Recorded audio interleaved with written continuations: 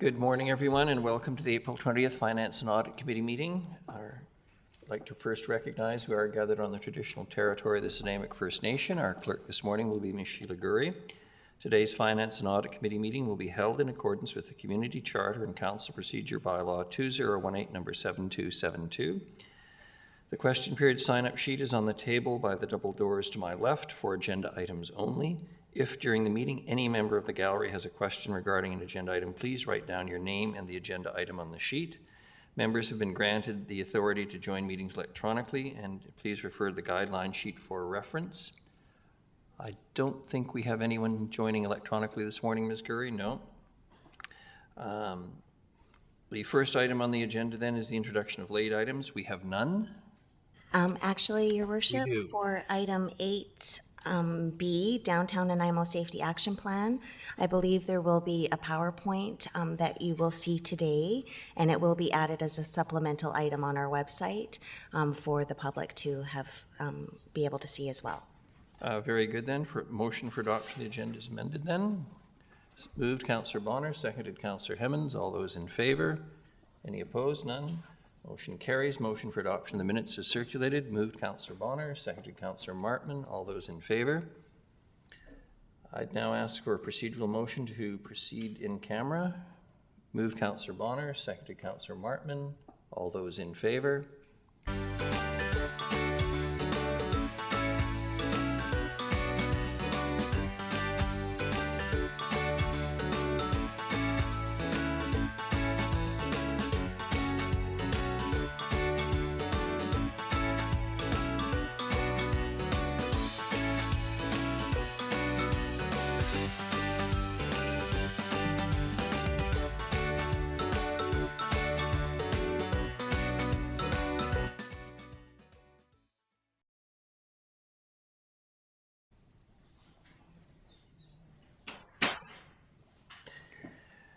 Thanks very much, everyone. Let's reconvene. The first item on the open agenda at this stage is presentations, and it's KPMG 2021 Annual Financial Statements. Liette Bates-Emer and Sarah Burden will provide us with a PowerPoint presentation regarding the audit.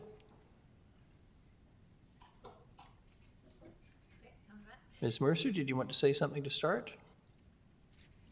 No, not at this point. I'll speak to the report that comes after. Thank you very much. Good morning and welcome again. Thank you. If you could just turn your microphone up to your, yes, so we can get you. Because I'm freakishly. We can hear you. Thank you.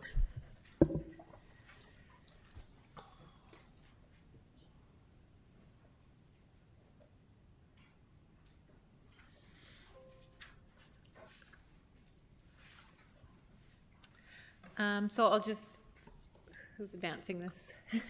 I'm Liette, the audit engagement partner, and with me today is Sarah Burden, our engagement senior manager. We've both been involved in the audit of the city for a few years now. If you go to our next slide, we can mention that as of today, we are substantially complete with our audit. We have performed all the procedures we needed to do to be in a place today to be ready to sign our opinion once we complete our discussions with the Audit Finance Committee and then Council accepts the financial statements.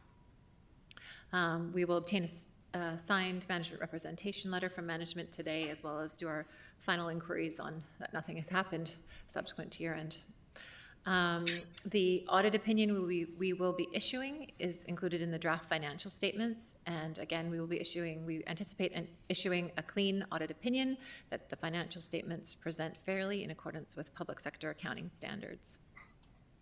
Again, I'll mention that we did receive full cooperation of management. They do a great job of preparing for this audit, so we thank them for that.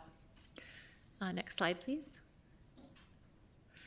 So when we presented our audit plan to you, there was sort of one risk that was identified in this audit, which is one risk that is required by professional standards and does remain in all audits, so nothing specific to the city, which is the risk of fraud due to management override of controls.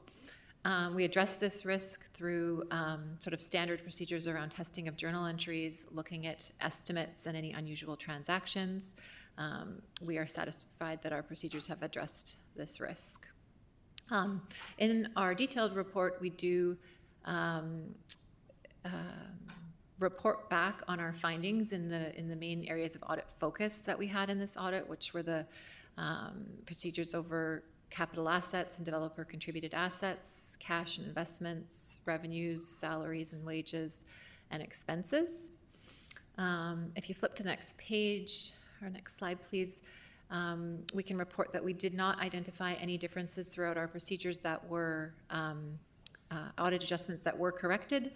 There was one item identified which remains uncorrected.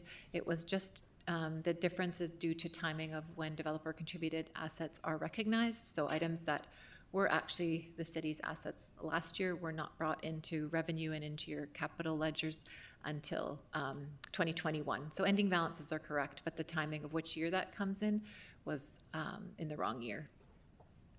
Next slide, please. I think this is talking about controls, so I can report that we did not identify any significant deficiencies in internal controls. Just with the one uncorrected error that we found, we did make a recommendation around enhancing communication between departments to ensure that you've appropriately captured all of the city's developer contributed assets at year end, which management has done already. So. Very minor. Nothing else to report in terms of internal controls. Next slide, please. Yeah, so I'll leave it to you if you have any questions for me. I'm looking around and I'm not seeing any. So your good news is our good news, means you don't have to answer any questions this morning unless somebody changes their mind. Thank you very much, both of you, for your attendance this morning. Much appreciated. Oh, sorry, Councillor Bonner, you're not good.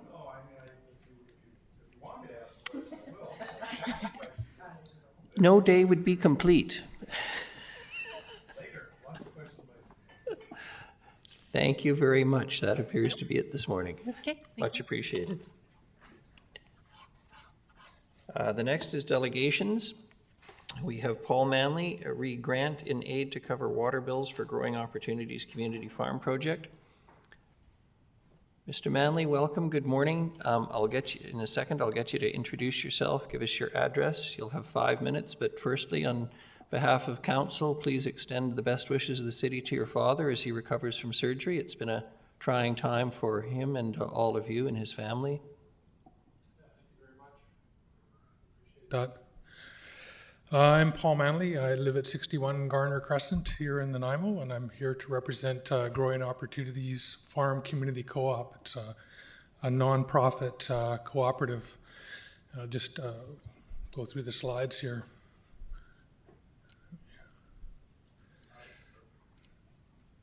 No? Okay. So we farm at 2 sites in the community, the 5 acres farm that you're very familiar with. We've been farming there since 2015. And at Klein Agri-Health at 29 Skaha Drive since 2019. We provide training and employment for people with barriers and challenges. And we grow thousands of pounds of food. The fresh farm produce is distributed to low-income individuals and families through programs like the Good Food Box and through a number of agencies around town. And our program participants sell produce at the VIU Market and at the downtown Nanaimo Market. We have converted 9 acres of hayfields at the Klein Agri-Health Center into vegetable production. And this is a 47-acre parcel of ALR land in the heart of the city. The farm has the water rights to Cathars Lake, but there are challenges with accessing that water for the farm. I just learned that after doing this presentation that our water line was damaged by a city water line when they were doing work. We need an environmental assessment of the lake. There may be pollutants in the lake that we don't want on food. There's infrastructure needs for upgrading the pipe and the filtration. And the surrounding landowners have built docks on the lake. And we could drain that lake down to 1/3 of its level, but we want to be good neighbors. So we want to have a process where we do an environmental assessment and work with the neighborhood. We use drip line irrigation and mulch to keep water use down to a minimum. And we spent $8,000 last year on city water to grow food for the community. We're asking the city to support this operation by providing water as a grant and aid. So we're not asking for taxpayers' dollars or user rate dollars. We're just asking for forgiveness on our water bill. We're also suggesting that the city of Nanaimo consider a water rate for agriculture similar to other jurisdictions. And so we're here to build an equitable, sustainable food system to provide training and employment, grow nutritious food for people in need, and build community resilience and mitigate climate change. So we appreciate any assistance that the city is able to provide. Thank you. Thank you very much, Mr. Manley. We've got at least a couple of questions. Councillor Armstrong? Oh, thank you. Thank you very much for your presentation. I just had a question on the legal water rates. Are the docks that are on there, are they legal? Do you know? Probably not. We don't know. So we're just investigating some of these things. We need to talk to the neighbors. But Thank you. I'm not sure that the people that live around the lake realize that they've bought property on a reservoir that is licensed to the farm. Thank you. Councillor Martman? Thank you. Through you, can you expand a little bit? You said about other jurisdictions and different water rates, user rates for water. Can you expand? Did you find out exactly what municipalities were doing that or regional districts? I know that Comox does that. We were in a presentation last night where a farmer was talking about water rates in Comox, and I've heard that Port Alberni does. I think that they use their industrial rate, which is about half of the residential rate for farming. And then if I've just done searches and areas in the Okanagan, other small communities allow water rates for agriculture. Thank you. Further questions will be to staff. Thank you. Thank you, Councillor Martman. Councillor Himmons?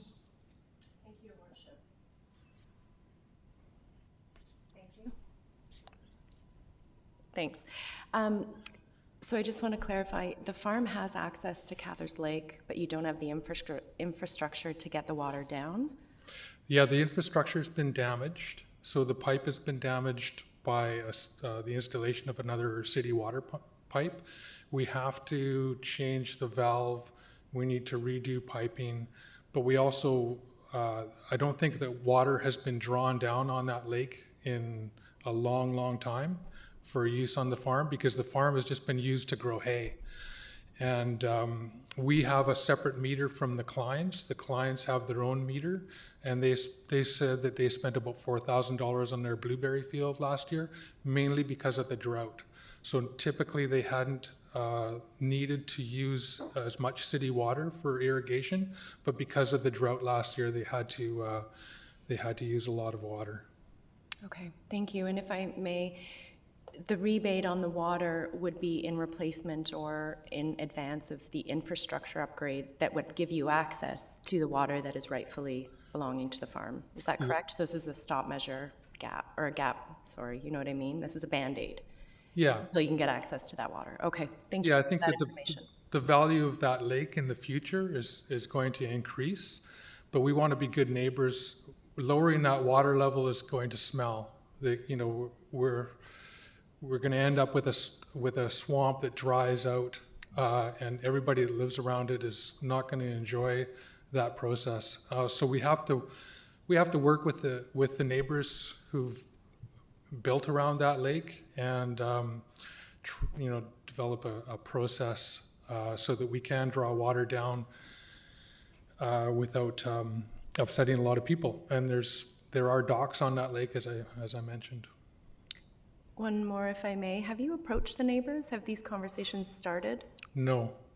So we're going to be working with MABRI, the Mount Arrowsmith Bioregional Research Initiative, that helped us with the research at 5 acres, and then did outreach to the neighbors there, and did surveys and everything else. So we're just fundraising to work with them again. We've been working with them on an environmental assessment of the farm, and we need to do an environmental assessment on the lake as well. We understand that there's turtles there and other aquatic life that we may have to consider in drawing down the lake. Thank you. Thank you, Councillor Emmons, Councillor Bonner, and then Councillor Turley.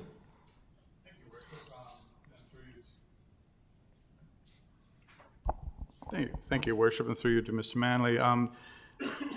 In theory, if you were to get an agriculture rate or one possibly bulk rate water, in which we already give to other organizations or companies, would you then not necessarily need Cathar's Lake? Yeah, I mean, if we could get water at a rate that is reasonable to continue to irrigate the farm, then we wouldn't need to draw down Cathar's Lake. Currently, because of the step rate for residential use, our water bill is very high. And I guess the other question is, do you know of what water rates are, what agricultural rates might be in other municipalities? Have you looked at that at all? I'm trying to get in touch with Port Alberni. I know that their industrial rate is 38 cents per cubic meter or 1,000 liters, and that's about half of their residential rate, their first residential rate, because they have a stepped rate there as well. The more water you use, the more you pay. All right, thank you. And Councillor Turley. Thank you, Worship. I should warn everyone, it's a little slow this morning. So okay, so am I. Don't worry about it. Good. To you, Your Worship, to Mr. Manley. First of all, I do support the use of water, obviously, in agriculture. However, the one issue that's kind of bugging in the back of my mind is the use of treated water, which of course city water is, as opposed to water that would perhaps come from a dugout. And I come from an agriculture background where in the Peace River everybody had dugouts. Is that being something that is A, feasible, and B, looked into as regard to the cost and whether there's enough runoff to keep the dugout with water in it? Well, we don't have a dugout. We have access to... I realize that. This is something I'm suggesting that may be an option. So. Yeah, there's costs involved with doing a dugout. There's, opportunity cost in terms of lost agricultural land as well. So it's a consideration. But we are a nonprofit cooperative that is trying to, employ people with barriers and challenges and provide food for low-income individuals. So every dollar that we spend is a precious dollar, and we're just looking for, solutions as we move forward.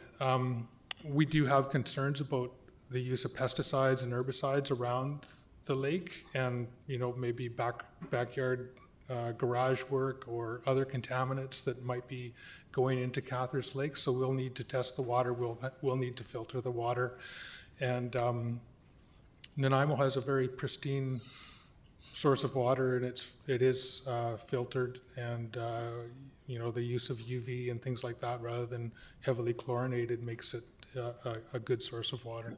Thank you. Thank you very much, Mr. Manley. I don't see any other questions. I am going to ask Mr. Lindsay, though. I think it cries out for a staff report, and I'm just wondering if any particular wording would be more useful than something council might suggest. Your Worship, I would just suggest the appropriate motion would be a staff report in response to the requested grant proposal. Moved Councillor Brown, seconded Councillor Martman. Councillor Brown, you wish to speak to it, please? Yeah, thanks. I'm highly supportive of that staff report, but I also would be, we can address it later, but supportive of information about the agricultural use with respect to water. This isn't the first time I've heard about the issue, and not just about this particular property. I do know agricultural land is pretty rare in the city of Nanaimo, but it has been raised as an issue to me before, so I would be highly appreciative of knowing about potential options for a tiered system, even if it does just accommodate those couple properties. Thanks. Very good. Councillor Gesselbrock. Thanks, Your Worship. Just a question, is the report for the grant and aid or for the bulk water? It's mainly for the grant, but obviously Councillor Brown, I think, has indicated, and Mr. Lindsay's nodding sagely as usual, will be looking for a bit of a report and comment about this generally. Your Worship, my understanding is the proposed motion by Mr. Lindsay and what was moved was for this grant request, and then the subsequent background information that Councillor Brown was mentioning would be included in that report. All those in favor? Any contrary? None. Motion carries. Mr. Manley, thank you very much. Thank you for your time. The next item are reports, the 2021 annual financial statements. Ms. Mercer, please, good morning. Good morning. Thank you, Your Worship. So as you know, under legislation, the community in the community charter, financial statements must be approved by council and submitted to the province before May 15th of each year. So in accordance with this section, we are here to present the 2021 financial statements and request that council accept them. So as stated in the KPMG presentation, they've completed their audit work and are prepared to issue an unqualified opinion that the statements fairly represent the financial position of the city at December 31st, 2021, once council has accepted the statements. So I'll briefly go through a couple of highlights of some of the items within the financial statements. So for cash and investments, we had $171 million at December 31st, 2021. And so despite the ongoing COVID pandemic, our cash flows remain steady in 2021. We did keep more cash in liquid investment instruments due to the fact that investments we can invest in were extremely low. So once now that tax interest rates are going up, we'll be looking at different investments potentially. Our tax collection rates were consistent with prior years, even though our tax penalty due dates were changed to 1% at July 4th and 9% at September 10th. As well, in 2021, socially responsible investing parameters were added to the city's investment policy. And at December 31st, approximately 33% of our investment portfolio was invested in socially responsible identified instruments. In reserves, we had $225.7 million in reserves, and this is broken down into three types of reserves. The general reserves, which are operating reserves, which are usually created through allocations of surplus for a specific purpose. So an example would be the General Financial Stability Reserve is an operating reserve.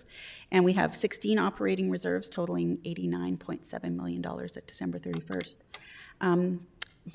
Developer cost charges, or DCCs, had a balance of $60.6 million. So DCC reserves are created through a bylaw and can only be used to fund projects identified in those bylaws. And our last item is statutory funds. DCCs are a statutory reserve, but they are, for the purposes of the financial statements, are kept separate. So statutory reserves are required by provincial legislation and or established by council and are created through a bylaw. So we had 23 statutory reserves totaling $75.4 million at December 31st. For our debt, we had $45.9 million in outstanding debt at December 31st, and that's a net increase of 6.6 million over last year for a debt per capita of about $451. So $11.2 million in new debt was taken on for the fire station number 1 in 2021. So the final borrowing will happen in 2022. As you know, the construction is wrapping up. And for our net book value of all of our tangible capital assets, we had $781.6 million of tangible capital assets at December 31st.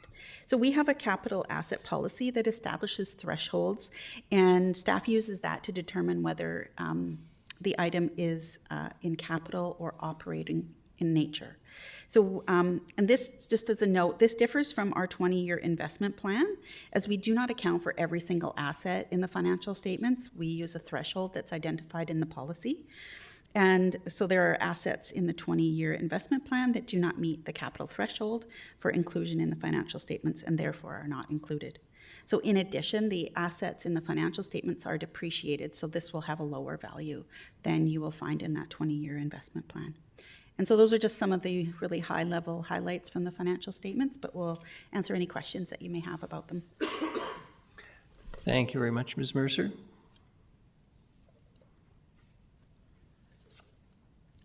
Councillor Bonner. Thank you, Worship. I'm quite happy with the financial statement. That's not a problem. I noticed that and it may not have been this report, but one of the reports, that the parking reserve, and there was money moved around in that, and part of the comment was that there is no future plans for that reserve.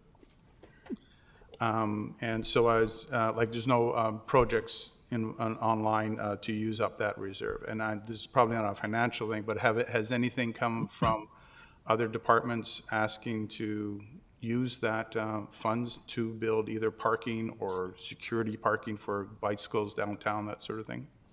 And through your worship to Councillor Bonner. So those kind of conversations come up when the project plan is being developed. So if there are any applicable projects, we would be looking to those reserves. Off the top of my head, right now, I don't know if any projects have been put forward, but that will definitely come through in the project planning process. Okay, thank you. I'm not seeing any other questions. Move the recommended motion. Councillor Turley's got a question. Thank you, Councillor Worship. Bonner's seconded, so. So this is prior to the motion. I just, point of clarification with regard to accumulated surplus with further to Councillor Bonner's reference to parking reserve, and then I see one off-street parking reserve, and I'm wondering why we have, why they're not amalgamated. So, through your worship to Councillor Turley, we will talk about that at one of the last reports, but we are required to have two different parking reports because there are two different reasons or allocations for the money we collect for cash in lieu. So our previous iteration of our bylaw for off-street parking was for new or sorry, I've got it in my report. So there. I can wait if you like. Okay, if I have the explanation in my notes for when that report comes up, but there is a valid reason why we have to. Thank you. Thank you, Councillor Turley. Oops, it's all right. Councillor Hemmons. Thank you, Worship. A quick question. In 2020, we show a $2.3 million reduction in debt. Did we pay something off? In 2020. It's the outstanding debt and debt servicing costs. You have a comparison between 2021 and 2020, and it noted to me that we have a reduction in debt. Yes, we did. Was it? There was one of their NAC paid. Yes, the Nanaimo Aquatic Center debt paid out in 2020. Yeah. Any further questions? Not seeing any. All those in favor? Any contrary? None. Thank you very much, Ms. Mercer and your team. The next is the Downtown Nanaimo Safety Action Plan. Mr. Lindsay, you're going to introduce this. Good morning. Thank you, Your Worship. Just a brief introduction and just a little bit of process for this morning before I hand it over to Mr. Nielsen. So as you mentioned, Your Worship, the next item on your agenda is the Downtown Nanaimo Safety Action Plan. We do have a staff report that's accompanying this item, but as you noted, Mr. Nielsen is here to run through the recommendations of his report. So to back up, Council's aware we engage with Nielsen Strategies to do a review of our downtown safety strategy, and they've come up with a downtown safety action plan and specific recommendations. So the report that's attached to your agenda is a staff's report which does two things. First of all, it just confirms the costing around these proposals, and then second, gives council a couple options on how to proceed should council wish to proceed with full implementation, just in terms of phasing of those, which we'll go over today. What I would say just on this morning in the process, so we'll have the presentation from Mr. Nielsen. I'm certainly also available here to answer any specific questions regarding the staff report. Then we will ask if the committee's okay with just holding any recommendations until we get to item C, which is the financial plan. So at that point, we'll hand it back to Ms. Mercer, who will walk through the 2022-26 financial plan update. And in that, there's some decision slides for you around this specific program. So we just thought it'd be good to have the background information now, but then allow you to see it within the context of the entire financial plan before you make any decisions. So without any further, unless there's any further questions, I'll turn it over to Mr. Nielsen. Thank you very much, Mr. Lindsay. I'm not seeing anyone. Mr. Nielsen, welcome. Nice to see you up and around. I hope you're feeling better. Thank you very much, Your Worship. I appreciate that. I wonder if I might I've just been informed that I have to, we don't have my presentation actually set up, so I just need to forward them a slide, if that's all right. I beg your pardon. We're not going anywhere. Okay.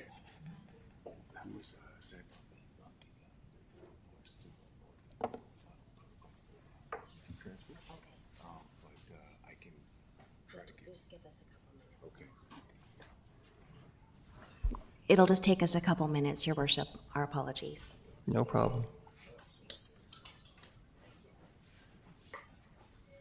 you want me to send something again? Yes. Victoria has it here. Is that the right one? Do you want me to forward it to you? Yes. To you?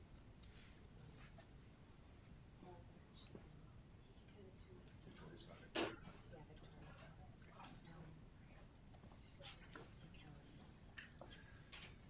Your Worship, just while we're waiting for this, it should be imminent. I'll just make a few opening comments, if I may. So thank you very much to Mr. Lindsay for that introduction. And as he mentioned, we're here today. I'm here with my partner, Bob Rich, who is actually not here in person, but he's here virtually. And so he will be participating in the presentation this morning, and happy to have Bob with us. Yesterday, actually, Bob and I also met with us. We facilitated a stakeholders discussion in the conference center in this building actually yesterday, and that stakeholders discussion was something that had been planned from the outset of our project. And we did come together with a number of folks, some community representatives of different community service providers. We met with some business representatives in the downtown area. We met with representatives of the Old City Quarter BIA and the Downtown BIA, and also with the Victoria Crescent Community Association. We met with, yesterday at our session, we had representatives from the city's bylaws department, fire department, rec department, and sanitation. And then we were also very fortunate to have yesterday a gentleman who came over for the event from Vancouver, and that is from the city of Maple Ridge. We had the head of the Maple Ridge Community Safety Officer Program come to participate in the discussion yesterday. So some of the themes that we'll talk about today, some of the ideas we'll talk about today have been informed by our research over the course of the last couple of months, by our consultation over the last few months, and will be a little bit refined from some of the feedback we got from the stakeholders as well. So we'll present to council the full kind of set of components of the plan as it's coming together. And as Mr. Lindsay mentioned, we'll also present some costing of those plans, and then we'll allow staff to speak to that following our presentation too.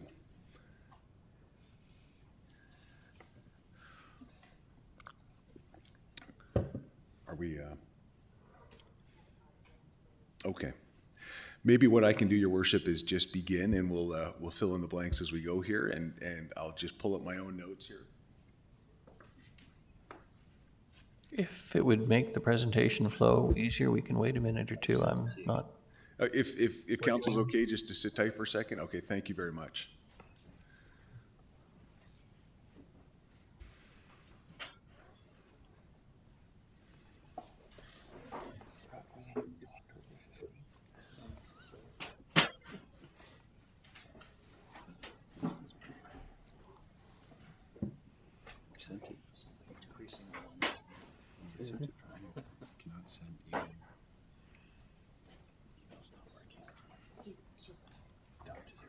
Have we got it? Oh, great. Let's go.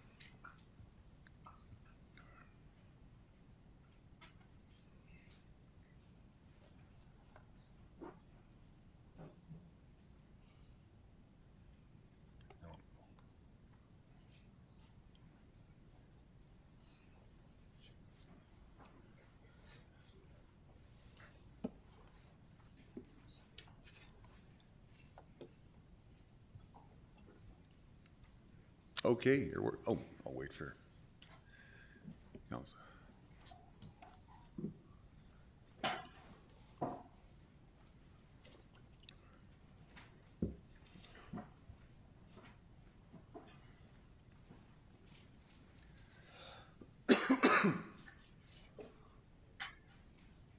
Thank you for your patience, Mayor Krogh and council.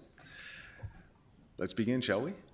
So we are here to present to council the findings, if you will, and the outline of the Downtown Nanaimo Safety Action Plan that we have spent some time putting together in consultation with staff, in consultation with the community, and using a lot of research of best practices in other jurisdictions.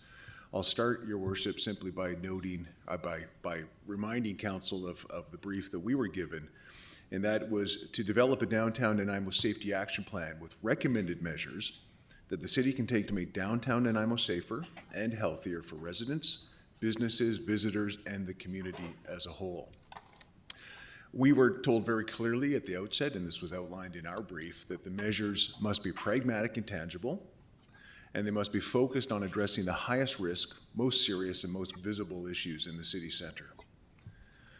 We also wanted to ensure that whatever we brought forward could be implemented beginning this year by council if it chose to do so, and then in 2023 and 2024, so looking over a 3-year period, with the idea that some of the changes, some of the ideas brought forward, some of the recommendations, if they are implemented, would become permanent, and others perhaps not so, but at least we would implement them in this time period. For today, Your Worship, we'd like to start by just kind of setting the stage, look at some desired outcomes, go through the approach and the components of the approach, look at some additional efforts for the city to consider in consultation with and collaboration with other partners, and then talk funding and implementation going forward. When we think of setting the stage, this is important because it does really set out what it is we tried to put together and what it is we didn't try to put together. And that's very important because this plan does not profess to be a panacea. It does not profess to be a holistic strategy that is going to solve all of the issues right back to root causes. This is something that is much more tangible and much more immediate in impact and really seeks to make a visible difference in the immediate term.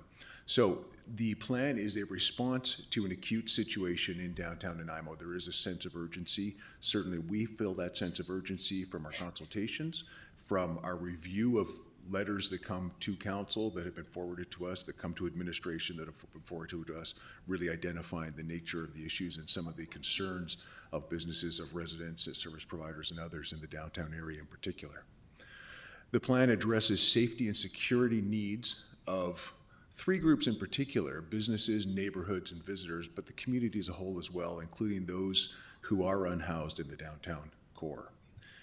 It does focus on downstream and midstream issues, and this is a very important point to point out because we do not try, and we were not intended to try to look at root causes, to look at systemic issues around poverty, to look at inequality of incomes, and to look at domestic violence and all their and trauma and addictions and those kinds of very difficult issues, recognizing that those need to be looked at, and they are being looked at by others, and they will continue to be looked at by others, and those are going to perform important parts of an overall holistic strategy for the community and for indeed other communities.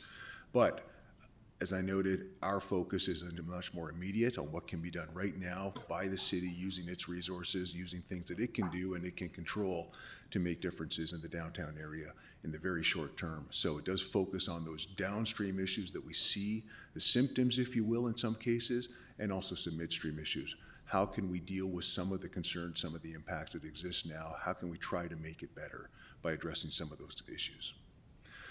It is distinct in that sense then from other plans that we see being created in some communities across Canada, and in particular in Ontario. In Ontario, the provincial government has mandated that all communities create community safety and well-being plans. We're starting to see those in some other provinces as well. City of Regina has one, for example. City of Kelowna is about to unveil one that took 2 years to put together.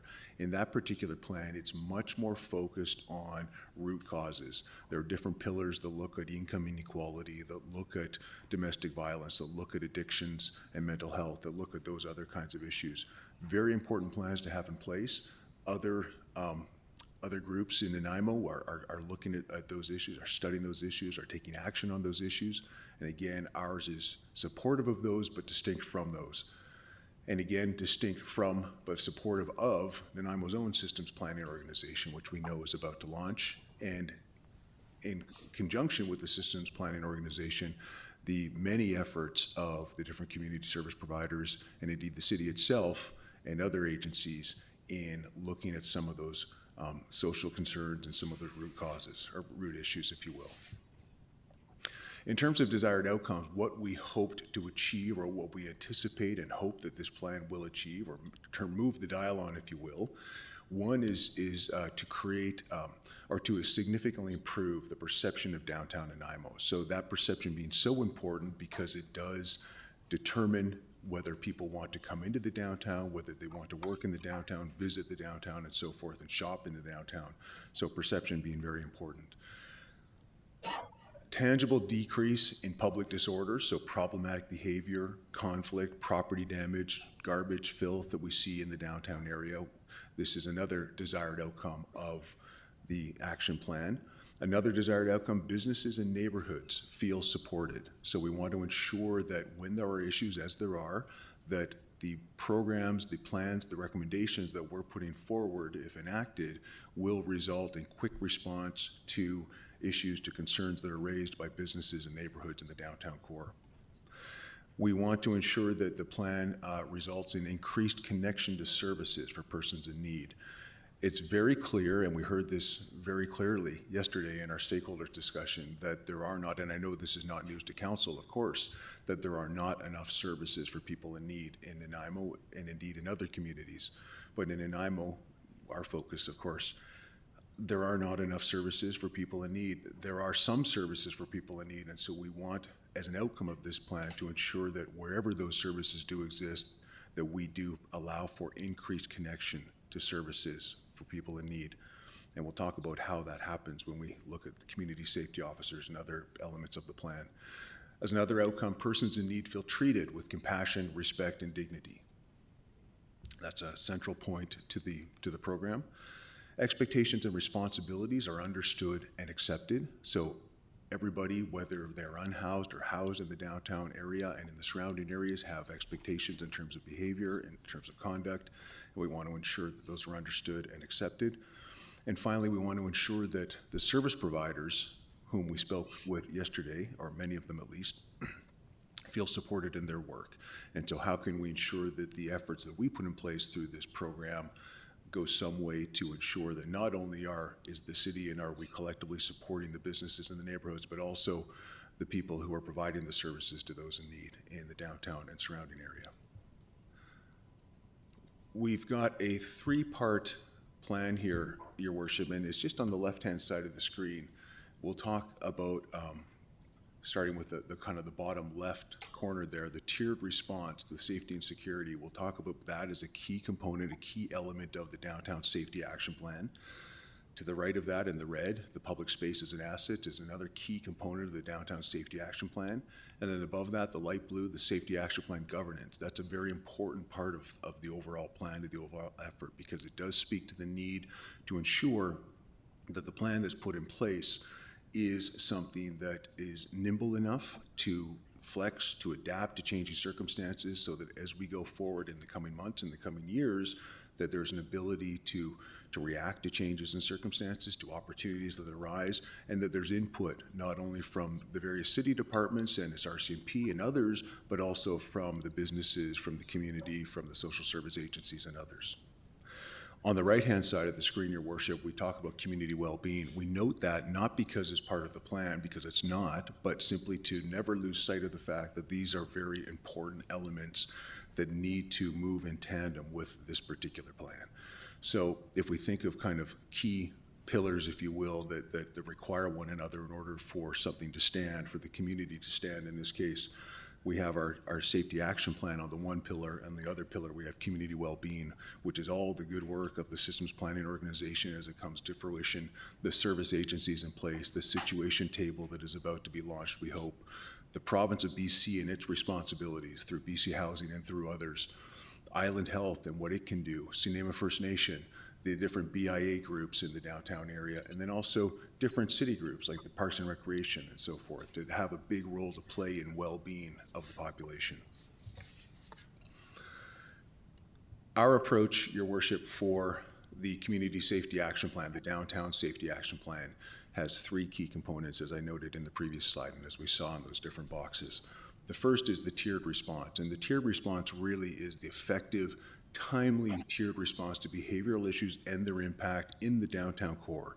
And you'll note in parentheses there we've got broader, because we do appreciate that even though our brief was to focus on the downtown area, it is a little bit porous. As problems arise in one area, they do move to other areas, so we're quite aware of that. So we don't think of that as a hard boundary, we think of that as a softer boundary that actions need to kind of flow through and across from time to time depending on the circumstances. Spaces and assets is the next key component. We're going to go into these in some detail, Your Worship, but spaces and assets, these are city programs that we'll be putting forward for recommendation aimed at keeping public spaces and infrastructure clean, safe, and accessible. And that accessibility is very important and is a broad term, broadly defined. Really, though, at its essence, to make it appealing, make it inviting, make people able to come into the downtown core, to feel safe in the downtown core, and to be able to use those public spaces. In some cases, frankly, to reclaim those spaces. And then the governance, the Downtown Safety Coordinator, a position that we're going to be talking about, which is going to be so important to ensure that this plan continues to adapt and continues to get done, and that there's some accountability there to make sure that's done. And then working with an interdepartmental working group and also then an interagency committee. I will pass the baton, as it were, Your Worship, over to my colleague Bob Rich now, who's going to talk a little bit about the tiered response, what it means and why we think it's important. Thank you, Mr. Nielsen. Good morning, Chief Rich. Good morning, Your Worship and Council. I apologize, I can't be with you again this time. The next time we get to appear before you, I'll try to show up as a human being, but I'm still not quite in the country, so I'm on Zoom. Traditionally, the ability to respond to behavioral issues has been left to two groups: the private security, who are hired by businesses to protect private property, and public spaces are looked after by police, in Nanaimo's case, the RCMP. And so you've had just two agencies who can respond to behavioral issues. And what we're proposing, in fact, are four groups of people that can respond in a way that's tiered, or where the response is based on the person's best able to respond to what's going on. And so what we've got when we do that, we've got four groups instead of two. One will be a volunteer group of downtown ambassadors. So these will be people that volunteer to walk around and interact, and are highly visible in sort of simple jackets and uniforms, and will be available to help people. Along with that, we're not getting rid of or suggesting that private security don't have an important role. Private security have, in many ways, the most authority when it comes to dealing with issues that occur on private property, as they act on behalf of the owners and have authority under the Trespass Act and other authorities in order to deal with behaviors that occur there. So very important to include private security and to let them have their appropriate role in responding to this problem. And then the tier two, we're calling the community safety officers. And this is obviously something completely new. It's being used in other communities, but it's, we think, a very important component to a tiered response. Perhaps maybe the missing piece that can provide a real focus on the issues of what's going on with people who are unhoused. And of course, the Nanaimo RCMP remain as the sort of final tier, the one that has to respond when an arrest is needed, or unlawful actions are taking place, or people are choosing to be violent. And so important to have all of those agencies, A, in place, and B, working very much together and sort of sliding from one to the other as needed, communicating with each other, working in partnership, so that as a problem is being dealt with, the right group of people show up and deal with it in a timely way. And so moving to the downtown ambassadors, Mr. Nielsen has done some great work at communicating with the university around perhaps having some practicum students involved in this. And so what we're looking for eventually is to have a group of volunteers, many of which will be practicum students. They are going to provide a visible presence. They will be a ambassadors in the sense of promoting the downtown core as a place that people want to be. They're there to help visitors find resources that they want to figure out where to park and where to go for lunch.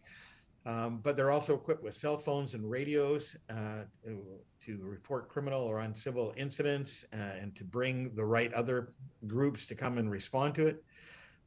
They will be trained in the use of naloxone. So if they do come upon somebody who's overdosing, they will immediately be able to assist while they call for help.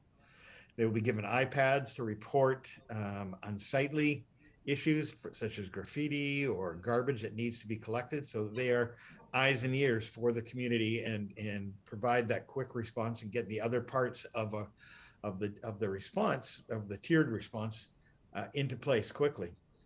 One of the great assets that Nanaimo has is a radio system. And so we propose that radio system be one key part of how these various tiers interact with each other and can respond to what's needed. I wonder if I can just interject for a second there, Mr. Rich. Sorry to break your stride, but I did want to just make a couple of other comments, if I may, on the Downtown Ambassador Program, Your Worship. We are fully aware that Nanaimo did have an ambassador program at one point. From our accounts, from dealing with, from our interactions with others, it was deemed to be quite successful. Other places do have in place different ambassador programs. So if we look around the province, we see in Maple Ridge, for example, they've got an ambassador program that is staffed by volunteers who are volunteers through the RCMP Community Policing Office in Maple Ridge. In Kelowna, you've got a very elaborate downtown ambassador program that is staffed by paid staff through the Downtown Business Improvement Association. And in other cities, we see a combination of those kinds of approaches. In Nanaimo's case, every place is going to be a little bit different. In Nanaimo's place, we don't have the same kind of capacity right now with the RCMP and the Community Policing Office. So, and we don't have the same kind of capacity right now with the business improvement areas, or associations, I beg your pardon, in terms of where they are in their evolution.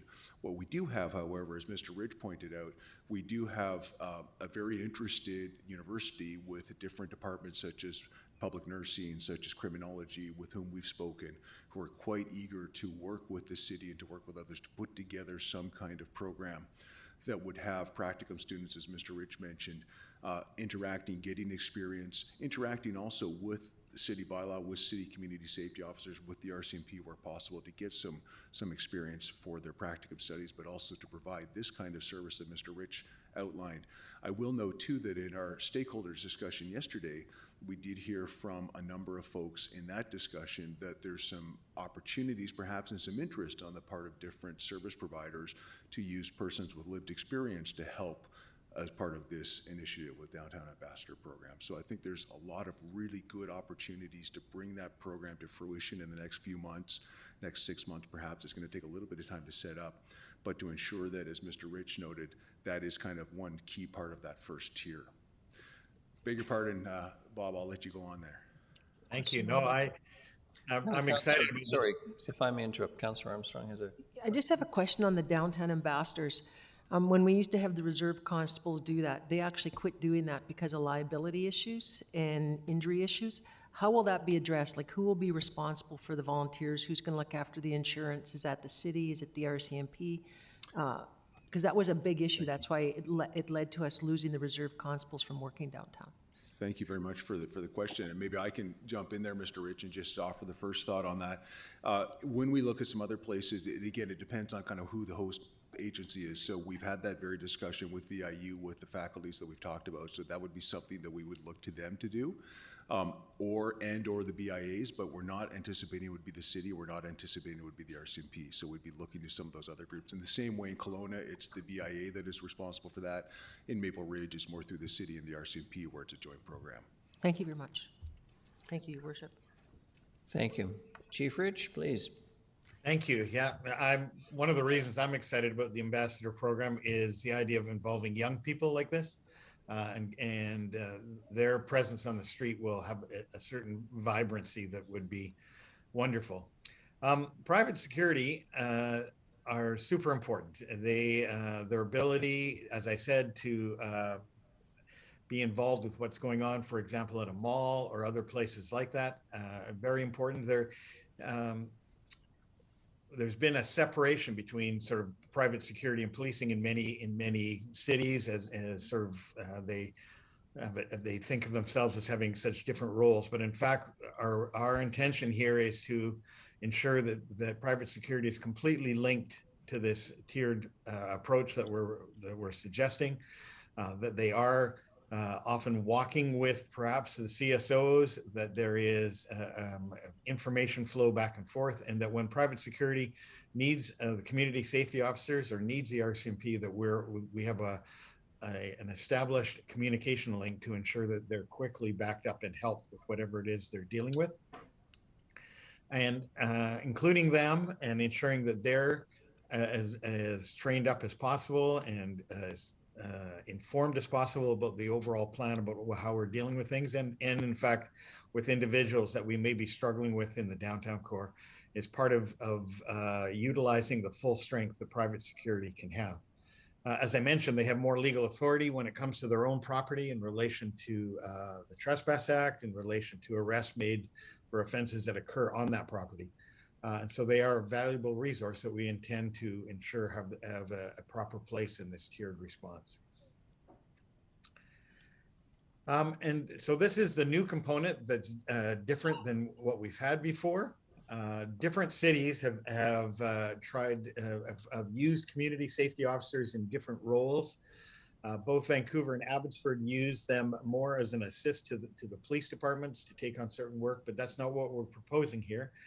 The model we're following will be much more like what Maple Ridge has chosen to do, where the city has hired these people, and they are, so therefore, city employees. They are in unique uniforms. The authority will ask that they be given is the same as a bylaw officer, but their role is completely different or much different than a bylaw officer. They are the proactive component, the professional proactive component of our tiered response. They will be largely on foot or on bicycle. They will provide coverage 7 days a week, days and afternoons.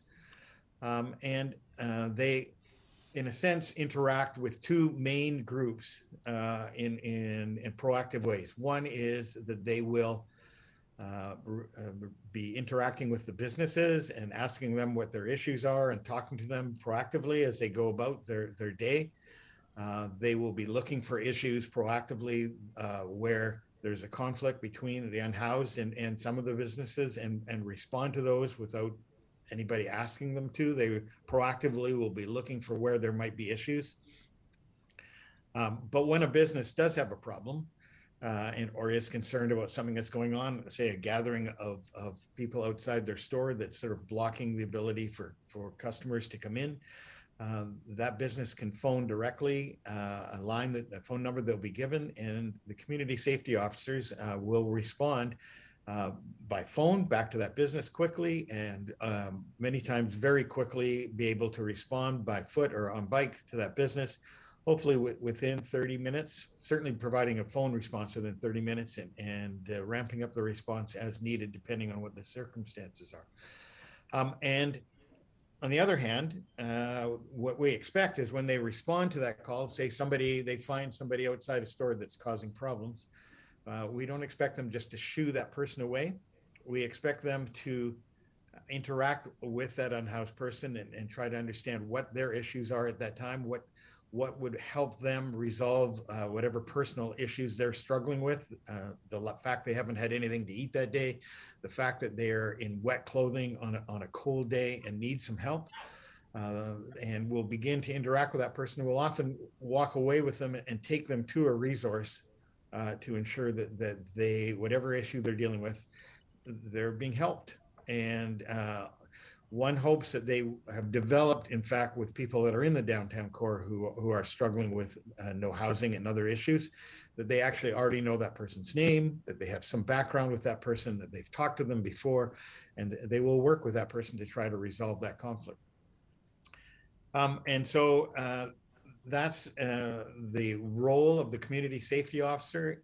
It allows us to ramp up the number of people in uniform that can respond to these situations very quickly compared to, I mean, the RCMP would do a great job if we could have all the police officers that we wanted, but that's not a reality that we're living with right now after Depot was shut down during COVID. And so this is a means of getting appropriate staffing to respond to the ongoing issues that exist in the downtown core and help both the businesses and the unhoused and resolve conflicts. And of course, the RCMP remain the highest tier of response, the people that can come in and make an arrest, that have all the use of force tools when a situation is turning violent or potentially violent. We have the bike patrol program in the downtown core, and they have some amazing officers on that team that interact with vulnerable populations, know who they are, know their names. And so we look to the RCMP to be there for us to provide, particularly when, say, a CSO is interacting with someone and it appears that person may choose to get violent. That connection between the CSOs and the RCMP as part of the tiered response would be a direct phone connection to the bike squad or to members on patrol, and hopefully achieve backup for the CSOs or anybody else very, very quickly. And so, again, we expect that they will be part of the tiered response, part of the communication. There would be times that RCMP officers would walk with the community safety officers, that there would be this sort of entire team response, tiered response, where there is continual flow of information back and forth, where everybody is on the same page, using the right group or response to deal with whatever the issue is, and being able to move up to a higher tiered response where necessary in order to keep everybody safe. Thank you, Mr. Rich. Thank you very much for outlining that tiered response. I will mention, Your Worship, just to follow up on Mr. Rich's comments, that it is the tiered response model is one that we have identified in other places, Maple Ridge being key among those, where it's now been in place for 2 years. They've noted, and we heard this yesterday from the gentleman who came to join the discussion, that they have reported and they have certainly identified tremendous value from that tiered response, tremendous results from that response in terms of dealing with public disorder, in terms of helping people connect with services where those services exist, recognizing, again, it's not going to kind of eliminate all issues, but it does make a difference, and it's something the city can control. We are looking now at, it won't be unique to Nanaimo in the sense, Nanaimo would be one of the first places in BC to really capture the tiered response and put it together in the way that is being proposed now. Maple Ridge kind of being a center for best practice on that. But we do know that that this tiered response model with the use of CSOs is being explored in a number of different centers now. So Penticton, Prince George, Terrace has just hired some of theirs. There's a number of places. Sanders, thank you very much. Yes, right across the province and indeed beyond the province. So this is something that is it's new to communities, but it's not untested, and it's something that has worked in other places, and we are confident would work here in Nanaimo. Let's move on, if we may, Your Worship, and just talk about this second key component of the approach of the overall Downtown Safety Action Plan. This one deals with kind of public spaces and public assets. And so it's a suite of city programs aimed at keeping public spaces and the infrastructure clean, safe, and accessible. The first one kind of deals with a clean team. There is a clean team in place right now at the city, council knows. That has been in place as a pilot project for now a couple of years. What we're suggesting is that that team be made permanent and that we add a second team to that. And that second team then, with that extra capacity, that would be sufficient to allow for 7-day per week coverage to make sure that there is that coverage over the weekends as well, that we've got downtown in Kelowna, or I beg your pardon, in Nanaimo downtown, that we've got a special new vehicle downtown. It won't be that vehicle, I'll point out. That is a vehicle from the Kelowna example, but they do have a clean team in downtown Kelowna where you see these vehicles downtown, making sure that public squares, parklets downtown, sidewalks, all those public spaces and the public infrastructure around those are kept clean. And at the risk of sounding overly simplistic, we do know from studies that clean begets clean, order begets order, and the opposite is true as well. So these kinds of things not only help to move the dial a little bit on matters of filth, on matters of cleanliness in the downtown area and in the public spaces, but in doing so, then they do help people come back to those areas, and they do make them more attractive to people to come back to those areas. There would be specialized equipment and uniforms because we want these people to kind of provide that visibility, that high visibility and that positive image. A lot of this is about branding. A lot of this is about changing the image. And as I noted, there would be a focus on public spaces. We do have a suggestion here for a vandalism relief grant, and I noted yesterday that we met with our stakeholders and we did talk with stakeholder groups about this idea and got some feedback from them. And some very good ideas coming forward on working again with other service providers and people with lived experience helping with this kind of program. So I think there's more work to be done on fleshing out this program, but we did also get good support for this idea. And it would basically be a program that targets storefronts, targets windows, sidings, finishings, graffiti, things that have been damaged because of disorder in the downtown area, because of issues in the downtown area. We know from reviewing the letters that come to the city that there has been a number of incidents around this. And the idea is this is something that can be put into place fairly quickly to provide some rapid release with light on process or little process, administered through the BIAs if we can, and if not through the BIAs, through another organization, but at arm's length to the city. Supported, however, by the city financially to allow for some quick action to, again, deal with the kind of issues of disorder, clean begetting clean, order begetting order, and so forth, and also to provide some relief to the businesses that are in the middle of some of the issues as well. Downtown parkade cleaners, your worship, as council may know, there are contract cleaners in place now to try to keep the downtown, excuse me, try to keep the parkades fresh, to try to keep them inviting, to try to keep them cleaner. It's a challenging task, and we're suggesting that that continues and that increase a little bit to provide that focus on not the public spaces, because that's for the clean team, but on the off-street places, on the parkades in particular. There is also, the city is now in the process of commissioning a study commission a study on the parkades downtown to, if you will, harden those targets, to make them safer for people, to make them less susceptible to damage and to trespassing and other types of activities that make them unavailable to others, to businesses, to visitors and residents in the downtown core. So that study is now being commissioned. We do anticipate getting results from that study. One of the things we anticipate looking at there is artificial intelligence cameras, which we see in Kelowna, which we see in Maple Ridge, which we see in other places, to try to monitor what's going on, to try to get ahead of the problem and address issues before they become serious in the downtown parkades. The public space SEPTED improvements, so community planning or basically locking up crime through environmental design, or kind of improving community safety through environmental design. what we're suggesting is a study with the Public Works Department, with BC Hydro, and with others to address lighting needs in particular, but not only lighting needs. One of the things we learned from our stakeholders group yesterday is that lighting, in fact, it can be a case of unintended consequences when sometimes lighting will attract people to an area where we don't want people congregating. So we want to make sure that we're being judicious in our use of lighting and where it is, but there's also other improvements that can be made through a CEPTED program. It would be informed, this kind of program, excuse me, by the community policing safety audits that were presented to council a few months back, where they were done for different neighborhoods in the downtown area and around that downtown area. So we do have some good results from those audits, which involved actual walking tours through the different areas to point out where we've got some issues.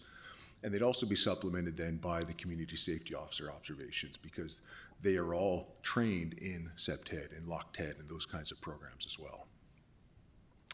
Rules and resources. One of the things when we look at some other cities that have come up with ways to deal with disorder and to try to present or try to mitigate some of the most acute issues, is the idea of saying that while we recognize that people have rights, people who are unhoused have rights of shelter, rights of food, basic rights and stuff that we need to respect and we want to respect. We also have expectations with respect to behavior and so forth. And so we want to make sure we want to borrow, if you will, from the experience of some other places, City of Victoria being one, other places around the province too and beyond, where there are actual kind of rules set out for overnight camping, for example, for behavior on streets, and how we can, through our CSOs and through others, work with people to help them understand those expectations, and again, to help them understand their rights and how we can balance the two. Park ambassadors, your worship, as the city knows, the park ambassador program has been in place in the city in past iterations at different times. And what we're suggesting here in consultation with our colleagues in the Parks and Recreation Department is to reactivate this program in the immediate term to provide some eyes and ears and reporting incidents of social disorder and litter removal and so forth in the surrounding parks in the downtown area, Caledonia, Maffeo, Sutton, and so forth, so that we get, again, kind of in early days, in the immediate term, some change, some visible presence, increase in visible presence, all hands on deck, as it were, kind of to ensure that we've got that visible presence and that we can start to change that perception in different areas, and indeed start to change in a tangible sense some of the issues around litter, social disorder, and so forth.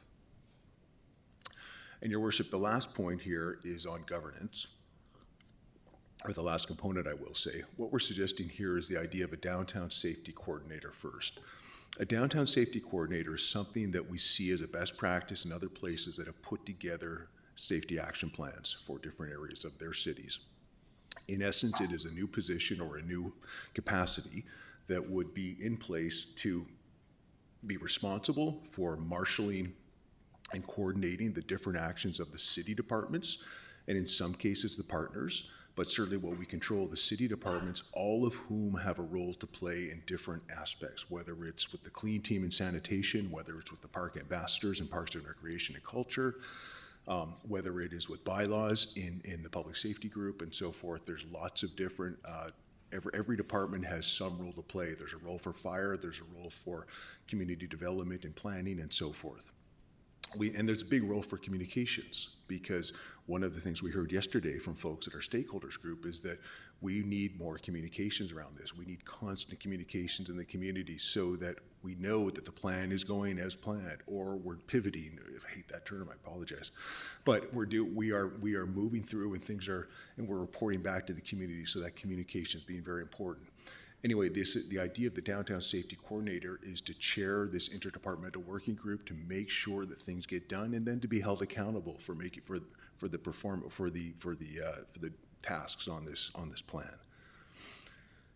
This group would meet weekly or bi-weekly, depending on the need, to coordinate efforts, to implement the action plan, and to refine and to meet changing conditions. And that notion of this plan needing to be nimble, needing to be flexible as we go forward, was really drummed home to us yesterday in our discussion with stakeholder groups. that look, this looks great, kind of the way we're going right now, but things are going to change, so we need to kind of stay on top of it and ahead of it. So that's why we've suggested that this working group would meet very frequently with people at a high enough level to make decisions and to change and to move resources around as needed. We also look at, and I beg your pardon, I should say interagency working group, where this group would meet monthly or bi-monthly to provide input and to identify changes or new initiatives to consider.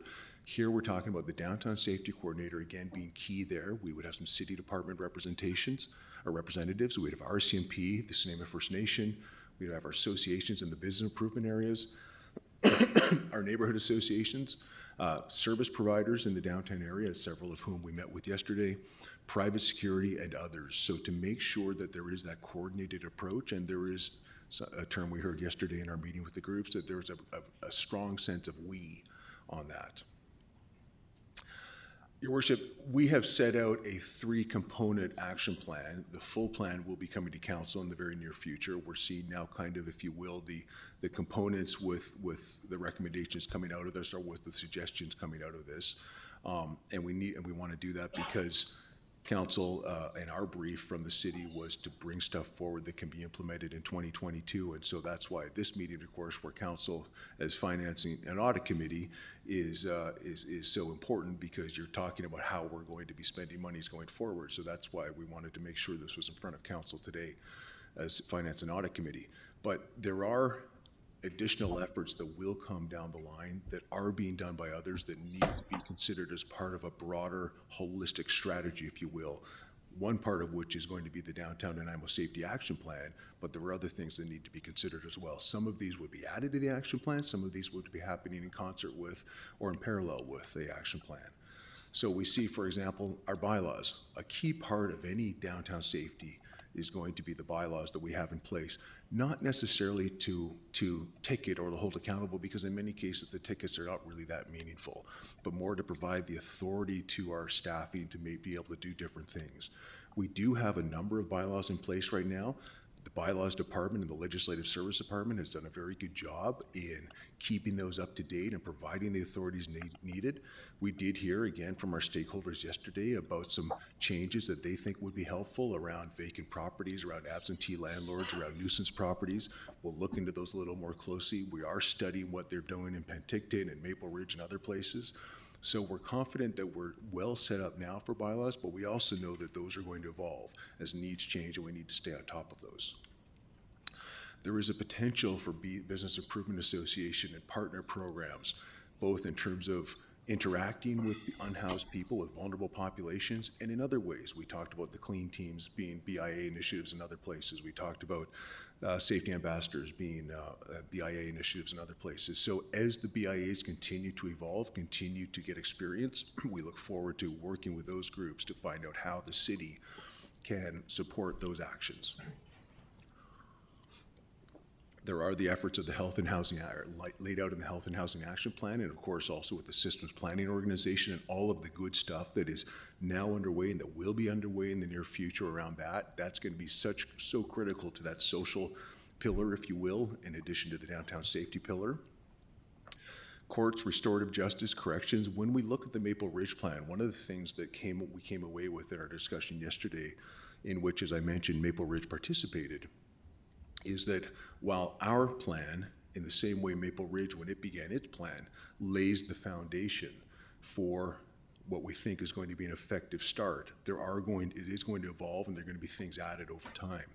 When we look at the Maple Ridge experience now, and I was speaking with their senior managers the other day and looking at their action plan for the coming year, in their 3rd year of their plan now, they've amended that to start adding new pieces. So they've now got a piece saying, okay, we've got our CSOs in place, we've got our social pillar up and going in place, and are working with our partners there. We now want to start looking at courts. We want to look more at restorative justice. We want to work in our partners in corrections, those kinds of things. So we're seeing that evolve, and we would anticipate the same kind of evolution in Nanaimo's case on the foundation that we're proposing now. Situation table is hopefully soon to be up and running in Nanaimo. There are situation tables around the province. Nanaimo does have one planned. It is a table, of course, where you have different agencies, Interior Health, RCMP, and others, where you focus on individuals in high need. And so we're hoping that that's up and going soon, because that will be helpful. Events in the downtown core, so important. The idea, again, of, and if I can be frank, kind of reclaiming the space, you know, whether it is the night market, the picture of which we see on the screen, or other public events that put on by the city or put on by other agencies to get people into the downtown area. One of the point, and we deal with Reimagine Nanaimo, looking at more residences in the downtown area, something that was highlighted yesterday in our discussion with our stakeholders, how it's so important to get more people living downtown, because that then changes the dynamic. And then finally, when we talk through our consultation with Maple Ridge, with Penticton, with Kamloops, with Prince George, with other places, with Kelowna, what we hear time and time again in all of our consultations is, let's keep working together in a more structured way so we can exchange best practices, because while the issues in Nanaimo may be in some respects unique to Nanaimo, in most respects they're being felt in Kelowna, in Kamloops, in Maple Ridge, and other places, and there's so much that can be learned from one another. So let's create a formal kind of best practices consortium of partners there. Thank you for your patience, Your Worship. I appreciate this goes on, and we're in the last component, I'm happy to report. So I'll just power through if I may. When we look at funding implementation, again, Councillor Gesselbrock, do you want to ask your question now? Or? I'll wait till after, yeah, thanks. Okay. Please. Thank you. Sorry. Not at all. Your Worship, when we, going back to our brief, we were instructed very clearly to put together something that could be implemented quickly and immediately, and then over the next 3 years. So we wanted something in place now because council, the city, the community has identified there is a sense of urgency. We want to act on that. So urgent need for quick action and visible change has been guiding our thinking on terms of funding and implementation. Short-term need for progress on some fundamental pieces, and then a longer-term implementation of all pieces, and as I mentioned, as well as new ones that we know will arise, and our governance model allows for those to arise. What we have here, and I'm going to go through this in some detail, but this is just kind of a snapshot, if you will, of what we believe this program may cost. These are all the dollar figures up here, and I'm going to go through some of them in a moment, so don't worry about having to go through this particularly cluttered slide. Nevertheless, these are all new funds. So in other words, some funds are already budgeted, and I'll point out where that is, but everything we see here is the new funds. So we've netted out whatever's budgeted now. There's a 3-year implementation. We've got 2 options. The staff report will speak to those 2 options. We're not going to get into that level of detail, but we will go through just some of the key points here. This is just for option 1. Option 1 is kind of a phased implementation. But again, I hasten to add that there is a second option that finance will speak to in a moment. The Downtown Ambassadors Program, this one, because it's largely volunteers, because it works with practicum students who typically are volunteer, we're not anticipating a big dollar figure for that, but we do want to get that set up. We've put in kind of a placeholder for that of $30,000 per year for that program. We do anticipate some savings from the private security around the parkades, and those savings are linked to the CSOs. As Mr. Rich mentioned, the CSOs, the community safety officers, would work extended hours. We've even anticipated them going till 2 in the morning, 7 days a week. So we will have that built-in security on some of our facilities as well. Under this particular option, option 1, we would be looking at hiring 8 CSOs in year 1. And those would be fully utilized in 2023 and 2024, and utilized for as many months as we could get them in 2022 if that process were to start. And I will note there would then be kind of 4 officers, again, hired in 2023. So there would be a total of 12 CSO officers. That would allow for 7-day per week coverage, 16-hour minimum, up to 19 hours per day. We do have some uniforms, some training, some bicycles, vehicles, workstations, those one-time costs. The training is quite extensive for these, and some of it is on the job, and some of it is not on the job. We do have, from our partners in Maple Ridge and Kamloops and other places, a very good sense of the types of training modules that would help to distinguish these positions from other positions, such as bylaw enforcement officers. It would also ensure that these positions were very well set up to be more interactive, to practice that kind of compassionate approach with the vulnerable populations in helping and therefore be able to be most effective in what it is the CSOs are being set up to do. We don't have anything in here for RCMP members because RCMP members have already received, or the RCMP has received from council already funding earmarked for bike patrol and other positions. So we don't anticipate new monies for there. We have had extensive consultations with the superintendent of the RCMP, and the superintendent has pledged to be part of the solution in all of this, of course, as we would expect, and to, wherever possible, use existing resources and focus those on the downtown core. So, for example, the youth unit, which will soon be finishing its role once the academic year at high school is finished, will be transitioning to the downtown engagement focus for the summer months. Our community clean team operations, Your Worship, as I noted, there are the program is currently funded right now through, or at least the first team is funded through 2022. So that's why we see a smaller number in 2022 and then a larger number in 2023 and 2024 as though that entire program becomes, under this recommendation, more of a line item in the budget. Vandalism relief grant, we would anticipate going down in terms of the need for that over time as the program became operational, because we would anticipate there'd be fewer incidents of vandalism and graffiti and so forth. Downtown parkade cleaners, these are incremental amounts over and above what is currently, currently budgeted for this program. Our security improvements for the parkades, we don't know what those will be yet because we will have this amount here, the study in 2022, and then we've got a study in 2022 again for the SEPTED, and then coming out of that, we'll come back to council and talk about any improvements. Our community's rules and resources, this is a very modest program and is mostly putting together different materials for communication in different types of format, and that program would then be, those materials would then rest with the CSOs, with the safety ambassadors. And then our park ambassadors, reactivating that program would be a one-time cost for 2022. And then finally, Your Worship, the downtown safety coordinator capacity I talked about, starting in 2022 and then becoming fully operational in 2023, actually becoming fully operational in 2022, but becoming full-time in their full year for 2023 and 2024. Finally, Your Worship, in terms of implementation then, we do know again, guided by the idea that we want to have something in place very quickly, recognizing then that some things will take a little bit longer than others. The idea here for the late Q2 and Q3 2022 would be to transition the RCMP youth unit to the downtown engagement team, as I noted, have a city and RCMP action table set up for an all hands enhanced presence approach, and this action table would then morph into the interdepartmental working group, which would meet weekly or bi-weekly depending on need.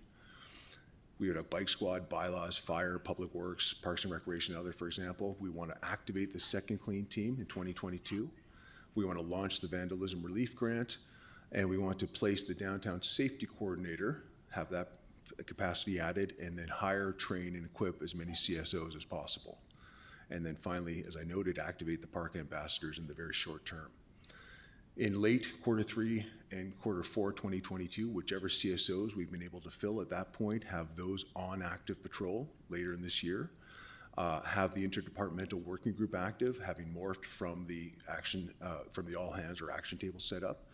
Begin to develop the ambassador program for launch in 2023. Develop our rules and resources, and commission our SEPTED study for public spaces, looking at 2023 for those improvements. Thank you for your patience, Your Worship, and to the members of the Finance and Audit Committee, Council. Though I appreciate you taking the time to allow me to go through that. Thank you very much. I'm noting the time. We're scheduled for a break. I'm going to suggest before we commence questions, we take the morning break and then come back. And I've got 4 councillors already on the list, so I'm sure we'll have a full morning and early afternoon. Please. Reconvene at 10:45 by the clocks on the wall as opposed to the various other clocks that don't seem to coordinate.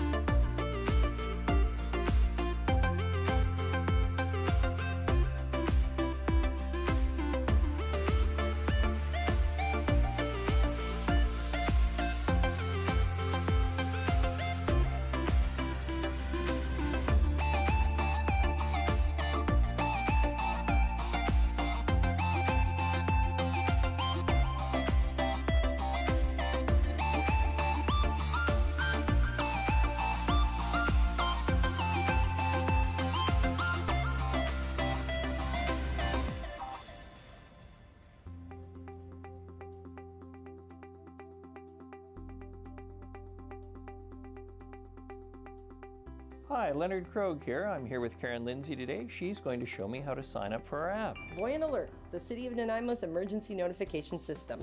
So we'll start by going into the App Store, Mayor Krogh. Done.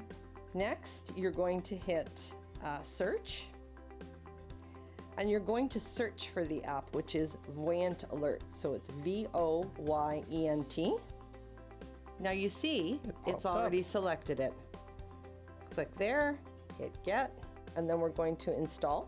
And why are we downloading this app? We're downloading that so that you can get this onto your phone system, and what it will do is it will send you a push notification out. So if the City of Nanaimo issues an emergency alert, it will actually push the notification out onto your phone. The really nice part of this app is that it's anonymous, so it goes by postal code. So we're not requesting you to put your name or personal information in, it just works off of the app through your phone system. There are also, if you have family members or friends that maybe don't have a smartphone or would like another way, you can also sign up online or call our Public Works Department, and they have phone and texting options available as well.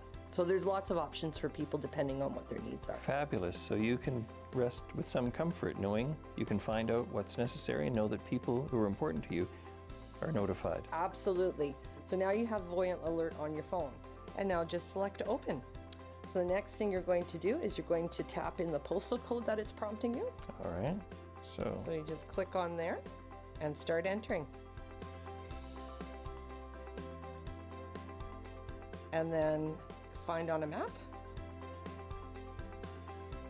So here you'll see the welcome page for the City of Nanaimo, and you want to subscribe to notifications, yes? Yes.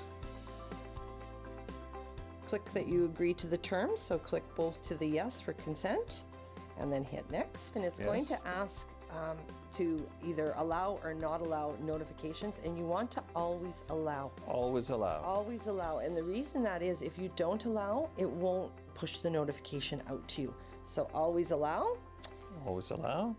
And now you see here, you've got a message to accept that you've signed out. That's the two-factor authentication, and you're going to tap yes. And now you're in the system. Also, when you have a moment, we recommend that you pick your locations and sign up based on those locations, and then you'll get alerts from the City of Nanaimo. Karen, thank you. Everyone, sign up.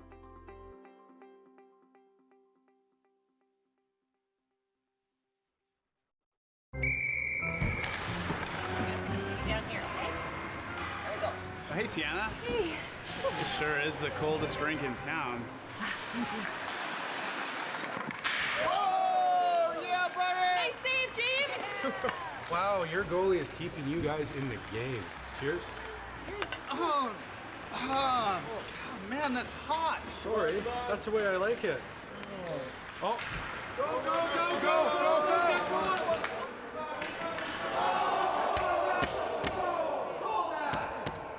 Penalty shot!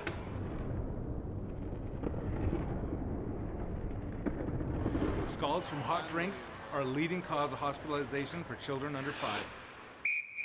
2 minutes, stand in the front, unsportsmanlike conduct. Hot tea and coffee will cause serious burns to a child in less than a second. Got it, kid? Use the lid.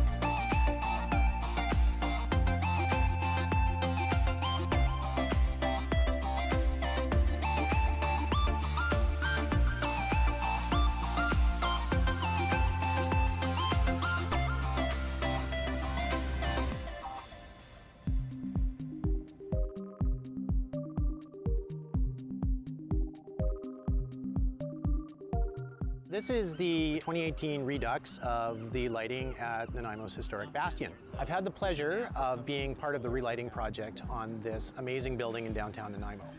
So what we did is we've replaced the original high-pressure sodium lights, which basically did an okay job of lighting up the bottom 10 feet of the building, and replaced them with modern LED lighting that has the capacity to change color. We can run through a number of different colors that we have pre-programmed here in a pink, a purple, a green. Probably my favorite on here is Rainbow Chase for Pride Week. It'll actually run all the way around the building all the time. With this new technology, organizations can now request that the bastion be lit to promote their cause by going to the City of Nanaimo website and following the instructions. Go to Your Government, Bastion Lighting Requests, complete the lighting request form, and submit. You will hear from us within a couple days if your request has been approved, and the bastion will be lit in the colors that you have requested. If you have any questions, please contact the Mayor's office at 250-755-4400. So the next time you're in downtown Nanaimo at night, come on and check out the new dynamic lighting at the Bastion.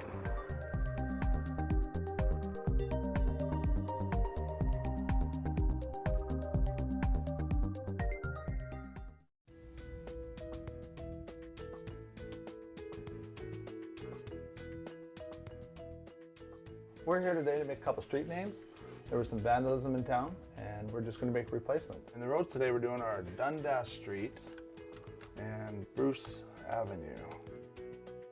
They're all 8-inch, and we use 3 different sizes, mostly 24-inch, 32-inch, and 36-inch. We do use a consistent font with street names. This is actually my metal blank, so the only material here is the material that I actually will cut out in vinyl.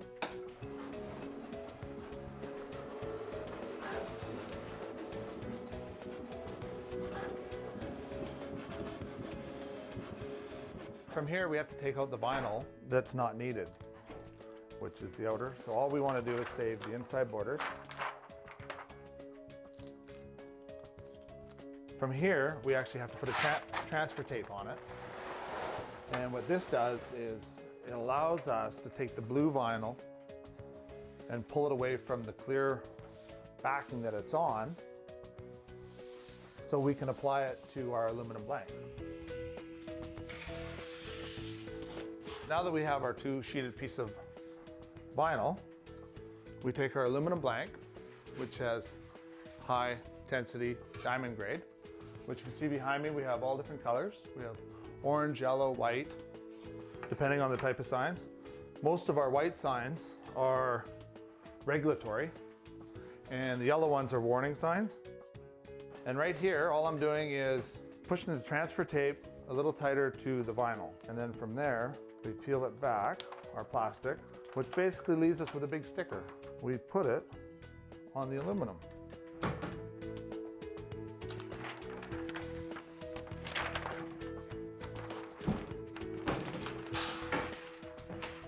And when we're done here, we take our transfer tape off, and as you can see, we're left with Dundas.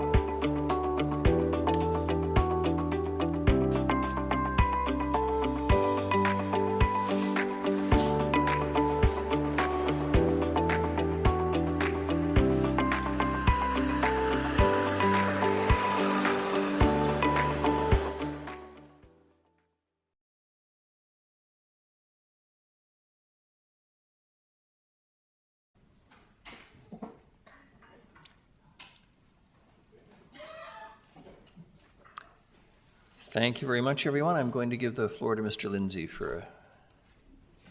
Thank you, Worship. And first of all, I just wanted to say thank you to both Mr. Rich and Mr. Nielsen for their assistance in preparing our downtown Nanaimo Safety Action Plan. I know we're getting to the point where council's going to have questions, and I just wanted to mention that, of course, you've heard this morning, there's a number of both new and augmented programs and services that are being proposed. And I wanted to mention that we have a number of staff who can speak to those. So if there's any questions, we have Superintendent Fletcher, we have Mr. Sims and Mr. Harding here this morning. Mr. LeBerge, of course, who through him and his team are much of the actual frontline work on this file. And Ms. Gurry's here. If there's any, I heard some earlier questions about liability. So hopefully between the team, we can help answer any questions that council may have. Thank you very much. And just as a reminder to everyone, we've got a number of questions now, and then we'll hear from Ms. Mercer, and then we'll talk about the options. All right, starting from the top, Councillor, in order, Councillors Gesselbrock, Armstrong, Brown, Thorpe, Martman, and Bonner. Councillor Gesselbrock, please. Later. Okay. Councillor Armstrong. I have three. I'll be fast on them. One point I did want to make, though, everything that you've done other than the CSOs was done here for years, and then it stopped in around 2015, 2016. So I think the thing we have to look at is how are we going to keep the momentum going? I mean, we had, it was a community policing coordinator that did what you're proposing the other person is going to do. I can't remember the name of it, the CSO boss or whatever. We had that. We had the teams. Instead of situation table, it was called STAR. So everything that's in that plan was there. It was also addressed in the homeless plan of 2008, which was considered best practice, which we didn't continue with, unfortunately. So if we do all this, how do we make sure this continues? Like, and I know it's reliant upon further councils, but how do we make sure people understand? I see Kevin Shaw there, who knows what it was like and how he saw the improvements and now saw it go back down. So how do we ensure that there's maintenance? I don't think people seem to understand prevention costs money. Thank you to Councillor Armstrong, through your worship. Thank you very much for the question. I think that you're quite right, and we heard yesterday from our stakeholders some of the same concerns, frankly, that you know, we've been to this movie before, if I could speak colloquially. I think that what I would answer is that the previous iterations, when we look at the community policing office, when we look at the ambassador program that was placed there, but we look in particular at some of the community safety officers that used to be under the RCMP programs and stuff. Those programs, all of those resources, including the community police offices, those resources were resources that the city, frankly, did not have full control over. Those were resources that rested in many cases with the RCMP, and they're subject to decisions that were made outside of Nanaimo in terms of whether to continue that program. So we saw in Surrey, for example, with the RCMP detachment, pioneers in coming forward with a community safety officer program through the RCMP. Federal government in 2017, I believe it was, decided that was not going to be a program any longer that the RCMP would be part of. So it was lost. In terms of sustainability, because I think that's the nub of the question, how to ensure that what's put in place here remains sustainable, that remains in place. The key element of this program, in terms certainly of cost, as we saw from the program, and in terms of also effect, if I can, or efficacy, I guess, if I can say, is the community safety officer component. What we are suggesting is to create those as city positions and to fund them as city positions. So therefore, you have an automatic permanence there as city positions. We're not suggesting them as a pilot project. We're not suggesting them as RCMP positions. We're not suggesting them as a third-party position. We're suggesting them as city staff positions. There would be a separate officer category created under the authority of the charter as employees of the city of Nanaimo. So those positions would be in place, and there would be that sense of permanence. Yeah, I think that makes sense, because really we had special constables before, but you're Absolutely. Right. It fell under the jurisdiction this way. That will help with sustainability. That leads to my second point, which was with these community safety officers, and maybe Chief Rich can answer this, I'm not sure. Would the IIO have any oversight on this, or is it separate? If I could, Your Worship, through to Councillor Armstrong, the answer is the IIO would not. Thank you very much. That's great. And then my last point, it goes to the SEPTED point. We went to the new commercial revamp, which goes against a lot of SEPTED principles. So how are we going to deal with that? Because I did bring that up with the designers, that your design goes against SEPTED. So one minute we're saying we're going to do SEPTED, and then we're bringing in designers that don't agree with the SEPTED. So how do we deal with that, and which becomes the priority? Thank you very much. Yes, and through your worship to Councillor Armstrong, I too spoke with the consultants doing that program, and yes, we did kind of identify that kind of inherent conflict, and it's something that the city's. I don't have a good answer for that. I think the city's going to have to wrestle with that, and going to have to kind of perhaps even on a block by block basis or on a facility by facility basis, weigh the pros and the cons, look at the trade-offs, and say is aesthetic design more important here than safety? Or than SEPTED, and or is the opposite in this other facility, given what we know of the nature and the circumstances in place at that particular place. Just want to thank you very much for the report, yourself and Chief Rich. It was excellent. Really agree with everything that you did, and I really hope that we can move this forward. Thank you. Councillor. Thank you. Your Worship, I'd like to also comment on the question around sustainability and programming. And firstly, some of the funding that's dealing with some of this now is temporary. For example, on the clean teams and that type of thing, it's been every year it's reviewed type of thing, and this is systemically building in funding for the clean teams and additional resources committed to the downtown, so this has become sustainable. The second piece, and this is the piece I liked about what I researched with Maple Ridge, was they do business plans around this every year.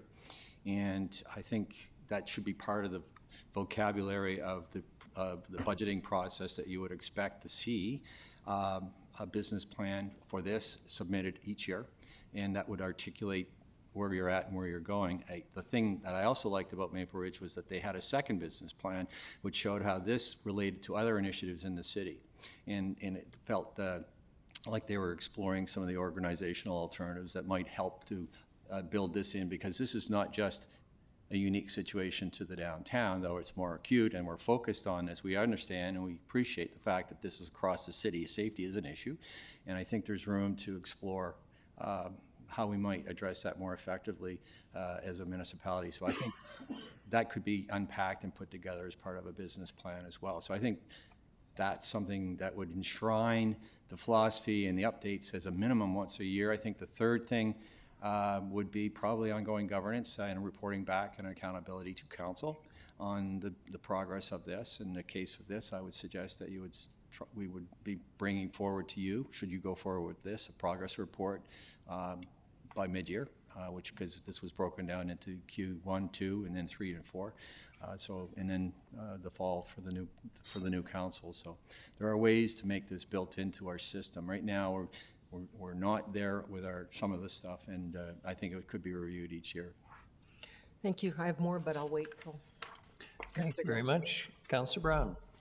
Thanks, Your Worship. I'm not going to dwell on this because I'll save it for one of our animated but enjoyable car ride homes with Councillor Armstrong. But SEPTED and modern design, or modern SEPTED principles and good urban design, I don't think are in conflict.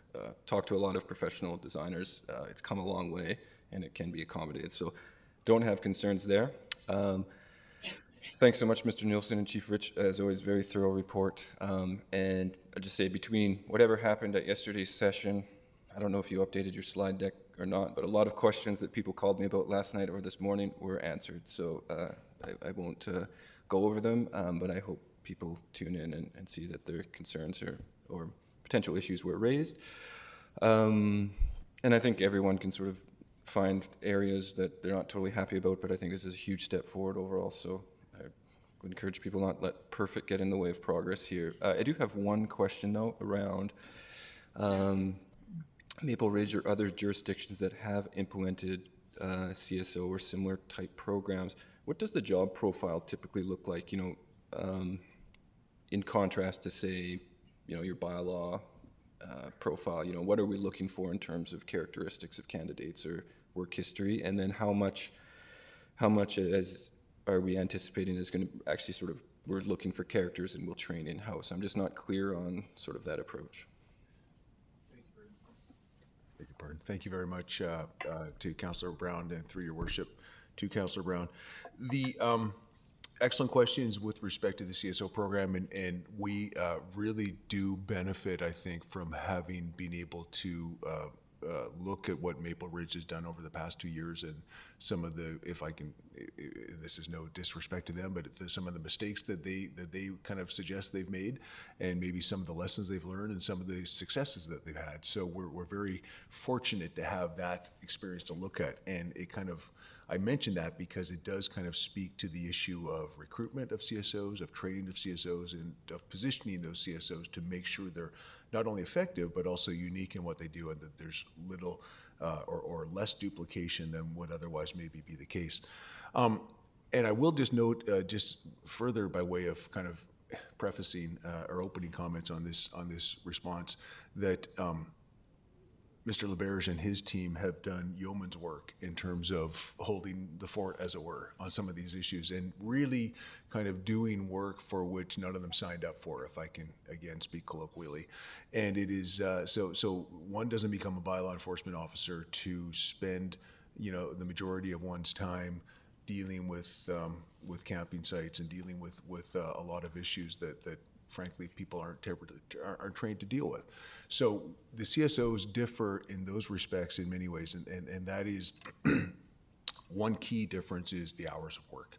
So in Nanaimo, we have right now our bylaw enforcement officers. We have some working weekends, but most of the bylaw enforcement officer shifts are working during the weekdays, and most of them are working until about dinner time.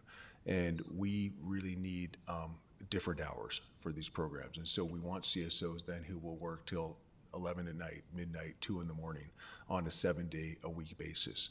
And so that's a key difference right away.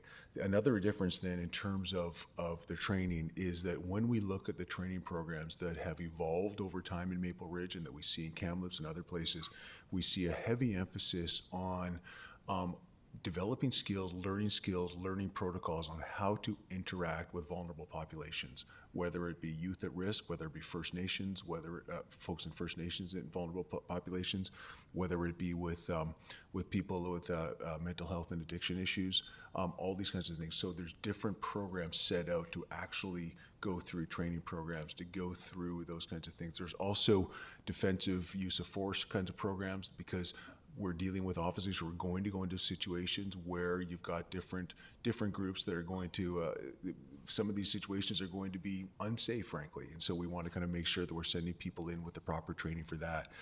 We've got another key difference in the CSO versus the bylaw is going to be that bylaw enforcement programs, by their very nature, and this is not unique to Nanaimo, this is universal, and that is that they are complaint-driven, they are reactive in nature. And while we see a little bit of change in that as we expect our bylaw enforcement officers these days to do more than typical bylaw enforcement work, in general, the program is set up to be complaint-driven and to be complaint-responsive. The CSO program is completely different in the sense it is proactive. It is, we would expect these CSOs to be 80% or more out of the office. They are patrolling on foot, they're patrolling on bikes. There would be one vehicle for the entire crew, but we're patrolling on foot and on bikes. We are looking into the idea of having them located in the downtown area outside of City Hall to provide that presence again. So we've got that patrolling, we've got that, and in terms of the training as well, we've also then got that ability to interact. One of the key components in the training program is called 3D, and it's kind of like de-escalation, and it's all those kinds of things. And so it's interacting with people, it's helping people with skills that are honed through, that are learned through training and honed through experience to try to provide more of that face-to-face contact, and that really being kind of a hallmark of that program. I wonder if, Mr. Rich, is there anything that I have skipped there in terms of the distinction between CSOs and bylaws? The only comment I would add, because I think the question is very important and you've covered it very well, is you actually have to hire the right people. So people skills are something that people have developed over their life. They have an ability to do that. And like hiring police officers, you have to be very careful who you select. And that will be a key to this program's success. Thanks to both of you. Thank you. Thank you, Councillor Brown. Councillor Thorpe. Thank you very much, Your Worship. I will have comments when there's a motion on the floor, but a couple of questions quickly, if I may, through you to Mr. Nielsen and Chief Rich. Thank you very much for the report. We've been waiting for this, and I'm very, very interested in this topic and want to see it move forward in some form. My questions, though, two things, if I may. First, I wasn't totally clear, and it's, I'm sure, my fault, the position of Downtown Safety Coordinator. Is that a new position, which would have to be newly funded, obviously, or do you see that coming from current city staff? Thank you, Your Worship, through to Councillor Thorpe. Thank you for the question.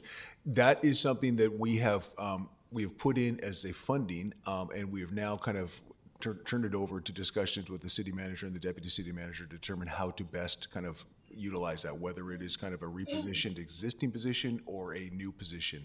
And that's kind of, we're going to rely on those two to determine their recommendation on that to council. But the outcome we're going for, though, irrespective of how it's come to, is the outcome we're going for is to ensure that there is a position there that is focused solely on this task, because this task is, as we've been reminded throughout our work on this, is the most important task right now, or one of the most important tasks and issues facing the city. So we want to make sure that if this plan is accepted and goes forward, that it has as a key component at the head of that governance somebody whose primary, if not sole, focus is going to be on making sure that this keeps going and that's reported, as Mr. Rudolph mentioned, is reported back to council on a regular basis, and that everybody knows exactly what they're to be doing and that it gets done.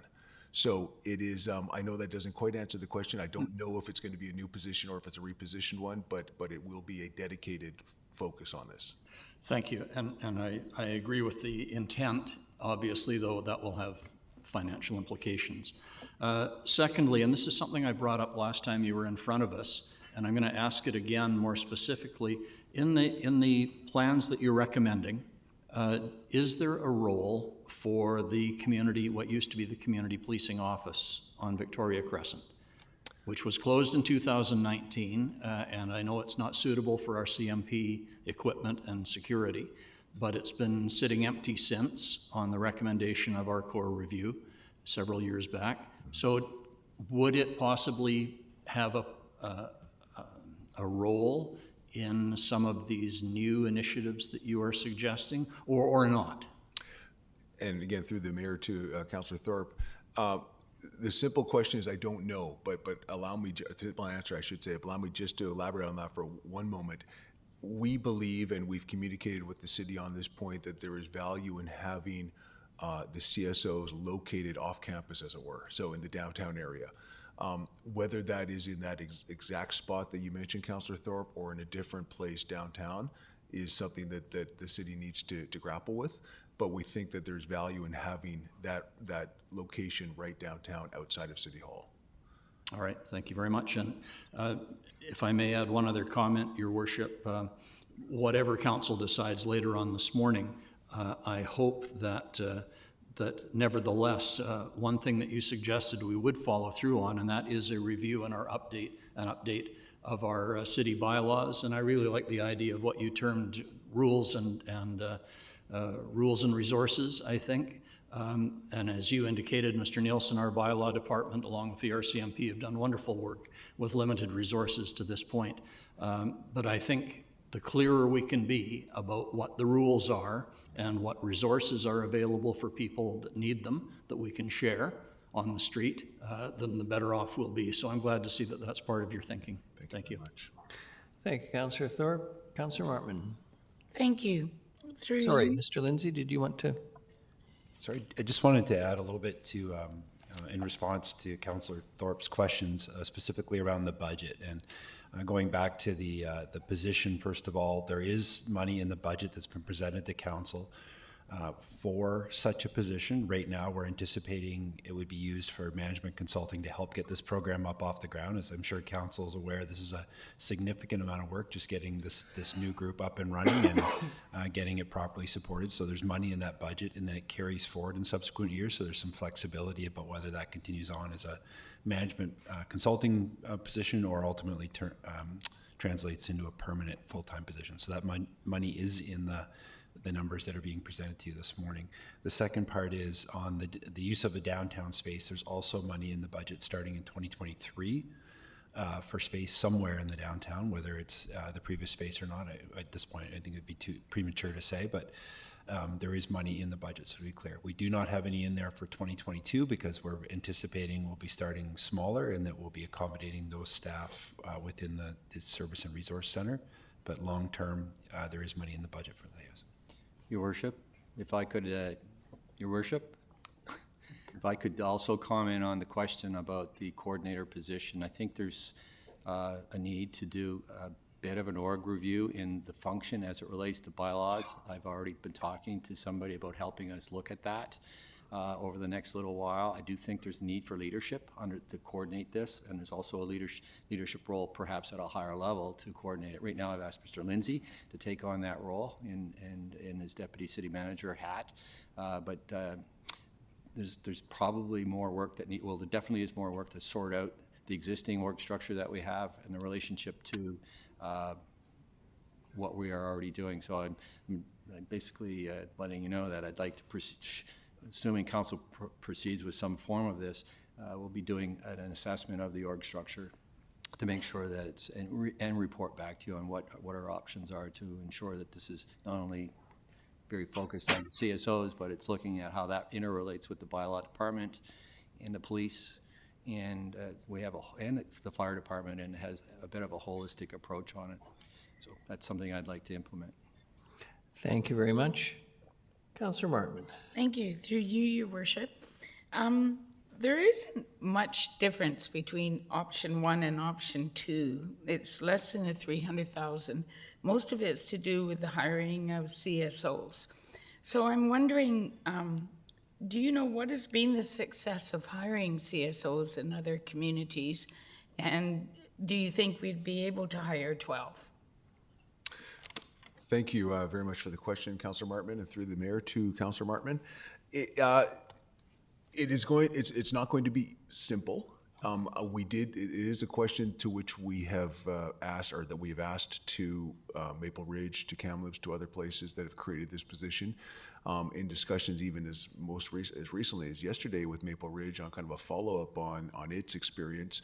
They have had good success in hiring people. They have, and this goes back to Councillor Brown's comments earlier, questions earlier with respect to recruitment, they have revamped the recruitment process recently because they realized that in order to find the people best suited for the position, they needed to add some extra tests in the recruitment process and so forth. But that said, that's more about process. But in terms of outcomes, in terms of putting people in the positions, they've had success in doing that. We do believe that while hiring the right people and getting people is never the easiest proposition, we do think based on the experiences of other places that we'll have success in that. Thank you. Thank you, Councillor Bonner. Thank you, Worship, and through you and to our consultants, and thank you very much for this great report. No one said it yet, but I'm sort of in favor of option 2. I do have some questions though, and I noticed that in your recommended budget, you have the private security downtown in brackets, which means it's disappearing. So is it your recommendation that we would cancel that contract, and which contract it is? Because we have a number of different types of security downtown. Thank you very much, and I may rely on staff for some assistance on this, but I'll start at the risk of kind of messing things up here, but and the staff can bail me out. And through your worship to Councillor Bonner, thank you for the question. As I understand, council had in previous times, not too long ago, provided additional monies for private security because there were issues in the downtown area that we're here discussing, of course, and because it was difficult to get the proper staffing to fill the positions with the RCMP, largely because of COVID and changes with Depot and getting people in place and so forth.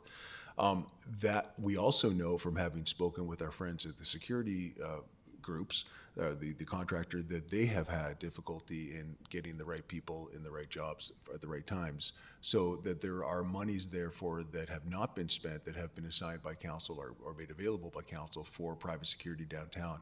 What we're suggesting is that rather than trying to spend those monies in future years, as we continue now going, as we start to implement a new safety action plan with the new resources, largely the CSOs, that we would still have a role for security, but that role would largely be in the sense that in the way that security is hired by private property owners to provide security to their own facilities, and less about the city using security to augment public officers. Whether those be RCMP or community safety officers. So we would see the community safety officers as largely replacing any planned use of security from a public space perspective, but then using those community safety officers to liaise with and cooperate with the private security on private facilities in the downtown area. So whether that be at the Port Place Mall or in other individual places. So those reductions, my understanding is we've been able to kind of take back, as it were, or to take monies off the table that were available for security, for private security. I hope that makes sense, kind of. I think someone has a name. Ms. Mercer. Thank you, Your Worship. So the idea is, currently in the budget, we have security for the downtown area, and we have security for parkades. So what we were, our thought with the budgeting is that there will be some hours where the CSO positions won't work, like 4 or 5 hours a day, that we would need private security in the parkades. So we have left the security costs in the parkades, but we have at this point eliminated the additional security that is in the surrounding area as the CSO officers would be covering most of that. So there will still be some private security, but mostly in and around the parkades. Thank you. My next question is, one of the statements you made, Ms. Nielsen, is regarding in the event that an altercation takes place and the CSO shows up, and that they would then take that person to the needed resources, which we don't have a lot of. And that requires a relationship between the CSOs and the agencies providing those resources. So my question is, how do you see the CSOs building a relationship with the agencies that are working on the ground? Thank you, through your worship, to Councillor Bonner, and I'll begin this, and then maybe I'll ask my colleague, Mr. Rich, to comment as well on this.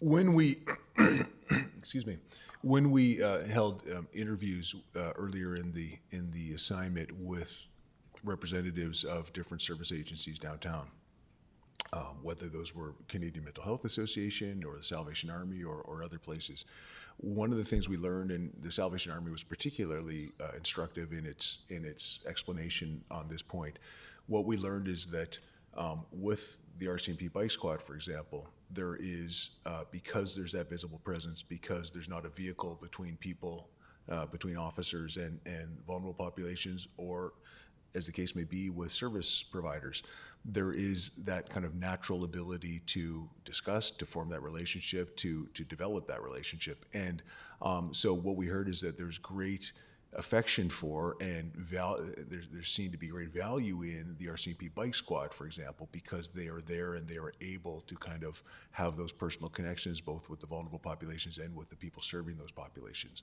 So we heard that very clearly from, for example, the Salvation Army, where they gave great accolades, excuse me, to the bike program. We see the same kind of potential, and we would expect the same outcome as it relates to the CSOs, because they are going to be there patrolling, because they're not in offices, because the entire program is based on that visible presence and that physical presence. and that lack of vehicle, they're either on foot or on bicycle. We would expect those CSOs to be very front and center with and interacting closely with the service providers who are in the downtown core and the surrounding area, with the businesses to which they're called and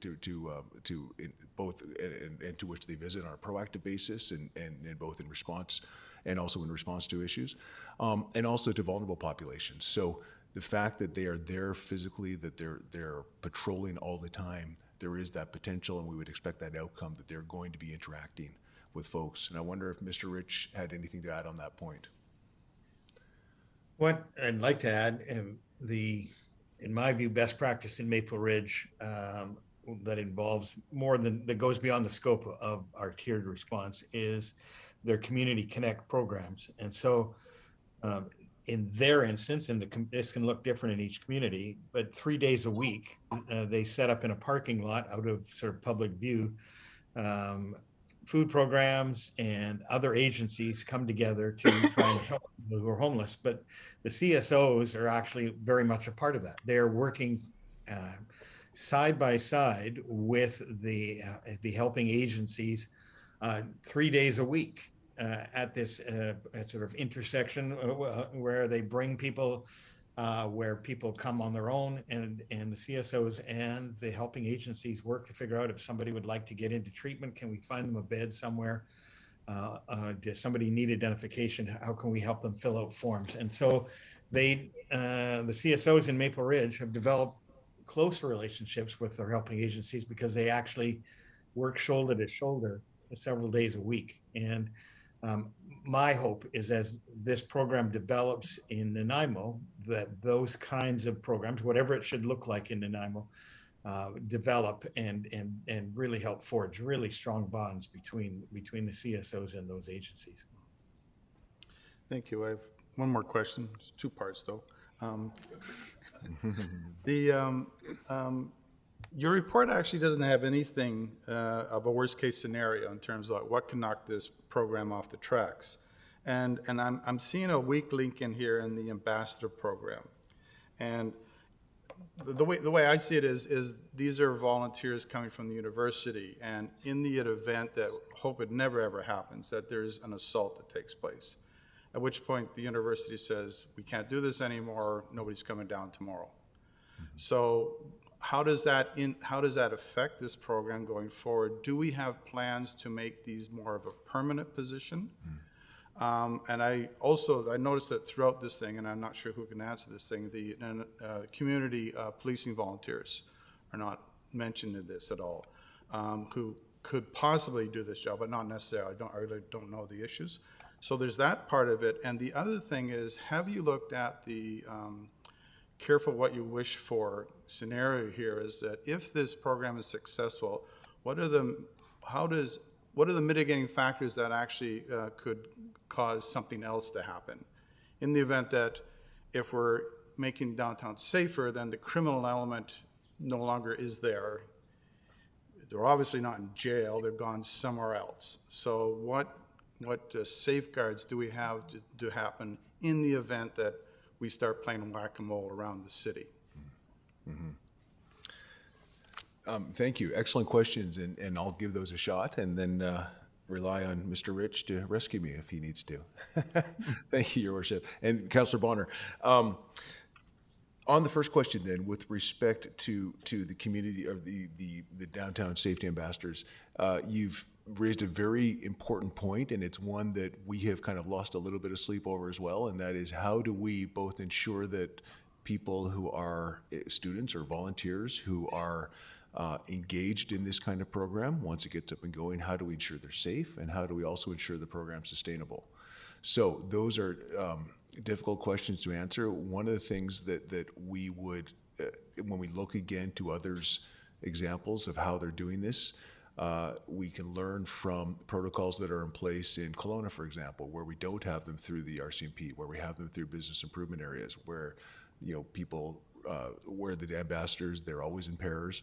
They tend to be during the daylight hours, so we're not sending them into difficult spots or in dark time. They tend to be as much about interacting with non-vulnerable populations as with vulnerable populations.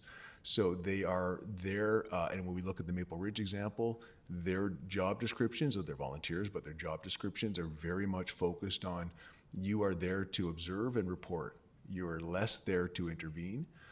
Intervene where safe, but here are the protocols to follow. And the other thing that Maple Ridge has been very successful at, that we would hope to be able to emulate to some degree in Nanaimo, is that the downtown safety ambassadors often will accommodate and patrol with the community safety officers. So there's always there as kind of, and that can be very effective in also providing even a stronger presence, and one that is less threatening, because we've got people with different kinds of uniforms and clearly are not there from a purely enforcement perspective, but are there to engage with people, whether they're businesses or whether they're tourists or residents or vulnerable populations. So we would be looking for a lot of safeguards in terms of expectations and responsibilities assigned to the position, but also in terms of providing in a real-time assistance with respect to the patrolling with the community safety officers to ensure that there's that extra level of safety. In terms of the sustainability of the program, that's going to be a challenge, to be quite frank, and it's a challenge that we saw with the previous program here in Nanaimo, which was done through the RCMP. And as Superintendent Fletcher will tell you, that the often for reasons beyond the superintendent's control, the priorities will change within the RCMP, and that kind of filters down then into taking away resources from programs that once existed.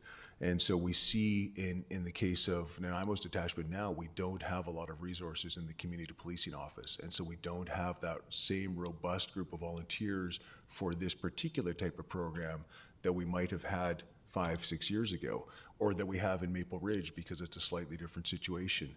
We don't have in Kelowna necessarily, because it's maybe got a different dynamic similar to Nanaimo's more than it is to Maple Ridge's. But in the Nanaimo case, we don't, while we have volunteers with Speed Watch and Block Watch and those types of programs, we just don't have the capacity right now. And I don't wish to speak for Superintendent Fletcher, but we just don't, my understanding from my conversations with her is we don't have the capacity in the Nanaimo detachment right now to be able to provide that home for this new group of volunteers and that oversight for this new group of volunteers.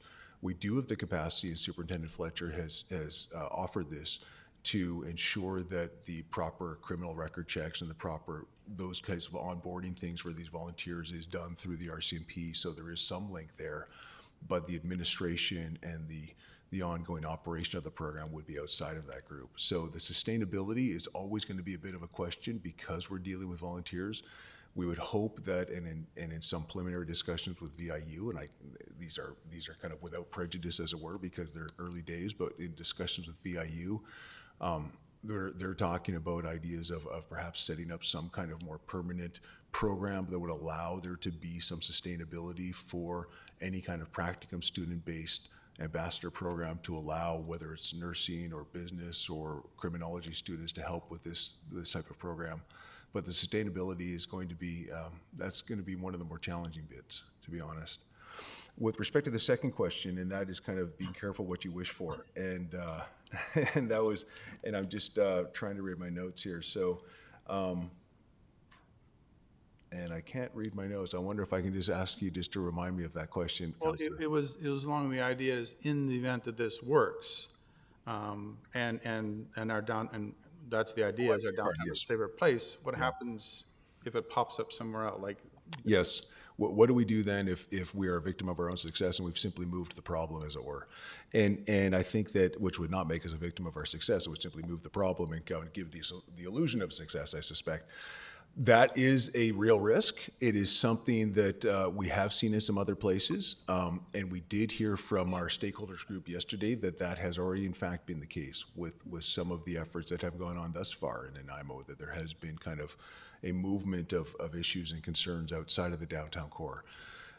Something certainly to keep monitoring, but one of the things that we've learned from the Maple Ridge experience is that while the CSOs would be focused primarily on downtown, their mandate, their charter would allow them to be anywhere in the city. So if need be, we would continue to kind of use that program, but maybe focus it and this is what goes back to the adaptability and the flexibility of the program, the need for that nimbleness. We would move those resources around as need be to address problems that arose. And I know that Mr. Sims and his sanitation team will tell us the same thing about cleanliness and issues and garbage in different areas outside of the downtown core, and how the clean team has had to be nimble and has to kind of go outside of that main area and deal with issues that arise elsewhere. We have had that issue a little bit in Maple Ridge, where we have that problem moving around. It hasn't been as worrisome as they thought it might be. But a lot of that will go, and this in the end comes back to something we heard loudly and clearly yesterday in our discussion with stakeholders. A lot of the success will ultimately be based on not only the efficacy of the elements that we're bringing in under or we're recommending under the community safety plan or the downtown safety plan, but also the efforts and the commitment of other orders of government under the social side of things. Are we providing, because as you mentioned, Councillor Bonner, we don't have a lot of resources to which to send people. So are we getting more resources on that side? Are we getting more places, more things for people to do, more places for them to go over time? And if we are, then that helps us kind of succeed even more and maybe prevents that unintended consequence that you've identified of moving the problem around but not really solving it. Okay. Thank you. Thank you. Councillor Hemmons. Thank you, Your Worship. That response actually leads into my question. I just want to say great conversation and a really comprehensive report, so thank you. Before I go to the question, I'll just say to Mr. Rudolph, I support a conversation about resourcing, because if we do this, we will be adding to our bylaws department significantly, or if it falls under bylaws. And I think we need to think as an organization about what this will look like. And I note in your research, you suggested meeting weekly or bi-weekly with pretty much every GM we have, manager of, this, that, and everything else. So this will be organizationally a heavy thing to lift, and I just want to put that on the table. My specific question, I think, and going back to Dawn's, is about data. So I'm noting, I went on the Maple Ridge website and looked at the data that they've been collecting since 2019, and it's really quite interesting. If you kind of broaden the categories a little bit, I would suggest there's probably 75% of the CSO work is on homelessness or homeless encampments. And I think we need to be really open about that. And I think, again, that goes to what else are we doing? And so to the data piece, we have an SPO coming up, and they're gonna have a really big piece in helping us kind of shape our messaging for advocacy, et cetera, et cetera. So my question for you is, in your vision of this program, are we collecting data from day one? And if so, what kind of data are we collecting, and where do we think that will leave us in terms of program evaluation and adjustments going forward? Thank you. Thank you very much, and through the mayor to Councillor Hemmons. Yes, data absolutely critical. We would be collecting data right from day one. And we see that's been a big takeaway from the Maple Ridge example, and we heard this very clearly from our folks yesterday with whom we met about the need, and Councillor Hemmons, you talked about the SPO as being kind of a key body to help bring those data together and craft a message and go forward to get resources for Nanaimo. So very important. I think we would, and again, it goes back to the flexibility and nimbleness, while we would be right away be kind of measuring inputs and outputs and stuff, but how do we kind of get to outcomes? What are our success measures? What are our progress measures? Those kinds of things. We want to start to kind of craft those. We want to borrow from what Maple Ridge has done. We want to look at what Kamloops has done on that. There's a number of places that are putting these in place. They are imperfect right now, to be completely frank. And we want to move beyond just kind of saying how many visits we've made, how many people we've moved to here, how many connections we've made, that kind of stuff. We want to look more towards outcomes. That is going to be a discussion that's going to involve the working group. Is going to involve the discussions with the other agencies. It's going to also kind of be driven, I think, by a lot of the work of the SPO. What kind of data does the SPO need the community safety officers and the others to be collecting to help strengthen cases, to help really understand what the needs are longer term and how we can start to kind of make those asks to deal with those more root issues. But in terms of the data that we would start collecting from day one, we're going to be looking at what Maple Ridge has done on that stuff, and you've cited some of the dashboards that they've got in place. They've got the public dashboards. They've also got a number of dashboards that aren't public that we've got access to as well, which will start to kind of emulate and try to see what can work for Nanaimo and what strengthens our case. It will be a case where we'll be collecting more data to begin with than we probably need and more than we probably use, because we want to make sure that we're not missing anything at the outset. And it's kind of like any research paper or research assignment where you kind of start very broadly, and then as you start to understand what is really most meaningful and you continue to refine your progress measures, you're able to kind of become a little more discriminating in the data that you need to collect. And we expect that would be the case. Thank you. Thank you. Councillor Turley. Thank you, Your Worship. Through you to Mr. Nielsen. I have two questions. Number one, I don't think anybody has brought it up, and maybe they didn't because I didn't understand. And that is the vandalism relief grant. I'm making an assumption here, and I don't know if I'm correct or not, that this would be funds made available on a grant application basis to private property owners that have experienced vandalism to their property. And through your worship to Councillor Turley, yes, that's the intent, and it's based on some examples of some programs that we've seen in some other cities, largely in the US actually, not a lot in Canada. And in part that's because in Canada it's a little trickier. We're not allowed to give assistance to private business. We can, however, and there are some examples of this, right across the province actually, where we can provide funding through BIAs and through other third parties to assist. But you're quite right, Councillor Turley, is that the intent is that this would be a fund to which individual businesses, private businesses, could apply to receive some relief for vandalism that they have incurred, that they have experienced in the area.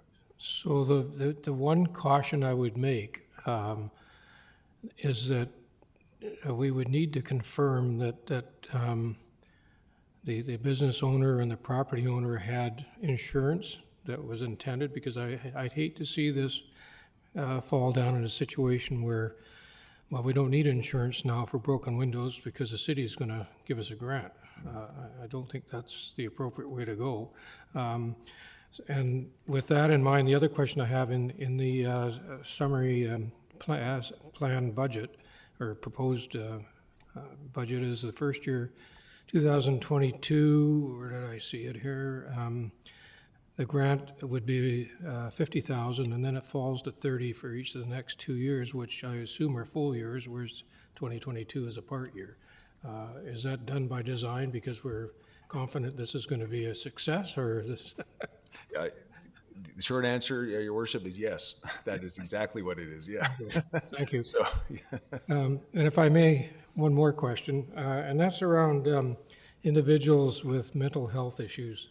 And, you know, I don't know what the percentage of the problem comes from people with those challenges, but I think I heard in the presentation say that some of the CSOs could receive training in dealing with people with mental health issues, and that's great. But then, how do we stop the revolving door where, you know, they're dealt with and then they're back on the street in the next day or two, creating the same problems? Is that I would hope we could convince the provincial government to do something about it. And thank you very much for the question, Councillor Turley. And you've really hit the nail on the head. And it's one that it's a theme that Councillor Bonner's spoken to, Councillor Brown's spoken to, Councillor Thorpe, Councillor Hemmons, Councillor Martman, Armstrong, yeah, pretty much everybody. And so you're in good company. And it's certainly a theme that we heard again very loudly and clearly yesterday. And again, to speak colloquially, look, you know, what's the point of connecting with people and sending them somewhere if there's nowhere to go? And this is the challenge that we have, and I know council wrestles with this challenge, and it's been very difficult and emotional at times to kind of understand how to actually get the help for people that they need. I'm very hopeful with the SPO, because I know, as Councillor Hemmons mentioned, that one of its key functions is going to be to build those cases, to understand exactly what we need and to get those dollars here and to help with that. In the meantime, we are looking to do what we can do using the resources we have and we can control, and hope to make a difference. and try to connect as many people with whatever is available to connect them to, and try to bring a level of order to a situation that in many cases is more accurately characterized as total disorder. So it's not a panacea, it's not perfect, it's more than a Band-Aid, I like to think, but its real efficacy, its real success is going to be dependent on those other efforts to get those other services in place. Thank you. Thank you, Councillor Turley. Councillor Gesselbrock? Thanks, Your Worship. Through you, just a few comments. Other councillors have touched on the majority of things. I just in general think that the CSO is a missing link, and kind of seen it emerge all over the place. I think that perspective of rules and resources, there's been sort of a breakdown in basic civility, and there's reasoning behind that, sort of a lot deeper social challenges that we're facing. But you know, there's something that we need to have a little bit more attention to in supporting, maintaining that civility and rules. And I think, though, it's really important that the other end of it is the resources. And that's why I really appreciate sort of this common theme, rules and resources. And I think if we build a system that's just focused on the rules, we end up forgetting about the resources. And if we build a system focused on the resources, we start forgetting about the rules. And I think that in general, there's been a bit of a divide in that approach. And so I'm really hoping that these CSOs can sort of be a bit of an integrating force around rules and resources. And so I think that a real critical element in this is the training that's provided and the recruitment. And I think that that coordinator role is going to be a big role to make sure that we find that balance and attention to both rules and resources. And so I think you know, this is the CSOs are a new thing that are emerging, you know, in multiple different communities, but we are building the ship as we're trying to fly it. And so I think that the interagency and interdepartmental integration is going to be critical. And just looking at the governance of that, the interagency, or at the cities end, who's sitting at that table coordinating between, and I know that the general manager of Development Services will be on that. I didn't see sort of a tier below that, sort of that's focusing on the city's end of social coordination, the planner or a coordinator around housing and social services could be useful to be present at that table to sort of be there, the discussions when we're looking at, you know, reports back and where potential gaps are. And then the same with the interdepartmental or the external agency collaborative table. There was a spot there where the social services would be sitting at that table. I'm just curious, what are we foreseeing the representatives of that being? Would that be the SBO, or how sort of will that perspective be present and sort of gather the data and the learning that's coming from? Thank you very much, and through the mayor to Councillor Kieselbrock. I think it's and just one small change, and maybe I flashed it up the slide too quickly or wasn't clear, but on the interdepartmental group, just as a starting point, we actually don't envision general managers on that. We do envision kind of one level below, so directors, in some cases managers, depending on the department. And on that note, one of the positions we put on there was, I believe, and I don't have the slide in front of me, but Director of Community Development. And so if I've got the title right, and that would be in the Development Services, Planning and Development Services Department, but it would be the group that is in charge of social planning at the city as well. So we would want to have that person at the table for sure. And other people at the table at a director level where they can, you know, with enough authority to direct resources and to report back where needed to their GMs. Excuse me. I think that it's on the interagency working group. You're quite right, Councillor, that we would anticipate seeing the SPO on that, a representative of the SPO in that group. We would also anticipate there to be representatives of at least some frontline community service organizations, whether that be United Way, whether it be Salvation Army, John Howard Society, those kinds of things. We would want to have representation of those groups because some of those groups are involved at the situation table, some are involved with the SPO, some are involved in other initiatives, and they bring that experience, they bring that knowledge, that base that's going to be so important to the overall success of this. So we would expect to see all of those groups kind of or at least representatives of enough of those groups at that table, in addition to Island Health, in addition to Island Health, in addition to different ministries, BC Housing, that we would want to have there, for example, at that table, to ensure that all of those voices, everybody who needs to be part of the solution and who has resources to bring, and even in some cases, if they have to come kicking and screaming, like, we want them at that table. Great, thank you. And just to follow up, Councillor Hemmons, raised it about data collection and then communication of that. And I think that, these CSOs are going to be city employees that are going to be direct, frontline outreach, absolutely, enforcement, officers, and so there's going to be a lot of lived experience and observation that's happening, and baked into the program right at the start of being able to translate those stories and what incidents are being interactions that are being experienced, so that information to flow up through to inform our advocacy program, because in the rules and resources, probably both aren't properly resourced at the provincial level, and we need to make it very clear and the story behind that, so that we can be able to attract better attention to that. Yeah, and if I may, Your Worship, just on that point to Councillor Gieselberg, and Mr. Rich talked earlier about the Community Hub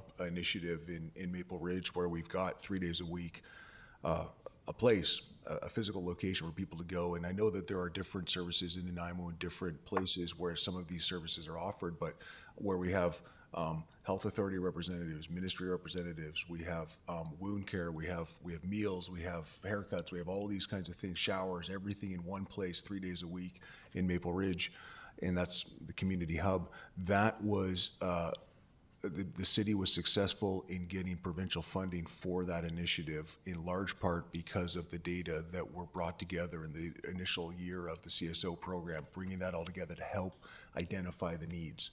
So your point is bang on in terms of the value in collecting those data and helping to kind of move some monies at the higher orders of government.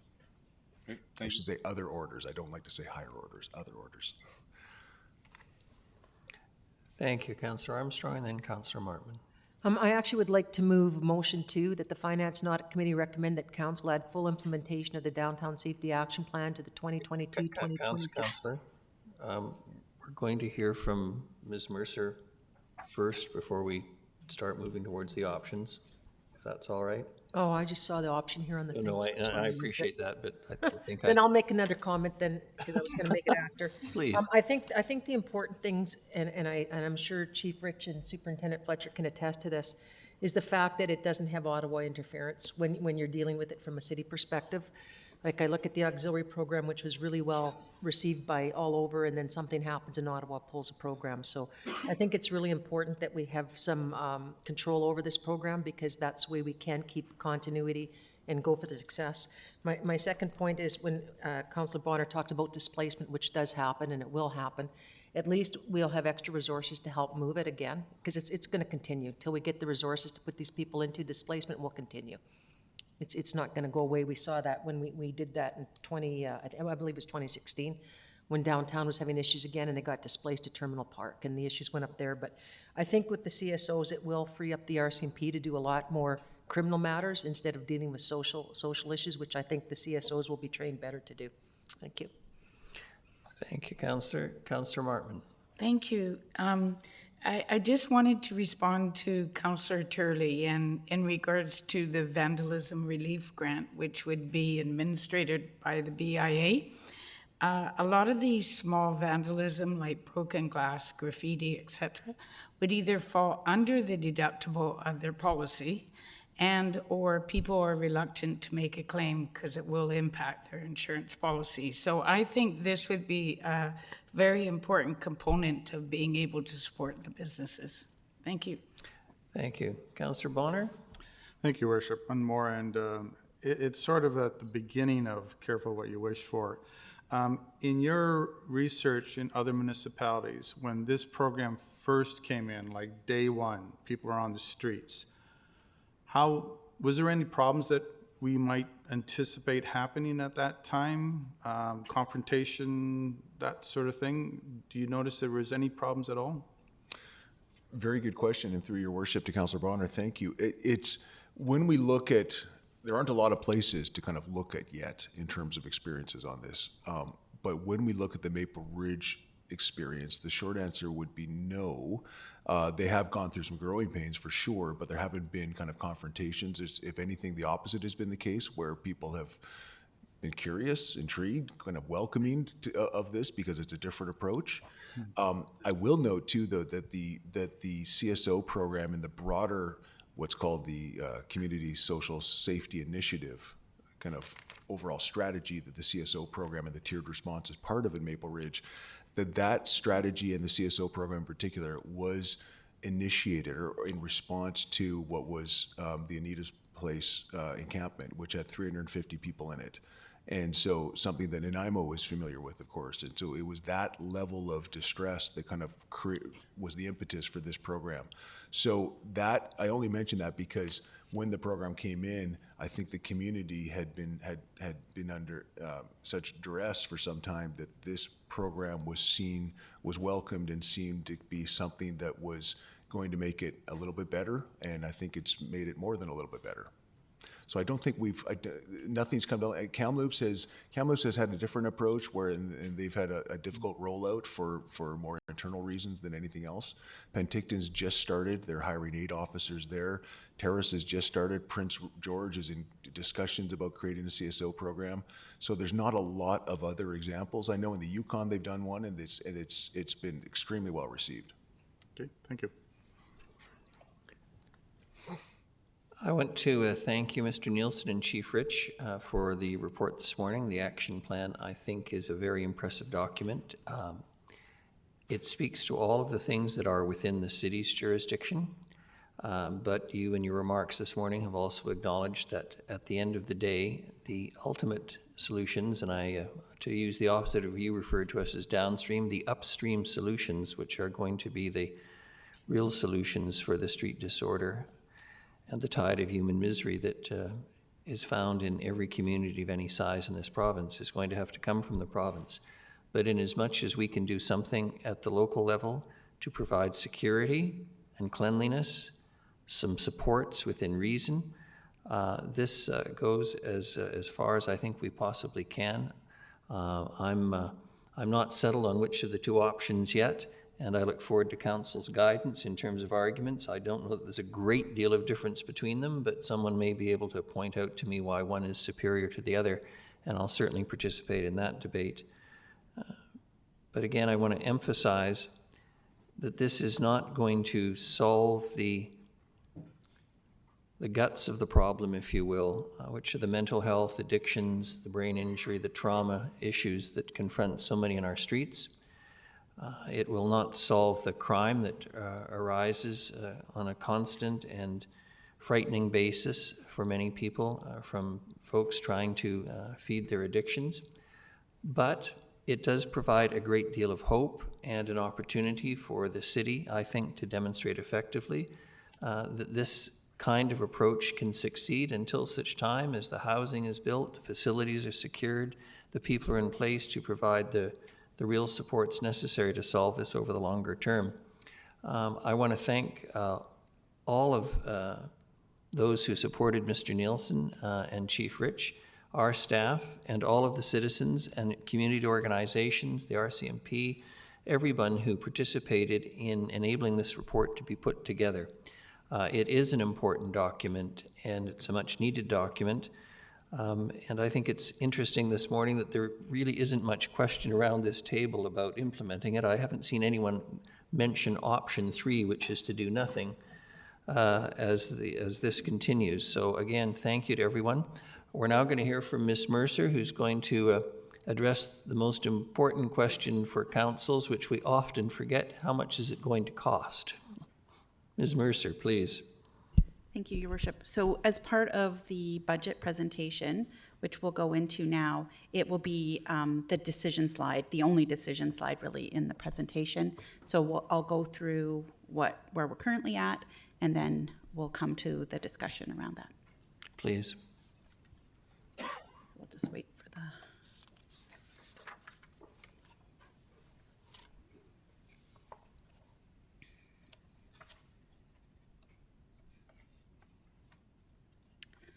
Okay.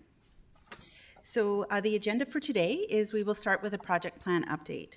And Mr. Sims will give a brief overview of some of the challenges that staff are currently having with regards to the project plan and what the city is doing to deal with those challenges. I will then give a brief overview of what's currently in the 2022 to 2026 financial plan and the changes between where we were at provisional to where we are now. And then I will go through the decision slide for council's consideration, and then we'll finish off with next steps that come after this meeting. So I'll hand it over to Mr. Sims to discuss the next 4 slides around the project plan update. You can just tell me when to advance the slides. Mr. Sims. Thanks, Your Worship and Ms. Mercer for the introduction. Just really briefly, I'll try to keep it quick, but staff thought that leading into not only the discussion around the current, finishing off the current 22 budget, but also highlighting what we're seeing for the next 5-year plan as we prepare that. We just give a little bit of context. You've heard throughout the news, and you've heard us speak about it before, that costs are going crazy. So I just came from a conference last week, where as of Q4 in 21, we've heard of the consumer price index, a loaf of bread and a bit of milk and a liter of gas kind of things that drive that. There are other indices that are driving the work that we do. One of them is the industrial producer price index. So those, that basket of goods includes raw materials and manufacturing costs. That's up 16%. Raw materials are up as much as 65% in the supply chain, as steel is one of those. Earlier this year, our suppliers handed us a note that said our pipe prices are increasing by 165%, which was a shock, of course, and we've stepped back from buying in the traditional sense, and we're looking at alternate solutions. So heavy spending and all of the pressures that you see on the slide are resulting in this increase. And what you're looking at, the graph shows the Engineering News Record Construction Cost Index. So this, you can see in the last decade, we've had a fairly predictable increase of 2 to 3% per year until last year. And this is what things have gone straight up. The folks I've listened to and talked to don't anticipate a downward trend anytime soon. So 2 or 3 years it may be before things stabilize. Can I have the next slide, please, Laura?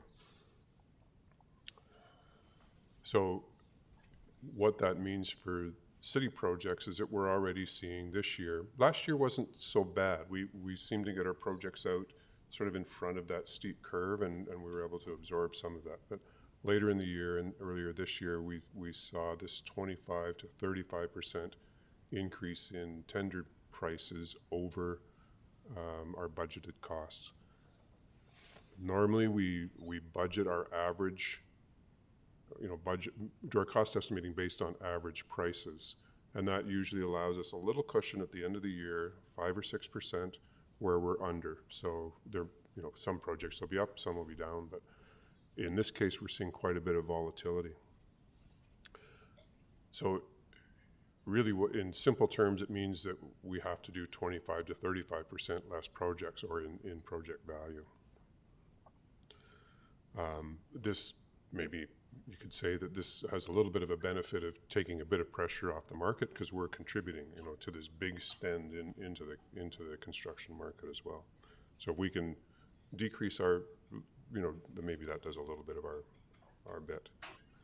On the fly, we're evaluating projects, whether, if we should reconsider how we do them, whether we phase them, and so on and so forth. Next slide, please, Laura. So our proposed approach really is to build the critical risk projects. One of those is on the agenda today.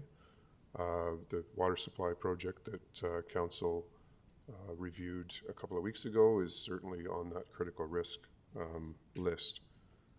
And I think that the next part would be we would address any sort of emerging issues or some things that come up through the year that we need to pivot to focus on. It might be anything from a failing pipe to a rusty HVAC system as an example. We just really want to make sure that we're doing the right work that aligns with council's priorities as well, some of the strategic priorities that are important to the community. So we're focusing on that as well. But those projects which have a little bit less risk and that we can tolerate a little bit longer, then we'll propose to defer those ones. And that's sort of an active work. One step is that we're just increasing our cost estimates by a blanket 15% to help for 2023. And as we go through the summer and build out the capital plan or the 5-year plan, that we may need to reevaluate that number. Laura, next slide, please.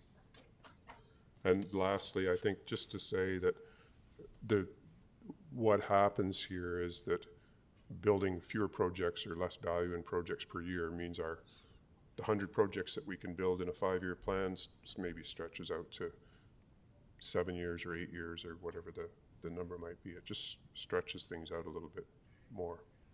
So that's it for my part. I'd be happy to take any questions specific to that inflationary pressure that we're seeing, but I think the story seems to be well known. Thank you, Mr. Sims. Councillor Brown. Thanks, Mr. Sims, for that. A few weeks ago, I saw a presentation by CRD, whose capital regime is just incredibly large, and I noticed our capital regime is ever increasing as well, which, on one hand, is a really good thing. But when you're planning these type of projects, they've really run up to similar cost pressures as everybody has, but they've really been able to shrink some of that, from 35% down to a smaller number through things like, stockpiling and bulk buys and taking sort of a different lens at how they plan projects and really working with their suppliers. I was wondering, do we have the capacity or additional land capacity to do those sorts of things where we can work with suppliers to stockpile and do bulk buys that would ultimately lower our infrastructure costs?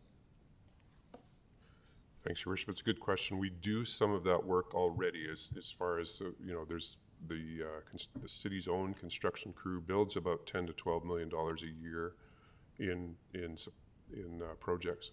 And so they do that bulk buy and they do that sort of selective price point picking to try to ameliorate some of that. There are some other projects where like the city may pre-buy the materials and then hand them over to the contractor to install. And the major pipeline project is an example. I'd ask Ms. Mercer maybe sorry to surprise you, but on the purchasing front, I think what we've done is we have sort of fixed contracts over a period of time, like let's say a 3-year supply contract for pipe as an example. And this is where we kind of got blindsided earlier in the year that the contractor or the supplier said they couldn't hold that price, and understandably. So we're looking at is there an appropriate time length? We can take little bites of smaller pieces, or if we see a lower price, then we buy a bigger chunk. So I don't know if Laura wants to. Yeah, through your worship. Yes, so purchasing does push back on suppliers to see where we can get the best pricing. However, what they're seeing right now is a lot of very solid positions being held by some of the vendors where they're not moving.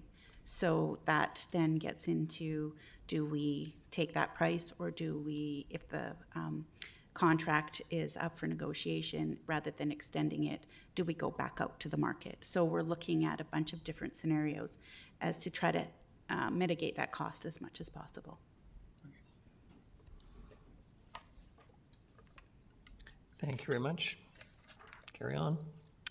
Thank you, Mr. Sims. So here's where we sit currently. So since the adoption of the provisional budget, staff have been busy updating it to reflect changes in estimates or directives from council.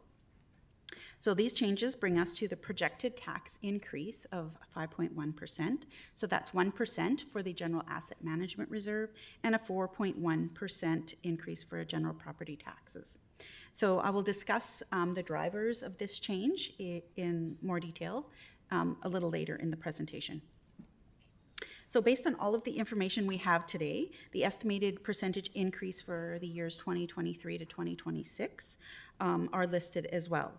So there will be many changes between now and then, such as growth, contract settlements, etc. But this is where we're at based on the information we know today. So Council has used a significant amount of reserves to help offset the effects of COVID-19 and keep the tax increase lower in 2022 for residents. So 1.9, as you can see, was used in 2022 to help reduce the tax impact.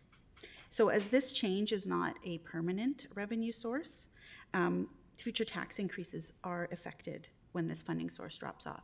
And that is a contributing budget driver in years 23 and 24, because as that special initiatives funding drops off, we need to pick up that revenue source in taxes.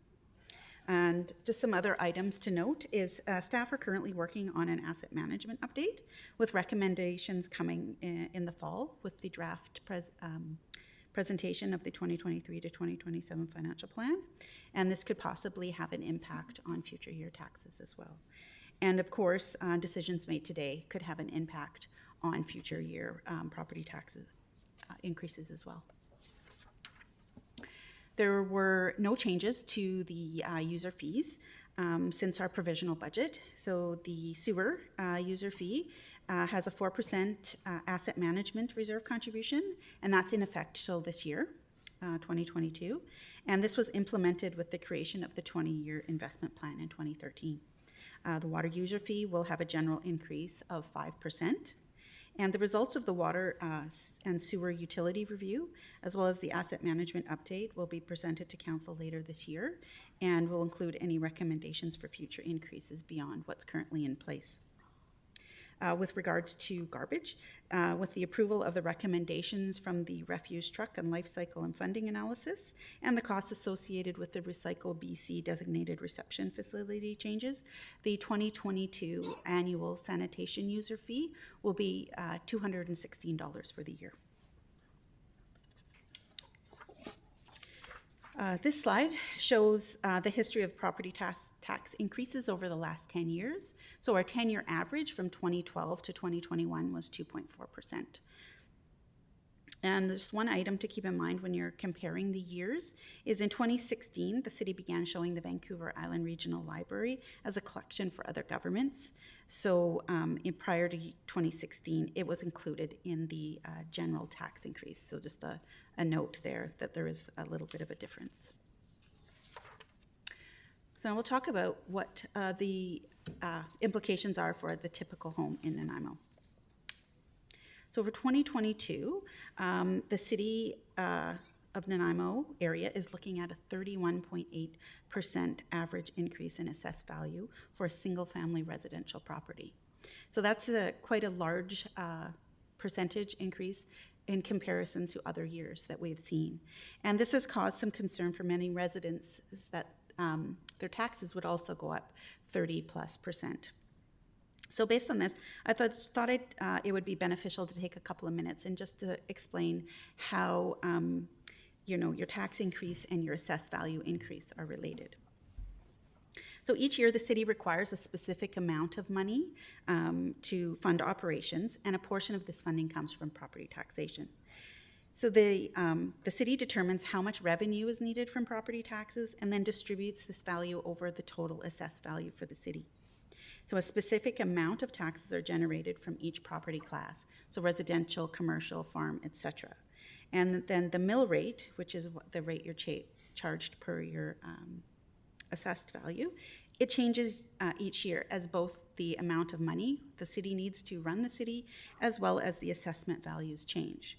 So when looking at a potential property taxes for an individual property, the important factor is to look at how your assessment value changed in relation to the average change for your property class. So if your assessed value is in line with the average, so this year if your property went up 31.8%, your City of Nanaimo property tax notice would equal the increase this year, which is currently 5.1%. However, if your assessed value increased more than the average, say your house went up 40%, your property tax increase would be higher than the average. So you would be paying, depending on how much your assessment went up, you'd be paying more than 5.1. And conversely, if your assessed value increased less than the average, your property tax increase would be lower than 5.1 for the year. So based on this, a revised tax increase, a single-family dwelling with an assessed value of $718,471 would pay a total of $2,414 in city taxes for the year in 2022.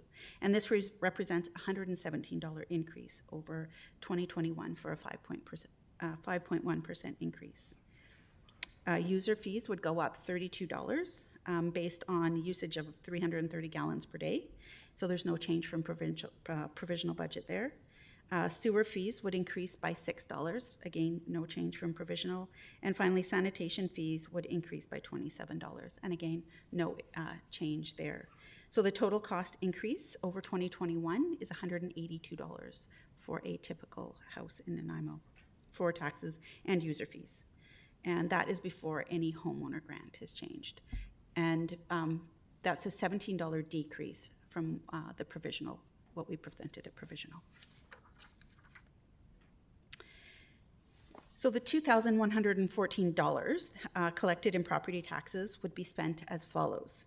So $1,990 pays for city services. Now keep in mind, this excludes water and sewer services because those are separate utilities. And this money provides services that make Nanaimo a desirable place to live, such as trail maintenance, pools and arena operations, snow removal, and fire and police services, to name a few. $35 funds the 2022 debt. So this represents repayment on 2 long-term borrowings. One is the Port of Nanaimo Center, which includes the conference center, and the Cranberry Fire Hall, which is station number 4. And just to note, we have 4 other borrowings that are funded from non-property tax sources. So we have Fire Station number 1, which is funded from the General Asset Management Reserve. The automated garbage collection for carts and trucks is funded through the sanitation user fee. The construction of the water treatment plant is funded through water user fees.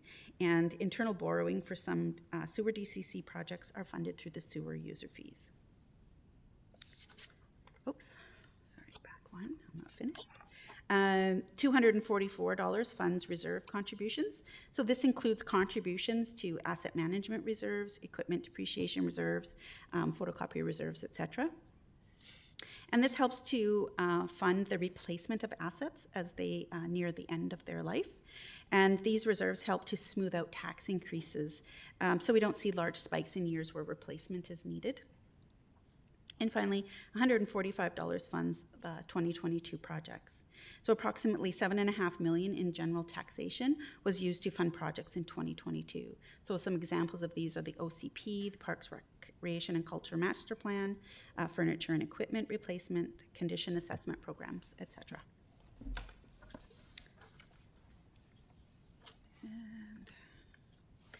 So when we look at how the $1,990 for city services is broken down by department, you will get the following.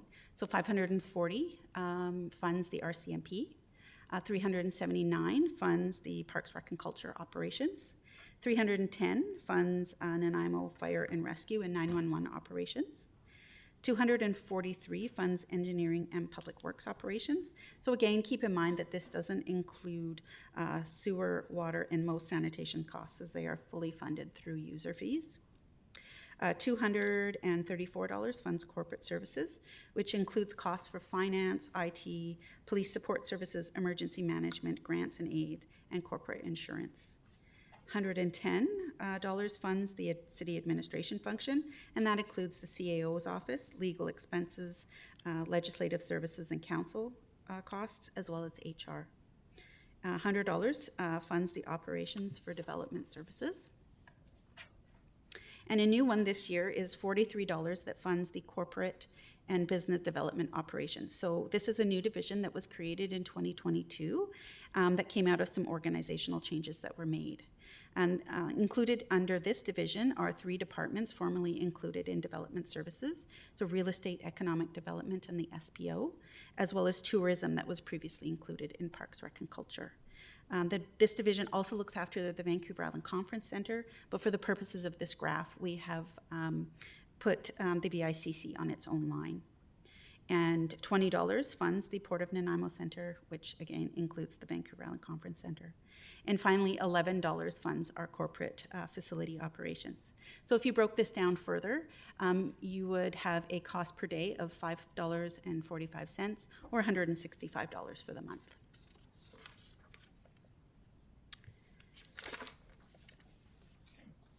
So our 2022 revenues. So $226.4 million provides funding for annual operating and maintenance and contributions to infrastructure renewal reserves. And this also includes the Vancouver Island Regional Library. What it does exclude are new borrowings and transfers from reserve to help fund expenditures. So for example, items not included in 2022 would be the Special Initiatives Reserve funding that was used to reduce taxes. So that $1.9 million is not included in this graph. Our largest revenue source is taxation at 57%. And our other revenue line item totals 2% of the overall revenues. And it includes items such as property taxes, recoveries, including Viera, Fortis Gas, our hotel tax revenues, as well as our tax penalties that we earn on late paid taxes. The 2022 operating expenditure budget is $169.4 million, and this covers all annual operating and maintenance costs that deliver day-to-day city services. So what is not included are operating and capital project costs, as well as the Vancouver Island Regional Library, as it is considered a collection for other governments. So the RCMP is our biggest line item and represents 17.8% of the total expenditures, followed closely by Parks, Rec, and Culture at 16.6%. Just some other items to note: corporate services, which totals 11.8% of the total cost, includes general revenue. So some of the items that fall under general revenue are our post-employment benefit costs, corporate insurance, and the hotel and business improvement area payovers.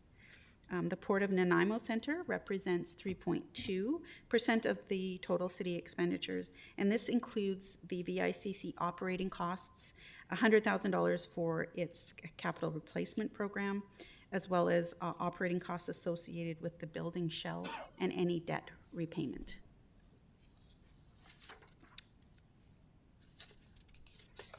So how did we get to 5.1%? So I'll go through all of the kind of the major line items that we experienced or that we saw change in.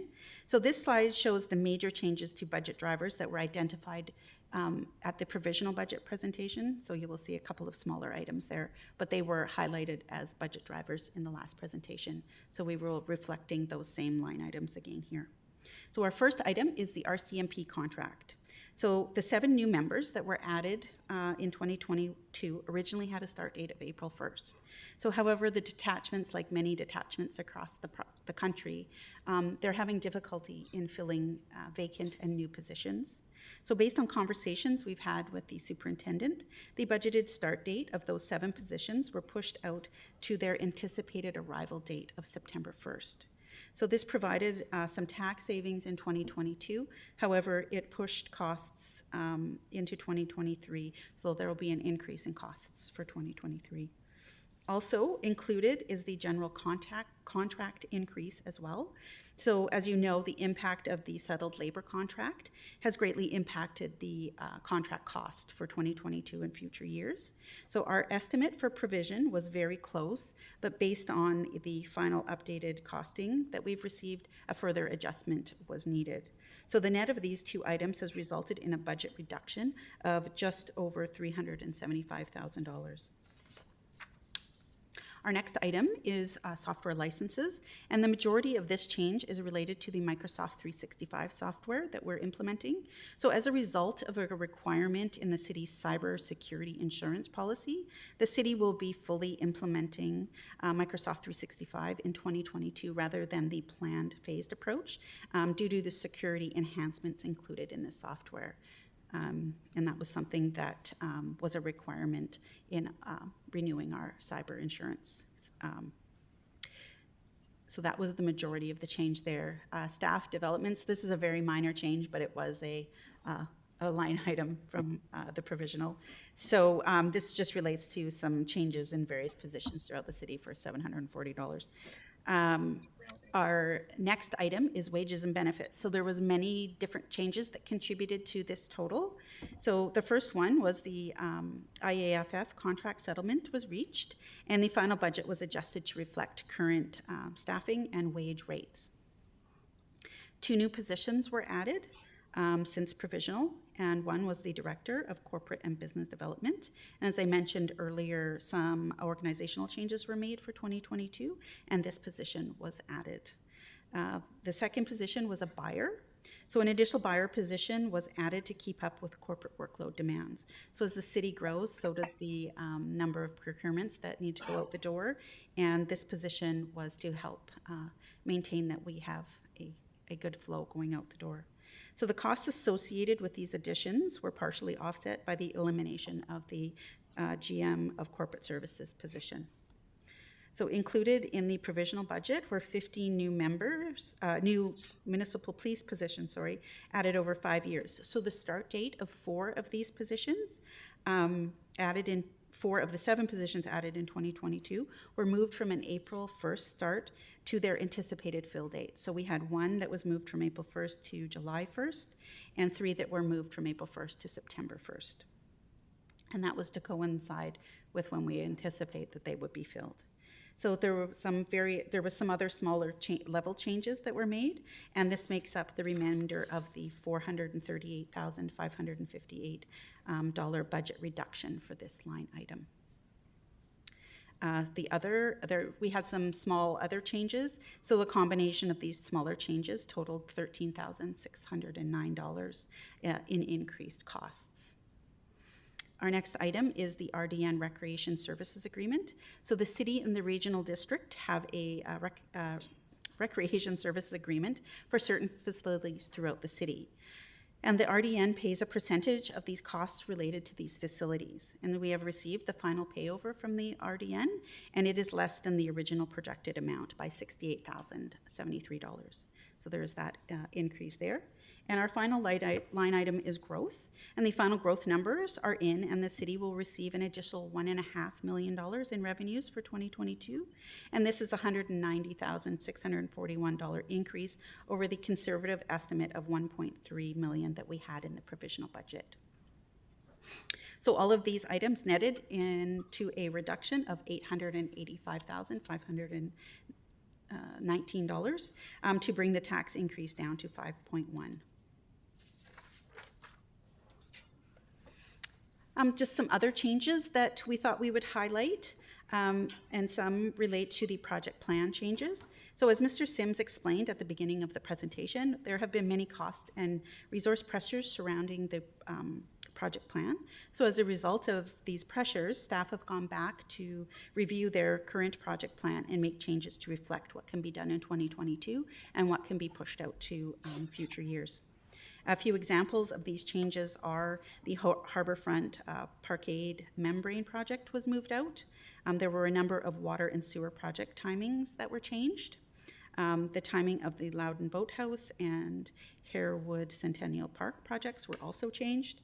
And as you may remember from a few meetings ago, the Midtown Water Supply Project also had a number of shifts within that very large project. A few projects were added or removed to the plan based on need as well. So many of these changes have come to council or at a Finance and Audit Committee meeting as either a decision or an information report.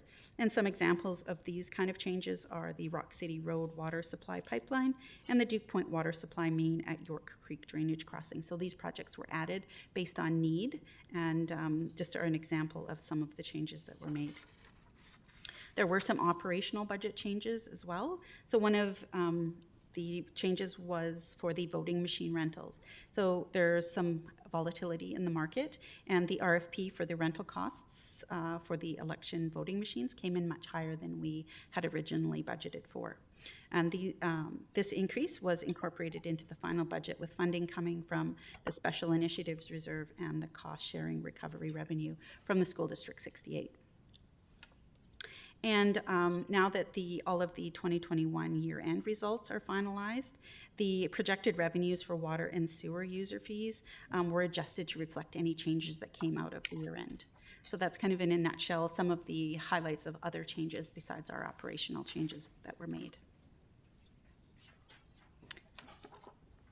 So there is only one decision point in the slide deck, and it relates to the downtown safety action plan that you just had a presentation on.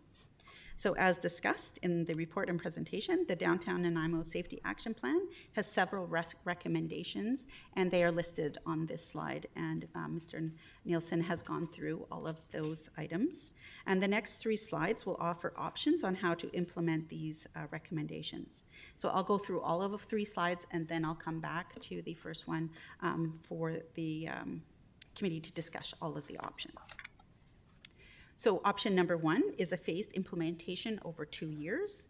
So this has a creation of community safety officers split over 2022. So that would be 8 additions in 8 positions added in 2022 and 4 in 2023 for a total of 12.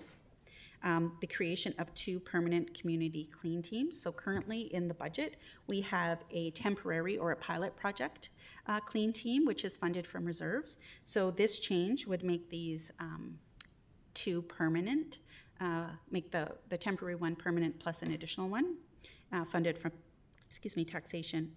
And there are some one-time and capital costs associated with both of these recommendations as well. So based on all of these recommendations, the annual operating costs expected for 2022 are $918,900, or approximately a 0.7% tax increase.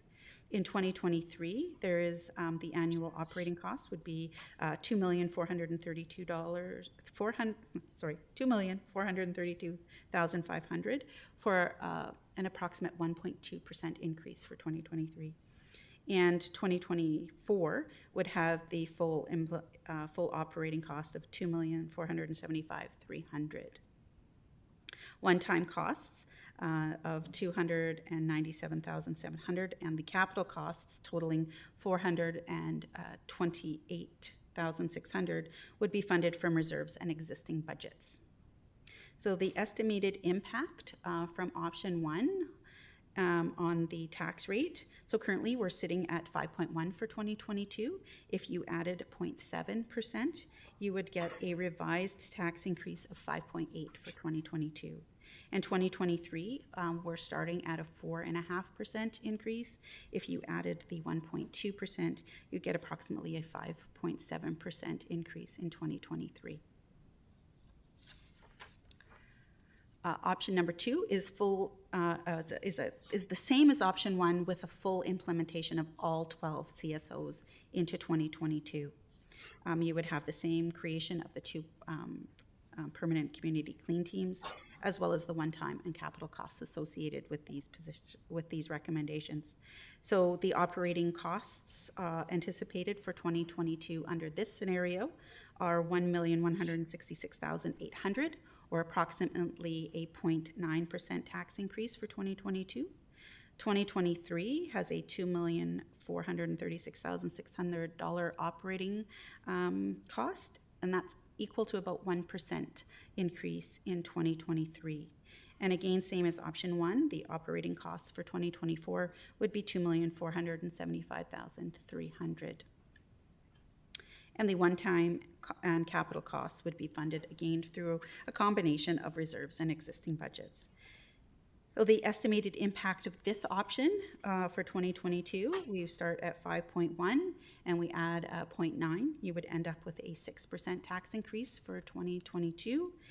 And for 2023, starting with a 4.5% increase, adding up 1% for this option, you would end up with 5.5% for 2023. And your final option is status quo, and that's just maintain current resourcing levels, and there would be no impact to the bottom line with this one. So I will now go back to the first slide and for deliberation with regards to each option. If I can go back. There we go. So can turn it over to council if you have any questions. Thank you very much. In order, Councillors Brown, Thorpe, and Martman. Not a question, Your Worship. I noticed Councillor Armstrong has left, so I would move that Council add full implementation of the Downtown Safety Action Plan to the 2022-2026 financial plan effective July 1st, 2022. And if there's a seconder, would speak to us, but this is the second option in the well-written report in the agenda package. Thanks. And Councillor Bonner has seconded option 2. Go ahead. Thank you. I did vote against the budget, and I think the number is high, and that was a whole different conversation. We've ended up where we're at. But this is one, regardless of when it was presented, that I would support. I see this as one of the continuation pieces of items Council has put in place among a spectrum of approaches to try to more holistically respond to a problem that is not just ours to respond to, and give a launching off point to hopefully improving the situation. I can think of the SBO, I can think of additional RCMP resources, and I can think of this, MOUs, all distinct items that are tailored to a very specific aspect of the problem, but when taken together, hopefully will at least provide some sort of response, if not a more complete platform for future councils and the continuation of staff to launch off of to try to get a very wicked problem under control. With respect to the implementation, I do think the responsible thing for us to do is to bite the bullet to support the program in its entirety. Trustful staff will do their best to fill the positions, and they may run up against some labor realities, but at least they have the flexibility to try to see the program through. And I do think the problem on the streets warrants a wholesome and fully committed approach that shying away from, I don't think, does service to the problem, and also doesn't serve the people that are living with this problem on the daily. Between the presentation yesterday and to the community members and what has came before staff, some people did reach out. Small sample, but people seemed very supportive of a fully committed approach. I just want to add that voice. Maybe some of you have had your own connections. So, yeah, I think this is something that we should do, and we should do so in its entirety, and give future councils and the administration a complete spectrum of launching off points and in which they may respond to the challenges of people are facing on our streets, whether those that are unhoused or those that are having to deal with the implications at their resident or their place of business. Thank you. Thank you, Councillor Brown. Councillor Thorpe. Yeah, thank you, Your Worship. First of all, in general, I really appreciated the report and the work of Mr. Nielsen and the others involved. This has been, I think, for a long time, a top issue, a top priority in our city, and I'm sure all council has heard time and time again that our citizens are concerned about safety and security, especially in the downtown, but not just there. Everybody wants a city which is safe and clean. And there unfortunately has been a perception, I believe, based on the emails that council receives, that we have not done enough to address the problems that are out there. And as you've pointed out earlier, Your Worship, there are some things, many things that we have no jurisdiction over, and we wish we did, but we can't help them. But there are things that we can do. And those, I think, are outlined really clearly in the recommendations of this action plan. And it is an action plan. It's the city showing that it wants to take action. So I think, as far as I'm concerned, by approving this today, we are sending what I hope will be a clear message to the citizens of Nanaimo that we do care about our city, and we want to support downtown businesses, we want to support our residents. We're looking at ways that we can address the issues that are out there. And as far as option 2 as opposed to option 1, I think we need to be very clear that yes, there is a cost to this. There is a definite tax implication that Ms. Mercer has very, very clearly outlined for us. I personally believe that it's a hit that most residents will be prepared to accept because it is, I hope, seen as money well spent.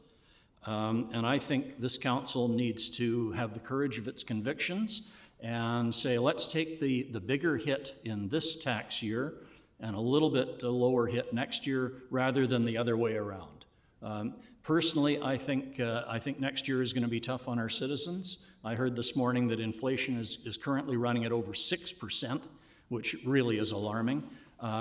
I think Ms. Mercer's presentation showed that she had managed to find us savings from our provisional budget that will nearly cover the cost of full implementation of this action plan this year. So I really appreciate that.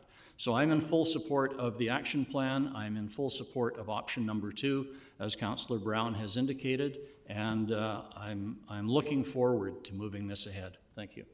Thank you, Councillor Thorpe. Councillor Bonner.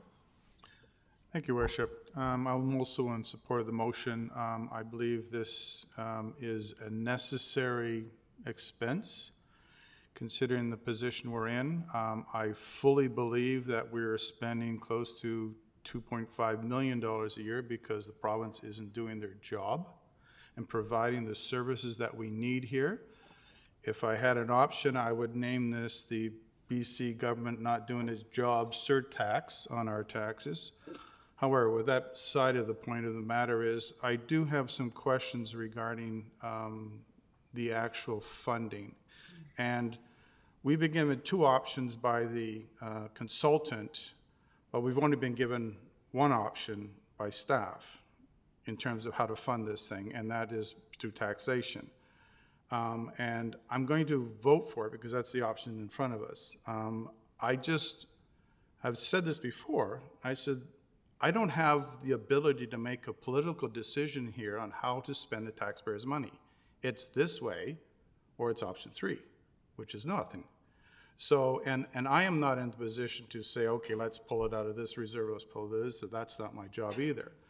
So I would just like to see more options on how we could actually fund this thing, because there's no guarantee that this is going to work, right? We could do this for 2 years and decide this is just not working, or, you know, phrase B, the province actually does their job, and all of a sudden we get like 600 units built in the next 2 years, which I don't think is going to happen. So these are some of the things that, as a politician, I want to be able to make those decisions, and I'm not seeing that here. I'm just seeing one option, and it's that one. And I don't even understand some of the rates here, because if I add them all up, including the 400 in reserve funding allocated by council in 2021, it comes to 1.8 million and not 1.5 million. And so I'm not exactly sure how these numbers are there. If you take 0.9% tax increase based on a $1.188454 million as 1%, and then you add the 68 in the parking revenue, it sort of almost makes 1.166, which is the operating funds, which you would expect it to be. But then the other numbers don't add up. So they're my concern, and I'd be willing to listen to that. It's not going to make any difference. This is what we're voting on. I just wanted to say that I'm sorry that we're in this position of having to do this, and it is. I will certainly support option number 2. And to your point, sir, earlier said you weren't sure which way to go.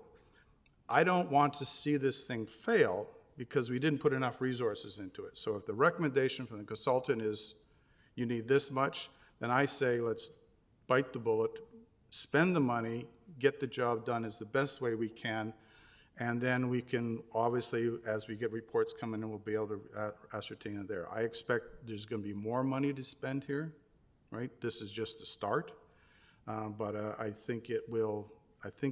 I'm hoping that it does actually create the situation that we want to see, where the people in this city feel safe and are safe when they travel in downtown and throughout our city. Thank you. Thank you, Councillor Bonner. Councillor Martman. Thank you. And like the other councillors, I believe that safety and security is one of the goals for this council, and what we've heard the most of from citizens from how they've been impacted. I'm going to pick up on what Councillor Bonner said in the presentation for funding sources, because through you, Your Worship, to Ms. Mercer, I wondered about the Special Initiative Reserve. Now, I'm sure there's a good answer why we don't pull from reserves or whether or not it could be used, but because I think we have about 12 million in Special Initiative. Through Your Worship, to Councillor Marmon.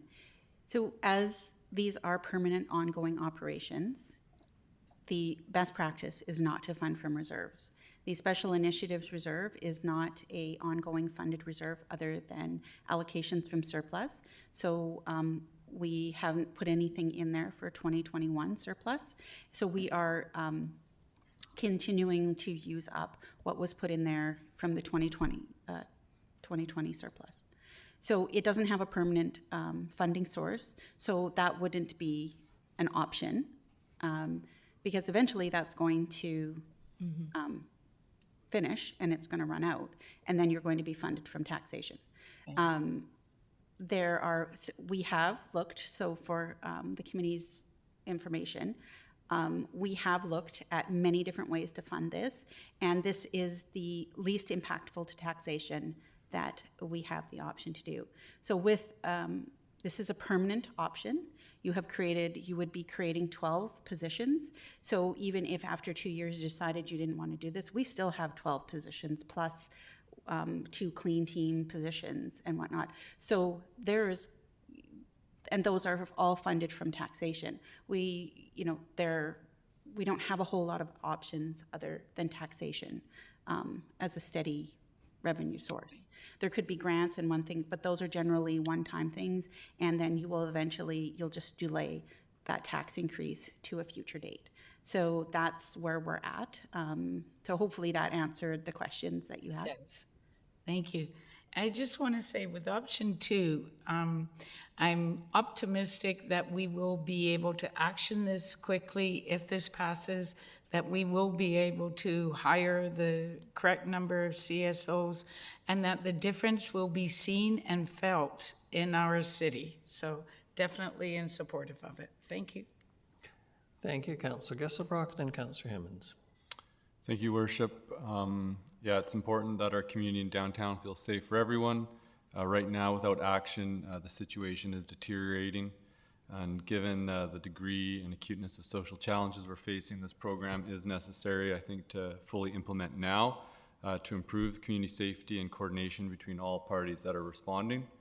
I'd just like to note that this program is not proceeding in a vacuum of this council and city working to do its part to address the underlying factors of homelessness, mental health and addiction, and poverty in our community.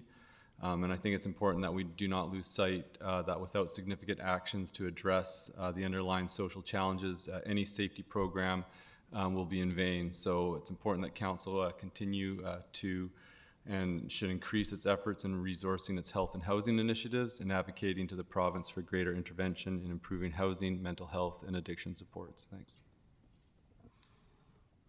Thank you very much. Councillor Himmons. Thank you, Your Worship. I'm happy to speak in favor of option 2. I far prefer it over option 1 because, like Councillor Brown said, we have the recommendations in front of us. Let's just implement it. We know these are going to make a difference. We need to bite the bullet. So I don't think there's any question that it's vital that we do this work. I think we all know that. For me, it's vital that we situate this work within the broader context of all of the investments that are happening downtown with the BIA, with the commercial street redesign, with the SPO, et cetera, et cetera. So I'm in full support of this. I think this will dramatically, once we get the CSOs on board, will change the dynamic of downtown. And I think that's wonderful. But I think more than that, I'm excited to see how this piece fits into the bigger piece of our broader investment around not just safety and security, but social well-being in Nanaimo. Thank you. Thank you very much, Councillor Himmons. My only concern around the 2 options was based on what I heard today from indirectly from the RCMP, who are having trouble filling positions, and from Chief Rich as well. And that is simply this concept that we have budgeted for the 12, and I'm going to support the motion, I might add, but I am slightly concerned that realistically we will not be able to fill those positions. And so we will be collecting tax revenue in this taxation year from our citizens that will not in fact be spent. And so that is a concern, and I want to flag it, but it's not an important issue for me.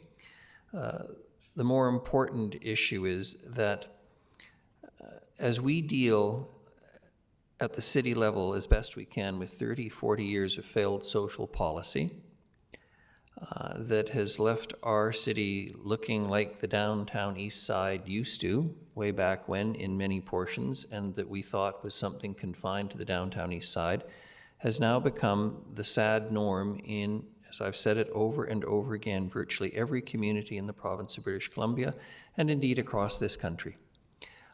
It is a national embarrassment, but most importantly, and we sometimes forget this as we talk about what it looks like, I cannot imagine for a moment what it is to wake up every day with a serious mental health issue and a serious addiction issue, probably based on trauma from some portion of my life, and a brain injury issue that makes literally, subject to perhaps a high that some drug gives me, every day of my life misery. So we have to start back at that proposition. And in the behavior that is exhibited that involves criminality, without question, even though charges aren't laid and arrests aren't made, because everyone knows that at the end of the day, a criminal sanction will have no meaning and no impact on the behavior, save and except that it may take someone off the streets for a little while. We know at the end of the day, the real issues are to be dealt with by a healthcare system that isn't working for the most vulnerable amongst us. What we are doing today, I think, in the main, for our citizens, is simply acknowledging how serious this is, although this council, through letters, through communication to ministers, direct and indirect, and the Premier, have, I think, made it abundantly clear, as Councillor Thorpe referred to it earlier today, this is the issue that everyone talks to us about, and this is the issue, if you will, that we have the least ability and essentially no jurisdiction to really solve, no real ability to ameliorate the distress and the misery and the damage and the horror that exists in our streets. Having said all that, by doing this today, we send a signal that this city has very clearly stepped up, done its part, and it is now up to the province. I won't be quite as harsh as Councillor Bonner, but I think he reflects the feelings of many in his comments. And it's not a criticism of the current government, it is a reflection on 30, 40 years of governments of both main parties in this province, and indeed what used to be the main party, the social credit government. And it hasn't worked, and it isn't working, and so let's get on with solving it.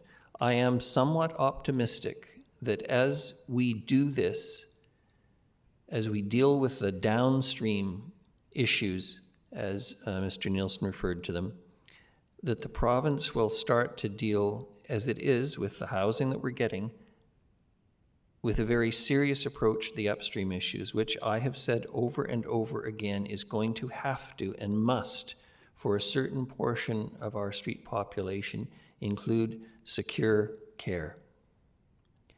And when that happens, and the province also provides the kind of supportive housing that's needed and the kind of dry housing, as Councillor Armstrong has referred to it many times, so that people who are struggling with addiction aren't sharing premises with those who are still actively in active addiction, then we will start to see the improvements. Because I'm always conscious of the fact that we have a very successful inclusivity and accessibility committee in this community. They've made wonderful recommendations, they work well together. But accessibility for me is a bigger topic than the committee perhaps thinks of it. If I cannot feel safe coming to any part of my city, whether it's a park or downtown or the waterfront, it isn't accessible to me. And it isn't accessible to a lot of people in our community, particularly seniors, those who are not physically able or strong or feel comfortable in doing so. So today what we're also doing is saying to those who think that every part of their city should be accessible to them, that we're going to try and make it accessible. I see Councillor Turley wants the final word today, and I'm more than happy to give it to him. Please. Okay, so I have to admit I'm struggling a little bit over the details involved in this, not so much the concept. I'm supportive of that. And further to Councillor Martman's concern about insurance, et cetera, I know she fully knows that premiums are based on the amount of the deductible and the number of claims. And my concern over that is that she reinforces what I was concerned about, because if we don't put any limits on what they can apply for, anybody could say, well, instead of $1,000 deductible, I'll make it 10 grand, and my insurance rate will go down. So I think as long as we are cognizant of what could happen, because unfortunately not everybody's honest, and then I'm fine. And the other concern I have is, which I think I heard correctly, is once we hire these 12, assuming, as Mayor Krogh said, we can find the people and find people with qualifications that can be trained in the specific areas we're looking for. I don't think stuck is the correct word, but they are employees of the city forever. And I guess part of me says, yeah, that's great, but the other part of me says, well, what happens when the province does what they should be doing and these issues go away, but we still have them? Do we need them? I don't know. So I'd love to see some flexibility in it, but I understand that's not possible, so I'm going to have to bite the bullet and say yes. Thank you, Councillor Turley, and if I can give you any comfort, I think I can safely say that every one of us who works for the city or the taxpayers as elected officials are subject to being severed at various times and under certain rules, and they're not permanent. It's not a lifetime appointment, unless perhaps you're the mayor of Langford, which appears to be a lifetime appointment. But apart from that, seeing no further speakers, the motion is on the floor. All those in favor? Any opposed? None. Motion carries. Thank you very much, and everyone's patience this morning. We are well past the start of a lunch break, so I'm going to ask that we all reconvene at 20 after 1, please. Oh, sorry, one more slide. Yes, my apologies, I'm pushing. That's okay. One more slide, Ms. Mercer. I'll make it quick, I promise. So staff will take the changes that were just made, and we will amend or update the final budget. And on May 2nd, we will bring back the 2022-2026 financial plan amendment bylaw, as well as the 2022 property tax bylaw, to council for first 3 readings. And then again on May 9th, both bylaws will be brought back for adoption, as there is a legislated adoption deadline of May 15th. And so that brings us to the end of the presentation, and we'd be happy to answer any other questions that you may have. Councillor Bonner.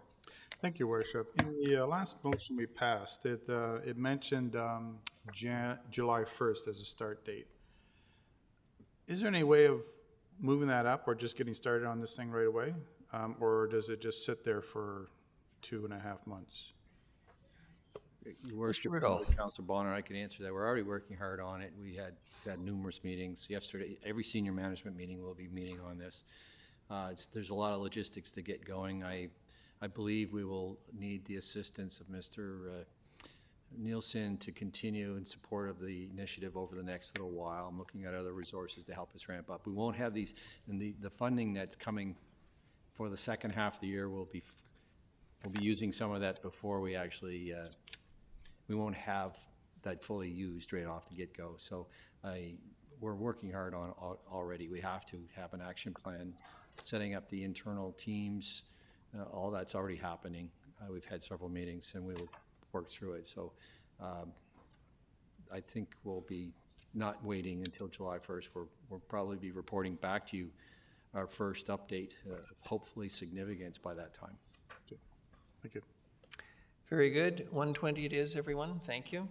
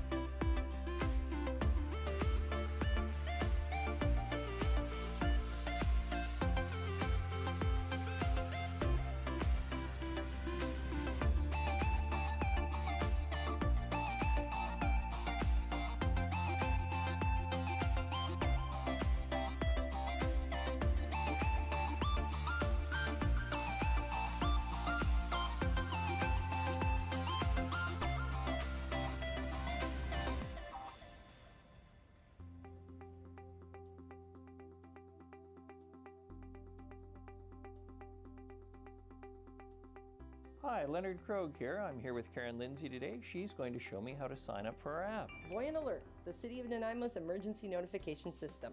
So we'll start by going into the App Store, Mayor Krogh. Done.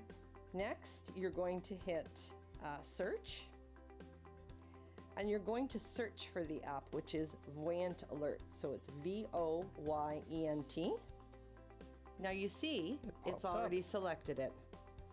Click there, hit get, and then we're going to install.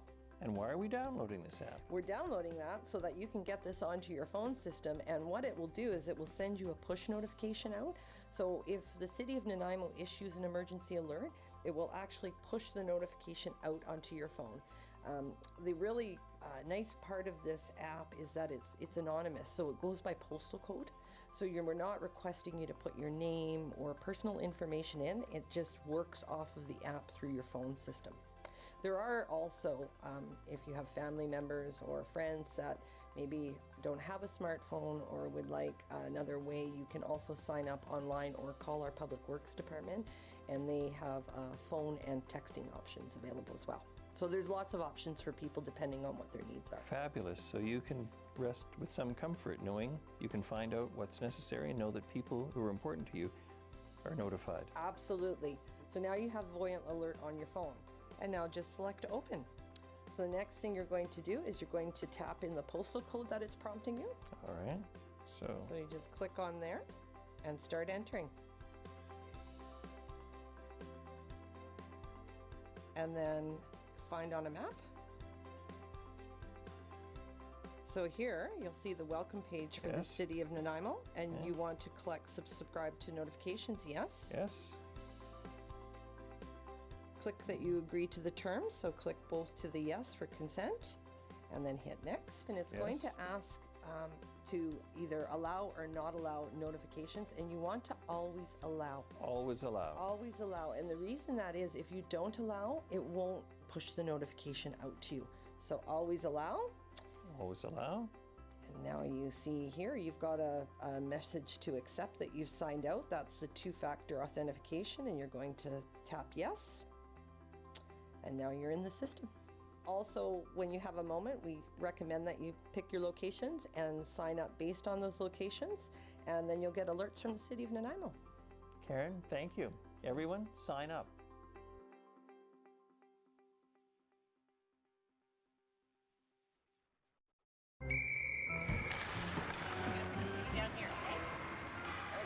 Hey, Tiana. Hey. It sure is the coldest rink in town. Thank you. Oh, yeah, buddy! Nice save, James! Wow, your goalie is keeping you guys in the game. Cheers.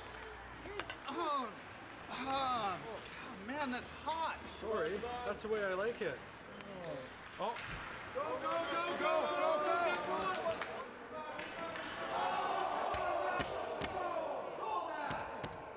Penalty shot!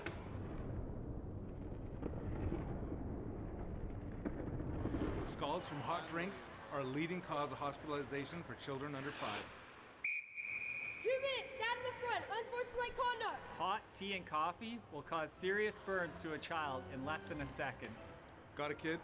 Use the lid.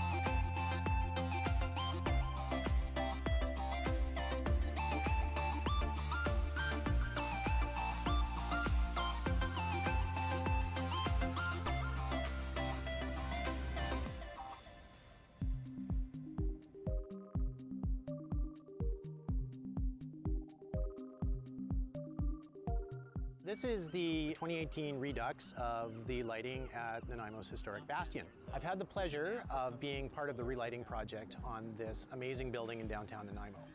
So what we did is we've replaced the original high-pressure sodium lights, which basically did an okay job of lighting up the bottom 10 feet of the building, and replaced them with modern LED lighting that has the capacity to change color.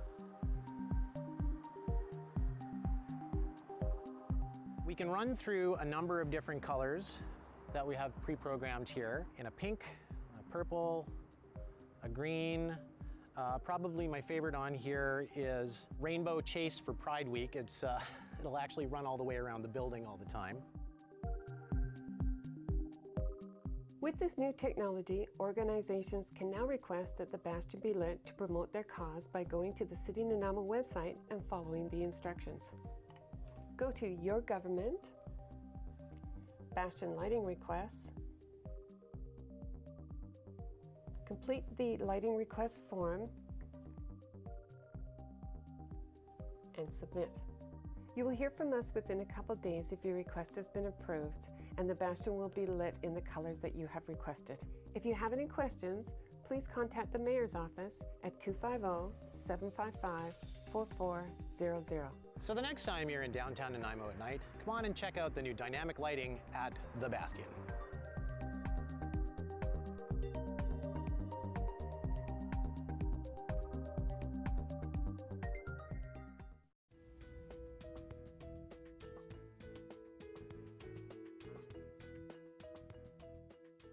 We're here today to make a couple street names. There was some vandalism in town, and we're just going to make replacements. And the roads today we're doing are Dundas Street and Bruce Avenue. They're all 8-inch, and we use 3 different sizes, mostly 24-inch, 32-inch, and 36-inch. We do use a consistent font with street names. This is actually my metal blank, so the only material here is the material that I actually will cut out in vinyl.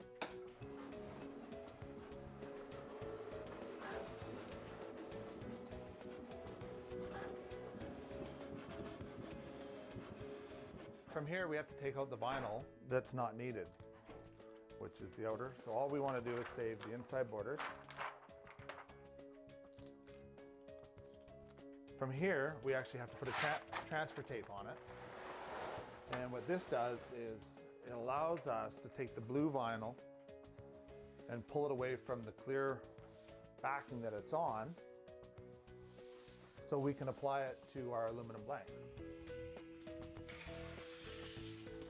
Now that we have our 2 sheeted piece of vinyl, we take our aluminum blank, which has high intensity diamond grade, which you can see behind me. We have all different colors. We have orange, yellow, white, depending on the type of signs.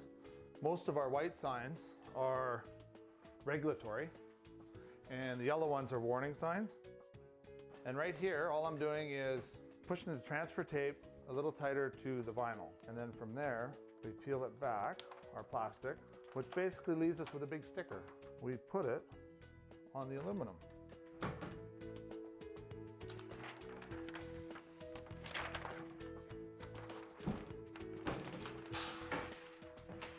And when we're done here,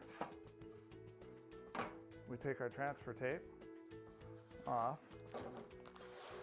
and As you can see, we're left with Dundas.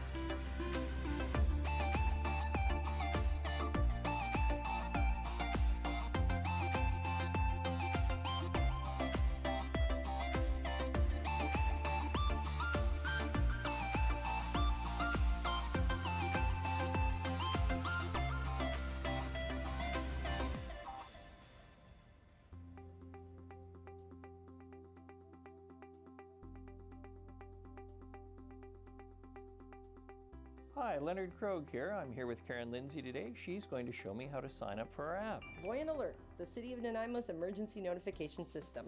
So we'll start by going into the App Store, Mayor Krogh. Done. Next, you're going to hit search. And you're going to search for the app, which is Voyant Alert. So it's V-O-Y-E-N-T. Now you see, it's already selected it. Click there, hit get, and then we're going to install.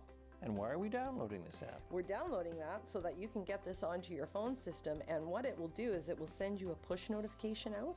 So if the City of Nanaimo issues an emergency alert, it will actually push the notification out onto your phone. The really nice part of this app is that it's anonymous, so it goes by postal code.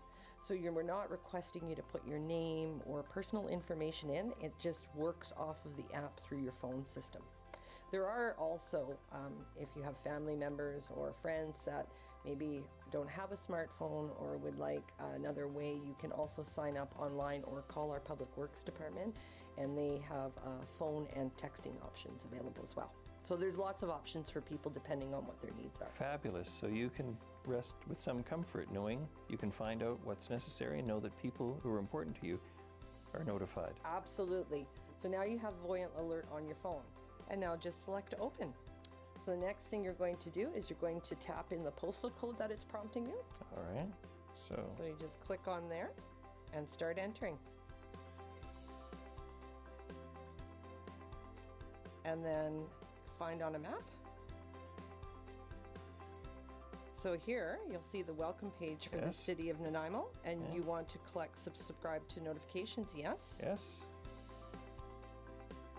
Click that you agree to the terms, so click both to the yes for consent, and then hit next. And it's going to ask to either allow or not allow notifications, and you want to always allow. Always allow. Always allow, and the reason that is if you don't allow, it won't push the notification out to you. So always allow. Always allow. And now you see here, you've got a message to accept that you've signed out. That's the two-factor authentication, and you're going to tap yes. And now you're in the system.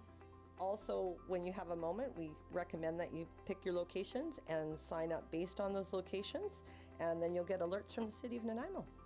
Karen, thank you. Everyone, sign up.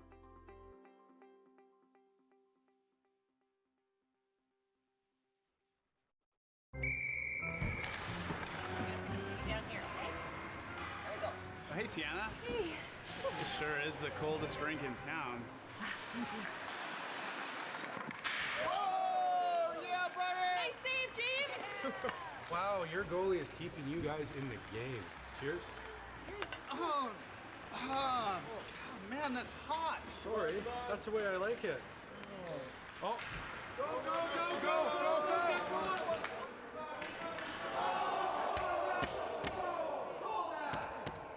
Penalty shot!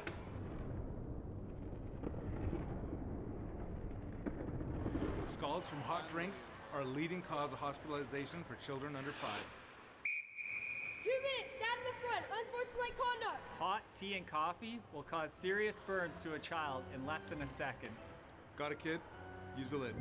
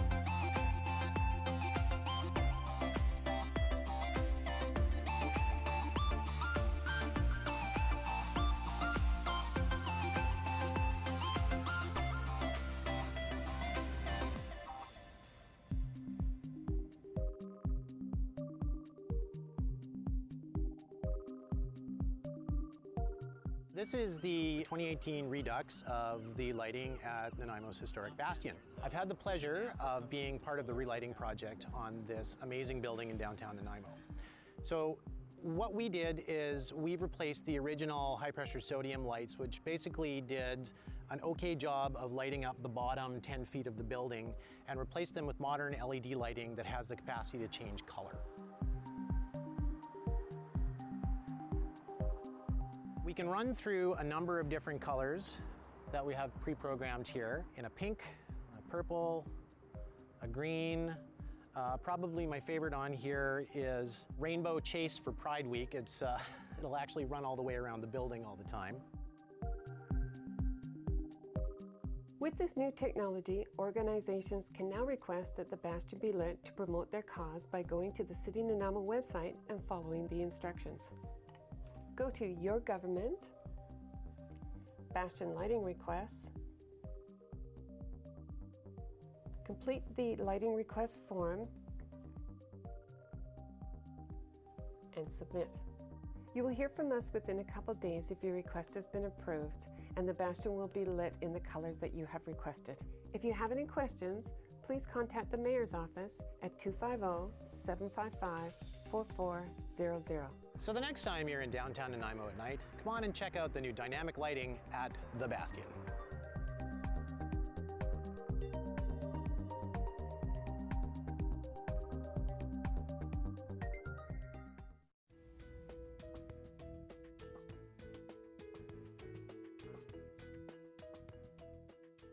We're here today to make a couple street names. There was some vandalism in town, and we're just going to make a replacement. And the roads today we're doing are Dundas Street and Bruce Avenue. They're all 8-inch, and we use 3 different sizes, mostly 24-inch, 32-inch, and 36-inch. We do use a consistent font with street names. This is actually my metal blank, so the only material here is the material that I actually will cut out in vinyl.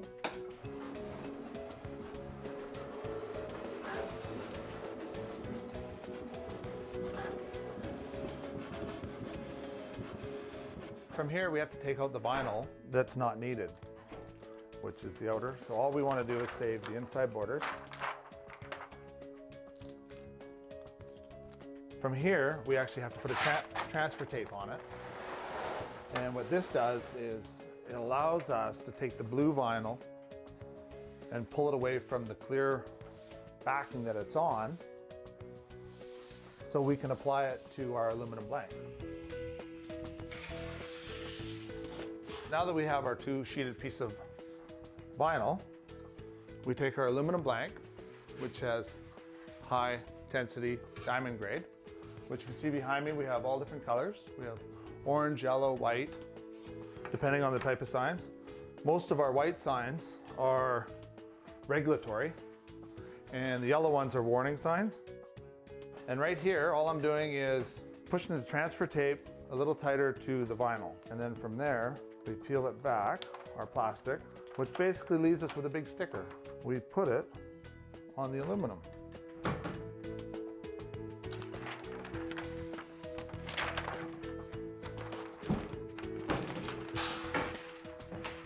And when we're done here, we take our transfer tape off, and as you can see, we're left with Dundas.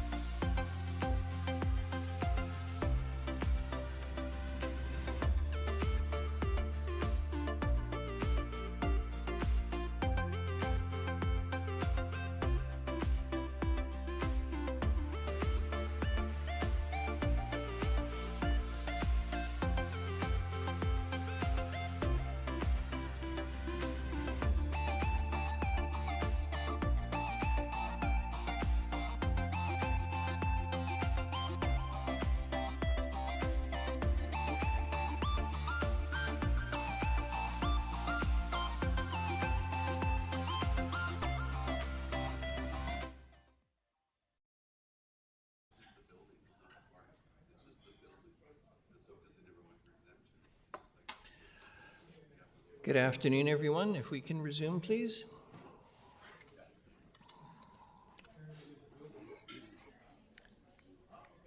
And the next item on the agenda is the proposed bid for the 55-plus BC Games in 2025 or 2026.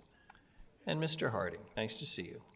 Thank you, Worship. We've brought a few of these to you over the last few months and years, so we have another bid that we have the opportunity to bid for, which is the BC 55-plus Games for 2025 and 2026.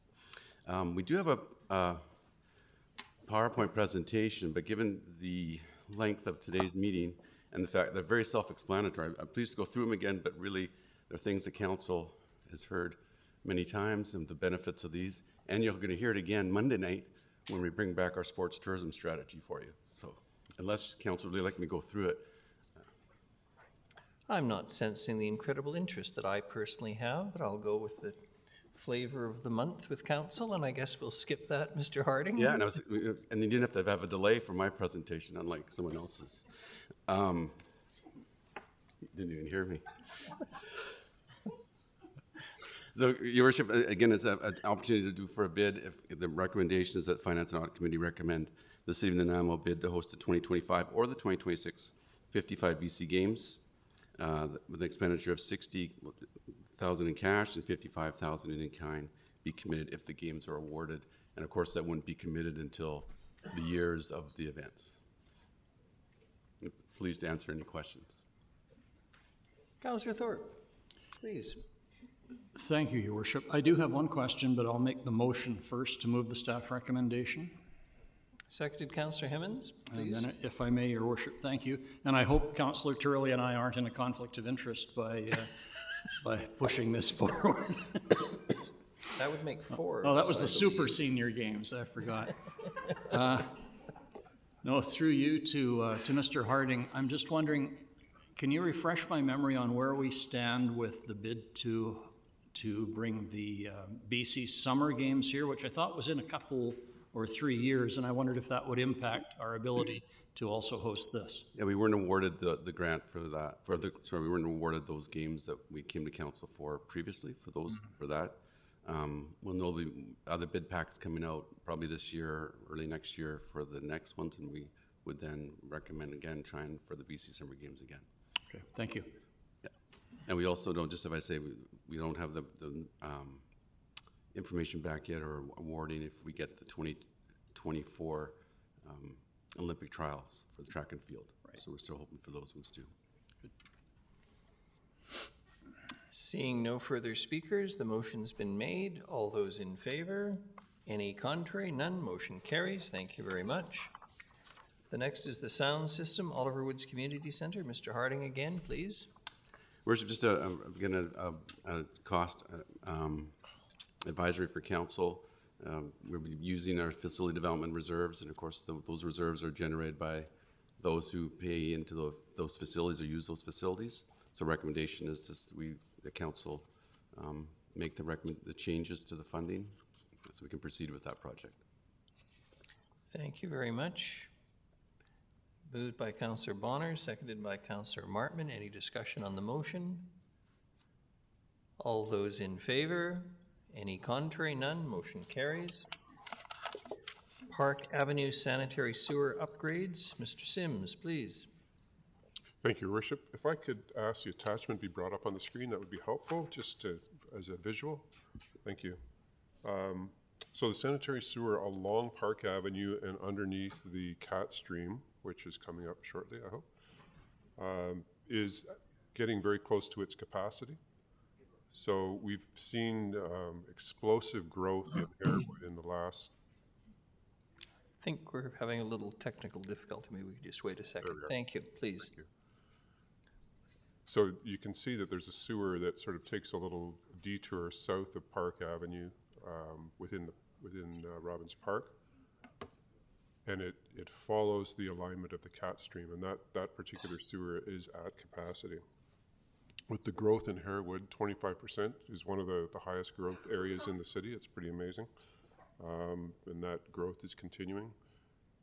We're not able to continue providing sewer service, essentially, without upgrading this sewer. Normally, sewers would be replaced usually online or very close to, but in this case, it's in a very constrained area physically as well as an environmentally sensitive area in and underneath and around the Cat Stream. Also, normally with sewers, we try to have them flow downhill. That's one of the things they teach you in engineering school, is that water runs downhill. And at 6th Avenue, there's a bit of a high point in the road, and so that's why the sewer takes this little detour. But we've done a fair bit of work, and the technology for drilling horizontally has evolved over the last 20 or 25 years to the point where we can drill underneath the hill from north of 6th Avenue to south of 6th Avenue and create the capacity by installing a sewer in that location. There is a risk, of course, that the ground conditions will get in our way and create problems. We've done our due diligence. We've drilled and looked for rock, and as it looks now, the risk is okay, but there's always that risk that we may run into some problems. In this case, we had a single bid, which is never a comfortable position to be in, and the drilling, the horizontal directional drilling is quite specialized, but that single bid, we've engaged third-party experts to review it in drilling, and the price is actually reasonable and in line in line with expectations.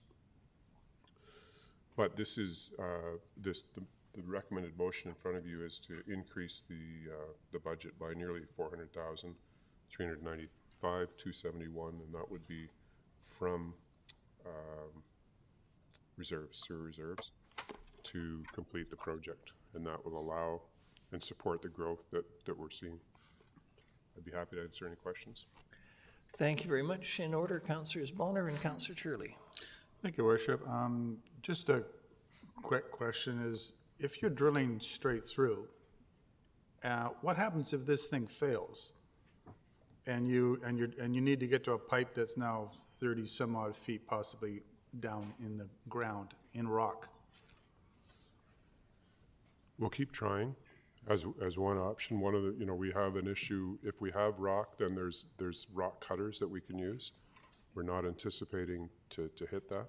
So essentially what happens is the drill goes horizontally, well outside the bounds of the project, and carves a small hole, and then it's pulled back in successive pulls to enlarge the hole, and then finally we pull a pipe through. Oh, it wasn't that. I'm sure you can do that. What happens if the sewer pipe that you put in there fails? Oh, I see. A number of years from now, how do you get to it? Right, and that's a good question. And so it's in the material that we use. We ensure that it's additionally rigid, that there's the beauty of drilling in the type of soils that we have is that there's very little soil loading on the pipe itself. So, and we would be using a continuously fused pipe to ensure that that there's no leaks and so on and so forth. So. Okay. Thanks. Councillor Turley. Thank you, Worship. Through you to Mr. Sims. So I'm assuming then the rest of that pipe that runs along Park Avenue is big enough for capacity. It's just that one section. That's correct, Your Worship. Essentially, the section that runs through the Cat Stream is very flat, and when you have a very flat sewer, its capacity becomes diminished. Thank you. Excuse me. Anyone care to make the recommended motion? Moved Councillor Bonner, seconded Councillor Hemmons. All those in favor? Any opposed? None. Motion carries. The next is consideration of new permissive tax exemption. Ms. Mercer. Thank you, Your Worship. So we have one organization requesting to be put on the permissive tax exemption bylaw for 2023, and the applicant has met the criteria outlined in the grant policy and guidelines. So the Nanaimo Canadian Amateur Football Association is applying for the first time for their property they occupy at 6706 Dover Road. In addition to the PTE application, the association has applied for a PTE cash grant for their 2022 property taxes at this location. So as they miss the October 31st deadline to be put on the PTE bylaw for 2022.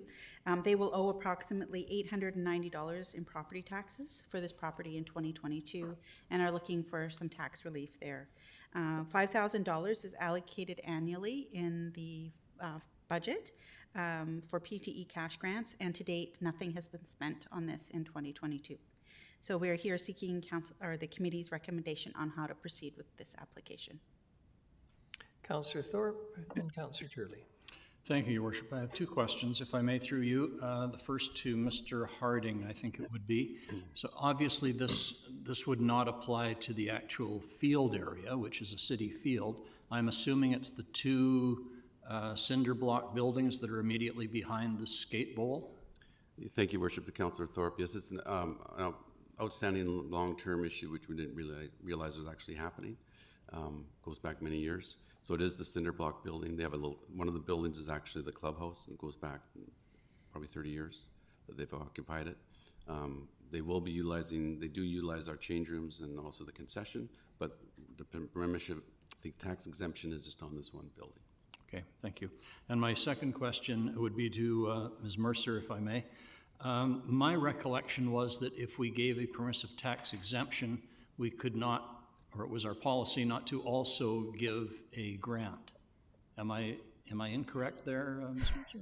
I think we, in the past, through your worship to Councillor Thorpe, in the past, we have looked at to see what kind of funding, other sources of funding that the city gives an organization, and that was one of the things that the committee used to look at for, is that you weren't getting a whole bunch of grants from the city and a permissive tax exemption. So that is something that we look at, but in this case, I haven't looked at this one particularly, that they've received other grants. So, but there's nothing to stop us from doing both? No.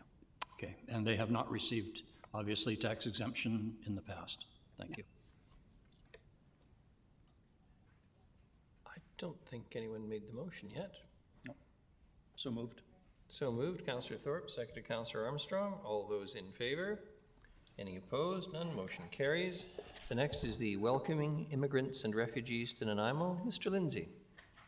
Thank you, Worship. At your last council meeting, you received delegations requesting a grant or funding for the immigrants welcoming ceremony.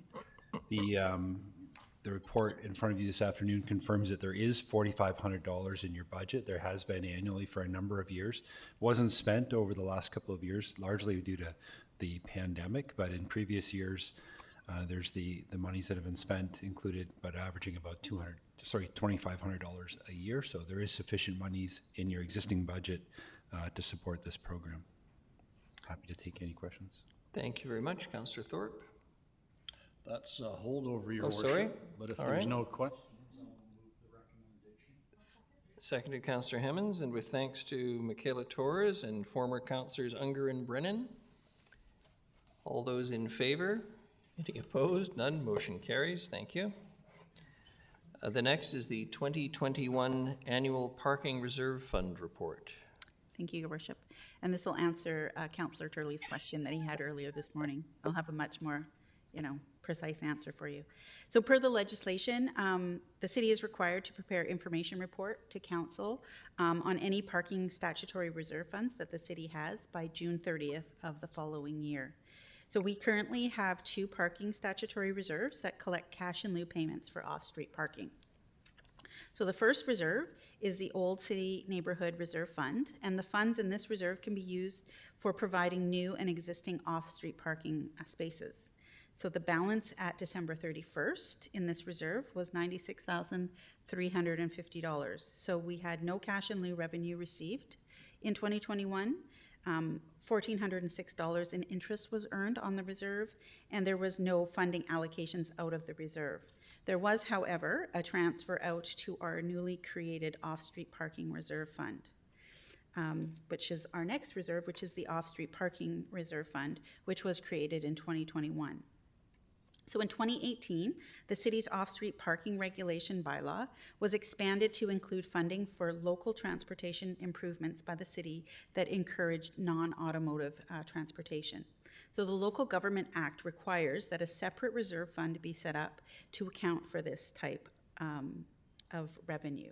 So prior to that, the purpose of the money collected was to provide new and existing off-street parking spaces, but under the new updated version of that bylaw, it is now to encourage non-automotive transportation.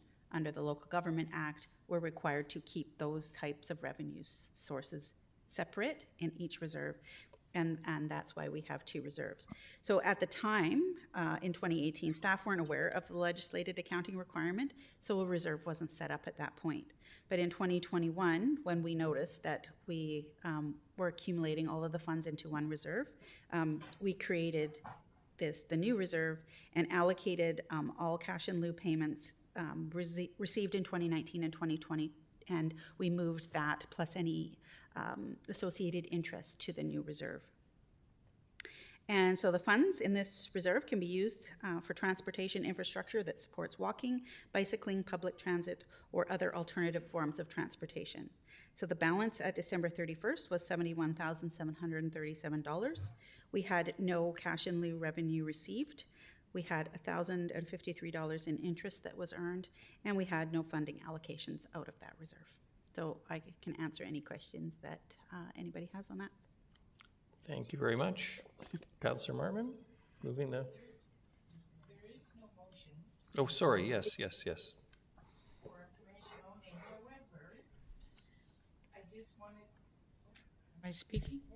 I just wanted to make the comment that I see we didn't use any of the off-street parking reserve funds this year, and I'm thinking we could use those for a safe place to park your bike. That's the intent, correct? Yes. Okay, thank you. Councillor Bonner.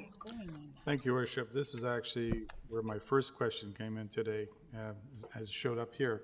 Regarding the last line on your on the attachment where it says the City of Nanaimo's 5-year financial plan has no expenditures budgeted from this parking fund. So that was my question is can we get something in the 5-year plan to start using this money, which would be nice. So through your worship to Councillor Bonner, yes, and these are, we look at, when we have projects, Ms. Fulla looks at every single bucket of money that we have to see what is an appropriate funding source. So if there are any projects or a portion of a project that fits this funding source, we would use it. Okay, thank you.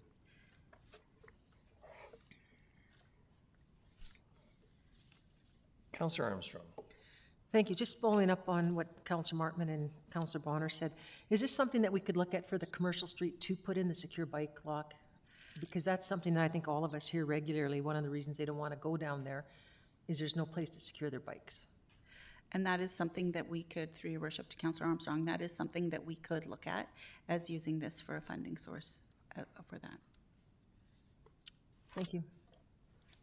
Mr. Sims, any comment? Your Worship, within staffing limitations in the transportation, there are plans in place to look at either piloting or a project for bike lockups, certainly for the downtown core.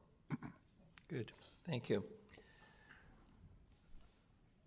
And the last item is the 2021 Annual Development Cost Charges Reserve Fund Report. Ms. Mercer. Thank you, Your Worship. So as like the last report, we're legislatively required to bring you an information report on any DCC statutory fund that the city has, and by June 30th. So the balance at December 31st in this reserve was $60,614,941. And the purpose of this reserve is to take contributions from developers and fund specific infrastructure projects required due to growth.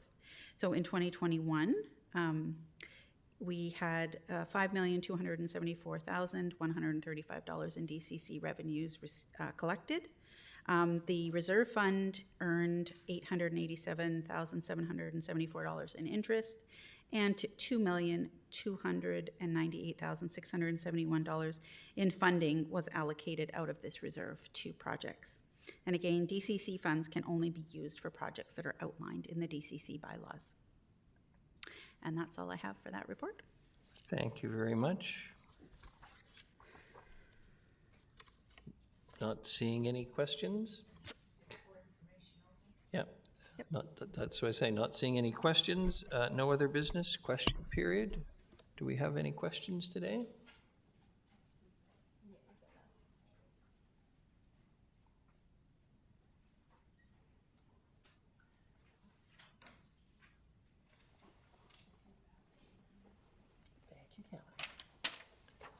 Mr. Barclay, 8B.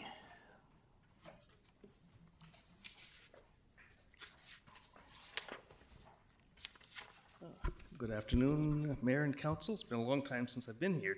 Darn COVID. If I could just make give you a feedback as a member of the audience, the configuration that you have now is not the most pleasant because staff's back is to the audience. It was nicer when they were angled on the side. And the other, I think someone has mentioned not having the screens over there. No one in the audience can read the screen, the type behind you. So just a couple of comments there. I have many questions arising from today's meeting, but I will limit it to just a few about the public safety report. I'm hopeful that it helps resolve some matters. It's as someone, I think Councillor Martman said, it's not simple to solve this, but I hope that the next 3 years don't shift from a feeling of danger and mayhem downtown to one of it being like a police state. I hope that doesn't happen. I know when I go into stores and I see security officers, I hate it. I feel I'm losing my freedom. I know why they have that, but I hope that doesn't happen. So my first question for council is it city policy for consultants to prepare reports, then be hired to implement the reports? This seems like a conflict of interest, and I think a couple of people here have mentioned that Mr. Nielsen will be hired to implement the recommendations of his own report. I think it's fair to say it's not a question of policy. It's a question of practicality and depends on the situation.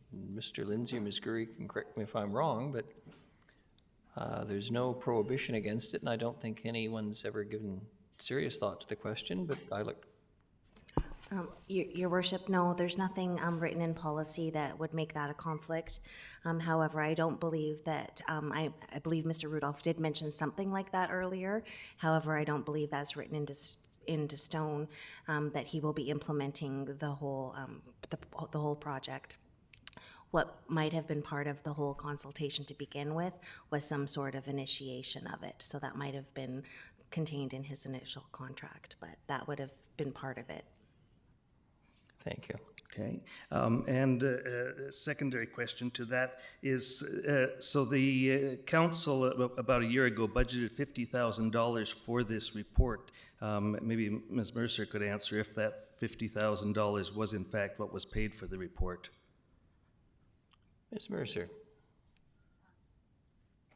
Through your worship, to Mr. Barclay, I don't have the final numbers as we're still in the process of paying Nielsen Strategies. So right now I can't answer that question, but that's something we could follow up on. Okay, I'll follow up. It's I know you give numbers in the quarterly quarterly expenses, but often it doesn't. It would say Nielsen Strategies, but it wouldn't say what it's for. So I'll follow up in time. My second question is: does this report? I haven't seen the full report, just what's on the agenda today. But does it discuss metrics to evaluate this? I think Councillor Hemmons discussed this, and I think this is really important. And Mr. Nielsen himself. I would put forward, certain metrics. Have the number of broken windows downtown decreased? Has the number of private security employed downtown decreased?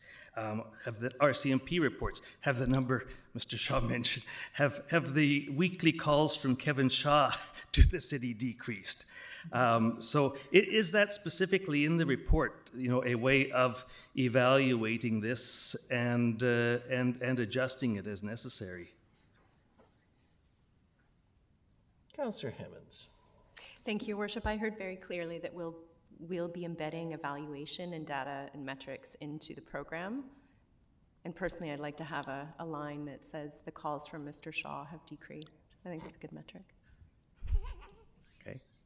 I look forward to seeing some way of evaluating that. Again, it's without evaluation, the public loses confidence in initiatives like this. There needs to be accountability. Another question. Ms. Gurry has some further comment here. Thank you, Your Worship. And just further to Councillor Hammond's point to Mr. Barclay, I believe Mr. Rudolph did say that every year as part of the business planning process, those metrics and those analysis would be brought forward to measure its success, and that would be built into the business planning process. Thank you. Next question, will the fences surrounding the grass by the old fire hall and the Italian fountain be removed once this initiative is implemented? I don't think any of us are in a position to comment on that at the present time. Mr. Sims? Your Worship, upcoming council meeting or Governance and Priorities Committee in June will be presenting sort of an overall picture of the downtown that will include the construction work along Terminal Avenue. Included in that tender work along Terminal Avenue is some refurbishment of the parks with the intent of removing the fences. Whether that'll happen early remains to be seen, but I think it will certainly help once this program is up and running as well. Yeah, I know Mr. Nielsen, he spoke of one of the goals is to improve the public's perception of downtown, and I think optics and perception of a program, if you're spending $2.6 million a year on public safety and you still have fences up around parks that I, as a citizen, taxpayer citizen, should be enjoying, that doesn't do much for optics. My last question, I am concerned with the high cost of this, at $2.7, $2.8 million. That's 2.5% additional taxes to already inflation burdened taxpayers. So how much did the city spend on downtown security, including RCMP patrols in 2021? Can anyone answer that? Ms. Mercer. I can tell you that the cost of the RCMP contract isn't broken down to how much they spent in the downtown and how much they spent elsewhere, so I can't really comment on that. I do know that we have about $75,000 in security costs for parkades, as well as about $75,000 per year for surrounding downtown security, and some of that downtown security is offsetting some of these costs, as we wouldn't need some of it. So, and that is outlined in the report Mr. Lindsay wrote. So that I know there's about $150,000 that's currently in the budget that will change based on the approved recommendation today. So does this mean, so already we have bike patrols, RCM bike patrols downtown. The city put aside, I think, $400,000 or wanted to hire four more, but they haven't been able to be staffed. Will those 4 additional RCMP bike patrols be employed this year or next year? It depends. Honestly, it depends on how fast they can hire them. As you heard comment earlier today, the depot was shut for 2 years. So hiring RCMP officers is an ongoing issue. Hiring any police anywhere for that matter. Councillor Hemmons and then Councillor Armstrong? No? Councillor Armstrong? Your question to police costs would be a minimum of $3 million downtown. Oh, so in addition to this 2.7 would be another $3 million for public safety. If you're taking a look in their salary dollars, whatever, because you have 8 members that are fully downtown all the time that aren't on the rest of them, and each member's around 200,000, I believe now, something like that. Then you add in the overtime, then when you start adding bar watch, it'd probably climb closer to 4. Yeah, so we're spending a lot of money. I hope to see market improvements in the next 2 or 3 years. Okay, thank you. Very good. Move for adjournment, Councillor Martman, seconded Councillor Hemmons. All those in favor? Any opposed? None. Motion carries. Thank you very much to everybody today.